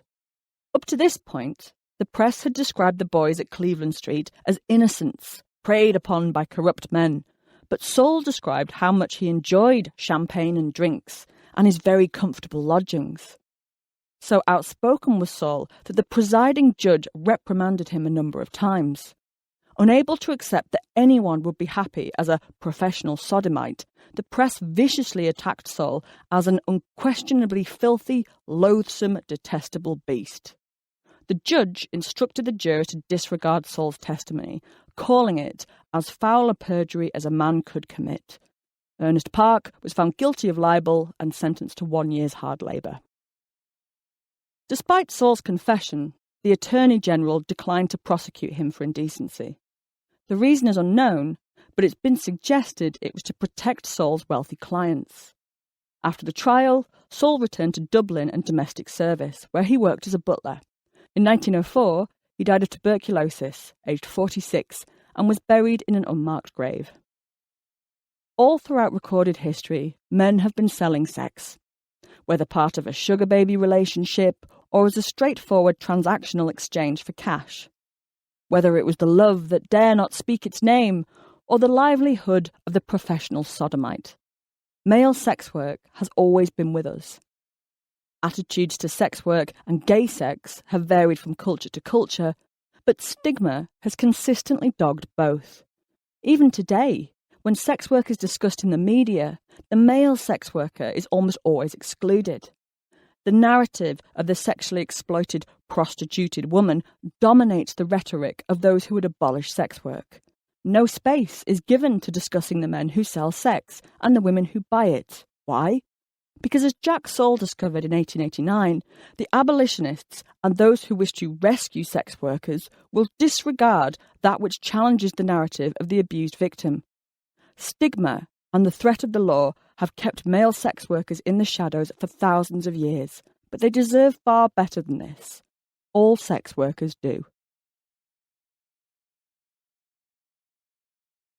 Conclusion. So here we are, at the end of our journey together. This is the point where we both roll over, light a cigarette and ask, so how was it for you? I do hope you've enjoyed listening to this book. Although, like a well-posed Tinder profile picture, I fear the title may have promised more than could be delivered. This could never be a comprehensive history of sex. I'm not sure that such a thing could ever be produced, because there is not one history of sex. There are legion. The history of sex is a notoriously difficult subject to research. Police and court records, medical texts and pornography are generally the go-to resources of the sex historian. But these sources always load the dice. What is almost totally absent is the unbiased testimony of everyday folk to tell us how they felt about and experienced sex. Take, for example, the history of sex work. It is quite easy to find sources that will tell us what doctors, moralisers and the media have thought of the sex trade. But trying to find the voices of sex workers themselves is almost impossible. They are always just out of reach, filtered through the pens of men who had their own agenda, sensationalised to titillate, or heavily dictated by circumstance. For example, when Isabel Barker stood trial on the 24th of May, 1683, for keeping a brothel in Mork Lane, London, the court records show that she swore blind she had used honest industry for her living, despite several women testifying that they'd caught their husbands sneaking out of her house late at night. Isabel was eventually found not guilty after managing to find a number of people to provide her with a good character witness. But, given that the penalty for running a brothel in 17th century London was a hefty fine, imprisonment and some time in the pillory, we can perhaps understand why Isabel might not have been completely honest in her claims that she knew absolutely nothing about licentious people or carnal wickedness. Such records tell us a great deal about the law and the sex trade, but what they can't reveal is who Isabel really was, or how she truly felt about her accusation, beyond the fact that she denied it. Nor can it tell us anything about the men and lewd women who were caught by irate wives in Isabel's boarding house, what their background was, or how they felt about Isabel, and indeed the law. The lived experiences of everyday people remain frustratingly just out of sight. Like trying to peer through a dirty window, we can glimpse shape, colour and movement within, but we can never quite see the whole picture clearly. While unbiased individual testimony may be rare, what we do have in abundance is evidence of the structures that frame people's experience of sex. Throughout this book, I have traced the various threads of religion, the media, law, politics, and economy in an attempt to reveal some of the rich tapestry of human sexuality. But I'll finish by asking what kind of picture are we currently weaving for future historians to unpick? Current attitudes to sexuality around the globe vary dramatically. Countries such as Saudi Arabia, Pakistan, and Somalia have all outlawed adultery. Common punishments include fines, imprisonment, flogging, and even the death penalty. Being gay is still illegal in 70 countries and punishable by death in Mauritania, Sudan, northern Nigeria, and southern Somalia. Although Western attitudes can be comparatively progressive, they are by no means uniform. For every sex-positive, polyamorous pansexual, there is a monogamous heterosexual who believes that homosexuality is wrong. For every unrepentant nymphomaniac, there is an asexual wondering what the hell all the fuss is about. For every placard touting Me Too feminist, there is a confused and indignant Hooray Henry who can't understand why he isn't allowed to slap female interns on the ass anymore. As anyone who's ever spent more than 2 minutes on social media can tell you, modern debates around sexuality and gender can be fierce and often toxic. But at least people are talking and can talk about their sexuality with a freedom we've never had before. Of course, there is still a long way to go before, as a culture, we're comfortable with sex. But we have never been more inclusive, permissive, and tolerant than we are right now. I say that in the full knowledge that this is a privilege that many around the world do not have. But the simple fact that many of us are free to talk about and express our sexuality is remarkable. We have never been more willing to talk, listen, and respect one another's viewpoints and experiences. And although there is still considerable prejudice, stigma, and sexual ignorance around the world, voices are being heard and ground is being gained. Perhaps what our own time will be remembered for is our scrutiny of sexual consent. Debates around sexual consent are nothing new. Almost every culture in history outlawed sexual violence and understood rape as morally wrong. But what constituted rape varied considerably from culture to culture. In ancient Rome, for example, rape was illegal, but only if the victim was a free-born Roman citizen. Slaves weren't recognised as citizens, so as far as the Romans were concerned, it was impossible to rape a slave because they did not have the right to say no. Likewise, the Anglo-Saxons outlawed rape, but viewed the seriousness of the crime as dependent on the victim's status rather than the attacker's actions. Some of the earliest extant Anglo-Saxon laws covering the punishment for rape are those of King Ethelbert of Kent, AD 560 to 616. Ethelbert's laws cover abduction, adultery and assault, but also sexual assault, specifically the sexual assault of free-born virgin women. The law reads, if anyone carries off a virgin by force, he has to pay to the owner 50 shillings, and afterwards buy from the owner his consent to the marriage. To the Anglo-Saxon mind, this made perfect financial sense. A woman's virginity was highly prized on the marriage market, and the loss of virginity effectively lowered her stock. If a woman could no longer marry, her family, owner, would have to continue to keep her, hence the compensation paid. That the victim is forced to marry her rapist is barbaric, but again, made financial sense to the Anglo-Saxons, who viewed rape as criminal damage. If you break it, you buy it. As far as the Anglo-Saxons were concerned, the injury inflicted was not bodily or emotional, it was financial. The Victorians also intensely debated sexual consent and fretted over what was assault and what was simply banter. One case that forced a national debate about the difference between top bants and assault occurred on the 26th of December 1837 in the Artichoke Public House in the London district of Holborn, when Caroline Newton bit the left nostril off one Thomas Sutherland, who had tried to kiss her without asking first. According to various reports, she then either absolutely swallowed the flesh or was seen to spit it out of her mouth upon the ground. After spending several weeks recovering, Thomas pressed charges for assault. What made this case so famous was not the assault itself, but Sergeant Adams, the court's chairman's, ruling of it. Having reviewed all the evidence, Adams told Thomas Sutherland that although he was truly sorry for the loss of his nose, if he would play with cats, he will get scratched. Adams then told the jury, "Gentlemen, my opinion is, if a man attempts to kiss a woman against her will, she has a perfect right to bite his nose off if she has a fancy for doing so." This ruling was widely reported in the press as the law of kissing and set a legal precedent for assault in the 19th century. The law of kissing ruling genuinely unsettled 19th century Britain, and the idea that a woman had a right to bite off an attacker's nose was criticised and ridiculed in equal measure. Many mocking poems were published around this time. Clearly, the threat of punishment for kissing a woman led to some anxiety amongst the menfolk about what was acceptable behaviour between the sexes.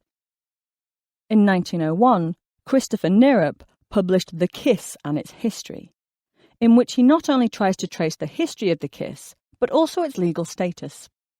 Nierop cites the 1837 case and uses it to illustrate the great difficulty men have in fully understanding when they should not kiss women and why. It is a matter of general knowledge that a woman's no is not always to be taken seriously. The refusal may, you know, be merely feigned. He continues to warn his male readers that if they take the girl's feigned no seriously, she will only laugh at him afterwards. Such is woman's nature. What makes our own time and culture historically unique is our understanding that no really does mean no, and that everyone has the right to say no, at any point, under any circumstances, and that must be respected. It's important to acknowledge here that sexual assault remains a major issue today, and there are still far too many people who haven't got the message about ongoing sexual consent.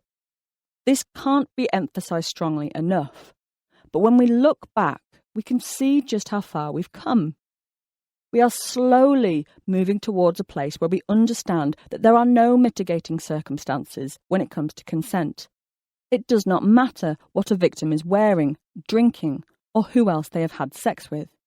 It doesn't matter if the attacker is a good swimmer, a Supreme Court judge, or President of the United States. It doesn't matter if the attacker thought it was all jolly japes and banter. Assault is assault. But we're not there yet. We still live in a world where a victim's underwear can be submitted as evidence of consent in a rape trial, as happened in Ireland in 2018. A 27-year-old man was acquitted of raping a 17-year-old girl in Cork after his lawyer told the jury, "You have to look at the way she was dressed. She was wearing a thong with a lace front." This kind of victim-blaming, shaming and proclaiming of sexual entitlement can be seen all throughout history. But what happened next is new. The case caused global outrage. Hundreds marched in Cork, Dublin, Limerick and Belfast to protest against the ruling and the absurd idea that underwear can give consent. The hashtag #ThisIsNotConsent trended on social media as women across the world posted pictures of their underwear. Irish MP Ruth Coppinger held up a lace thong in the Dáil, Irish Parliament, shortly after the ruling and said, "It might seem embarrassing to show a pair of thongs here. How do you think a rape victim or a woman feels at the incongruous setting of her underwear being shown in a court?" She also told supporters that compulsory training on consent should be introduced for judges and jurors. While misogynistic court rulings and weary narratives around consent in clothing are not new, they are now being challenged and called out on a global scale. So we must keep talking about sex. We must keep educating children about sex, and not just about what happens when a sperm gets its hands on an egg. We must talk about consent, pleasure, masturbation, pornography, love, relationships, and our own bodies. Because the only way we will dispel shame is to drag sex out in the open and have a good long look at it. History has shown us how damaging shaming sexual practices in all their myriad forms can be. Let's learn the lesson. This concludes A Curious History of Sex by Kate Lister, narrated by Kate Lister, copyright 2020 by Kate Lister. This unabridged audiobook is published by arrangement with United Authors Publishing Limited and was produced in the year 2020 by Tanta Media Incorporated, a division of Recorded Books which holds the copyright thereto. Please visit tanta.com for more information on our growing library of unabridged audiobooks.